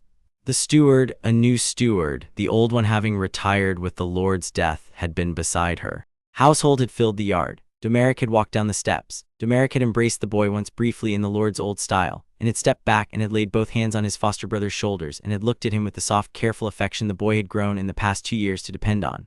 "Welcome home, brother," Domeric had said. The boy had bowed the 1/4-inch Bolton bow. "Let us discuss," he had said in the soft level voice, "the north." Domeric had smiled. The smile had been the smile of the heir to a great house who has, for 2 years, been waiting for his strong arm to come back to him. "The north," Domeric had said. "Yes, the north. Come up, the Meister has brewed your favorite tea. Mya has, in your absence, taught herself the rudiments of the long ledger. We have, in fact, a great deal to discuss." In the solar that evening, by the fire, with the Wolfswood beyond the window breathing its slow, patient breath, the boy Harold Bolton, 21 years of age by the count of 2 realms, sat at the Lord's table with the new Lord of the Dreadfort on one side and the Meister on the other, and his betrothed in the chair across, and opened on the table between them the small black velvet pouch. He took out the small lead box. He set it in the middle of the table. He said in the soft level voice, "This is the ash of the Dark Wizard. I do not propose to use it. I propose to keep it. It is the small bone of an enemy. We do not in this house discard the bones of enemies." He took out the holly and phoenix wand. He set it beside the box. "This is my wand. It is the 2nd tool of my magic. In a few weeks I will begin to instruct Meister Uther in its use. He will, by long arrangement, take in time the lead in the Meister's new chain of links for our realm's slow, careful integration with the realm I have come from. The integration will, by my best reading, take 20 years. We will not, in that time, raise either bell or banner. We will work quietly. A quiet realm is a strong realm. A strong realm joined to another strong realm is two realms together that none other neither may stand against. He took out the small leather folio of the spells he had brought. These are the spells useful to a small house at the edge of a great wood. They include a binding spell by which a captive may be held silently for 1 full day. A spell of small detection by which the entry of any man within 100 paces of a marked perimeter may be sensed by the caster. A spell of fire of 3 kinds, 1 for warmth, 1 for cooking, and 1 for the slow, careful burning of an enemy's house from the inside out, leaving no trace of accelerant. A spell of healing of small wounds, which Krega in her old age has, by my report, been asking the Meister for. A spell of language, by which any man may, for an hour, understand any other man, regardless of tongue. This last, my lord brother, is the spell by which we will, in 20 years, do most of our work. Domeric was leaning forward in his chair. Mya, whose education in the Vale had included no magical instruction whatsoever, was leaning forward as well, with the bright, clean curiosity of a clever woman seeing a new field open to her at exactly the right age. And the Meister, she said, is to learn these. The Meister is to learn these. The Meister is to teach his apprentice in time. The apprentice is to teach the next. By my reading of the patterns, the realm of magic and the realm of the Muggles in my other country are in the next 20 years going to break their long secret apart. When the break comes, there will be a great rush by the small ambitious lords of the magical realm to claim political authority in the Muggle realm by virtue of their magical force. The rush will, by my projection, fail. The Muggle realm has nuclear devices. The Muggle realm has 1,000 Muggles for every wizard. The Muggle realm, with 5 years' notice, will reduce the witches' towers to rubble by the simple application of its larger numbers. The witches who survive the rush will be the witches who, in advance of the rush, allied themselves with civil authorities. The civil authorities of the Muggle realm I have, by Hermione's family and by certain Slytherin connections of Lucius Malfoy's I have spent 2 years cultivating, begun to identify and to befriend. We will, in time, propose to those authorities the arrangement that the Meisters of the Citadel have here with the Lords of Westeros. The arrangement will be, we serve, we counsel, we heal, we teach, we do not rule. We will be permitted in return to keep our schools and our homes and our small private rituals. The arrangement will work. He paused. He looked at his foster brother. Westeros, however, he said, is a different country. There is here no nuclear device. There is no civil authority larger than a lord. There is no Muggle population to dwarf us. There is only Westeros' 6.5 million souls, by my best estimate, of whom perhaps 1,000 will at any time turn out to be magical, by the local idiom, once we begin to look for them. I propose, brother, that we begin to look for them, quietly. We will write to the lords of the Eastern North first, by way of small private invitations under your seal, my lord brother, not under mine, because the Dreadfort's name in the realm is good for this, proposing that we open here at the Dreadfort, small private college of the arts of healing and the arts of detection. The college will draw in time those small particular children of the realm whose mothers have observed in them, the small kind of thing my own mother observed in me when I was 4. The children will come, they will be taught, they will be returned to their father's halls as healers, as scribes, as small careful eyes. And the great houses, Domeric said. The great houses, brother, are presently quarreling. They have always quarreled. They will quarrel again. In the next year, by my reading of the Ravens, there will be a quarrel of unusual extent. Lord Orin of the Eyrie has, by my reading of the small private letter Meister Uther showed me yesterday, fallen ill of an illness that the Meister does not recognize. The Queen and her family will, by the rules of the Southern Court, seek to fill the vacancy by elevating one of their own. The Lord Paramount of the North will, by his loyalty to King Robert, ride south at the King's request with a host. In that quarrel, brother, will be the great opportunity of the next decade. The Boltons, by our long quietness, are positioned at the edge of it. We can, if we move with care, position ourselves nearer the center. We can, in particular, position ourselves between the Starks and the King. We can be the small, useful, careful house that holds the center of the North for whichever party finds itself, at the end of the quarrel, in need of holding it. We can, by my magical training and by your lordship's name, present at need a force that no other northern house can present. A force, brother, of small healers, of small spies, of small fire, in addition to our levies. This will not be a force we use openly. This will be a force we keep in our small private way in our sleeve. The Lord Father before he died said, a quiet land is a strong land. He said also in his small leather book, which I have brought up to my own chamber to read at leisure, a strong land with a quiet magic in it is a kingdom.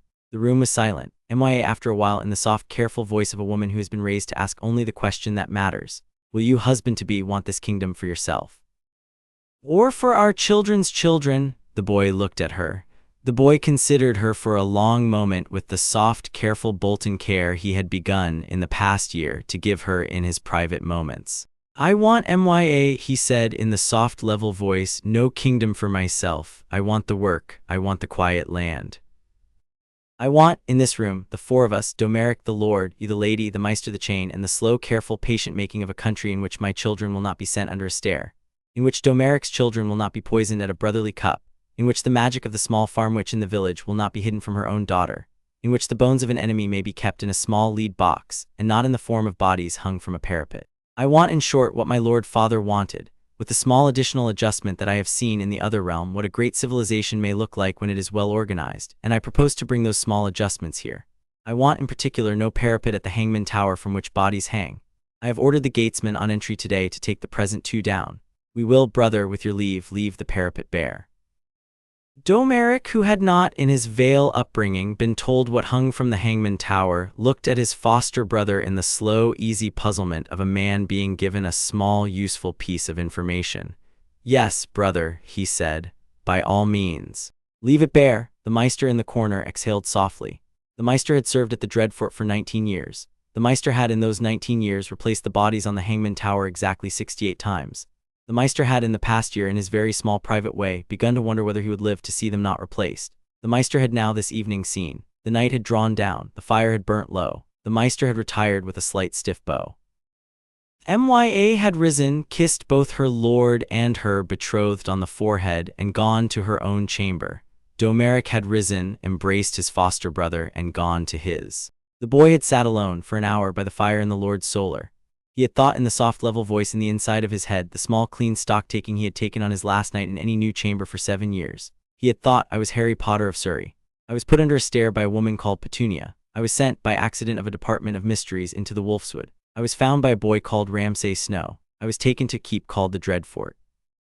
I was raised with great cold care by a lord called Roos. I was sharpened in the place that does not bear weight into a tool of unusual utility. I was sent at 11 to a school called Hogwarts. I made there a friend called Hermione, and a friend called Cedric, and a godfather called Sirius, and an enemy called Voldemort, and a slow, careful adversary called Albus. I killed the enemy. I cremated the body. I kept the ash. I outlasted the adversary by the simple act of not dying when he expected. I came home. I killed my older brother by my own hand by moving a notch on a cup. I outlived my Lord Father, who died kindly in his bed by his own arrangement. I am now 21. I have a foster brother who is the lord of this keep, who loves me without reservation, whom I will protect from all comers, on whose behalf I will do, in the years to come, every cold thing that needs doing. I have a betrothed of my own choosing whom I will, in such measure as I am able, learn to love. I have a friend in the other realm whom I will marry to no man unless she chooses, and whom I will treat in our long correspondence and in our occasional visits, as the closest thing the boy I was at 11 ever had to sister. I have in the small lead box on the Meister's third shelf, the ash of the only enemy in 2 realms whose ashes I have ever needed to keep. I have in this house, in the small leather book under the ledger, every page that my Lord Father wrote about me, and on the page reserved for myself I will, in time, write the entry he did not live to write. Harold Bolton of the Dreadfort, the second knife of his house, the foster brother of the Lord, who in the year of his return from the school of magic spoke softly and ate his porridge and watched and waited and did in the right hour the right cold thing. He had risen. He had banked the fire. He had taken the holly and phoenix wand from the table and slipped it into the inside pocket of his cloak. He had taken the small lead box and put it back in the velvet pouch. He had walked out of the solar. He had walked along the corridor in the small light of the wall lamps. He had passed the door of his foster brother's chamber, where Domeric, beneath his blankets, was sleeping the clean, easy sleep of a young lord who trusted his hand absolutely. He had passed the door of Maya's chamber, where Mya was reading the long ledger by candlelight with the small, absorbed expression of a woman who, having been raised in a great house in the Vale, had been waiting all her life for a household that would let her near the long ledger. He had paused at her door for a half-breath. He had moved on. He had climbed the small stair to the south upper chamber, which had been, since the night he had first arrived at the Dreadfort, his own room. He had opened the door. He had stood on the threshold for a moment. The chamber was as he had left it in the spring. The narrow bed, the chest at the foot, the small writing desk under the window, the fire laid but not lit.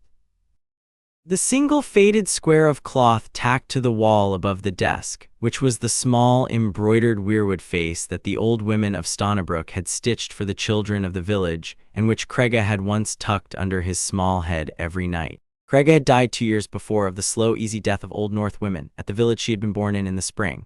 The boy had attended the funeral.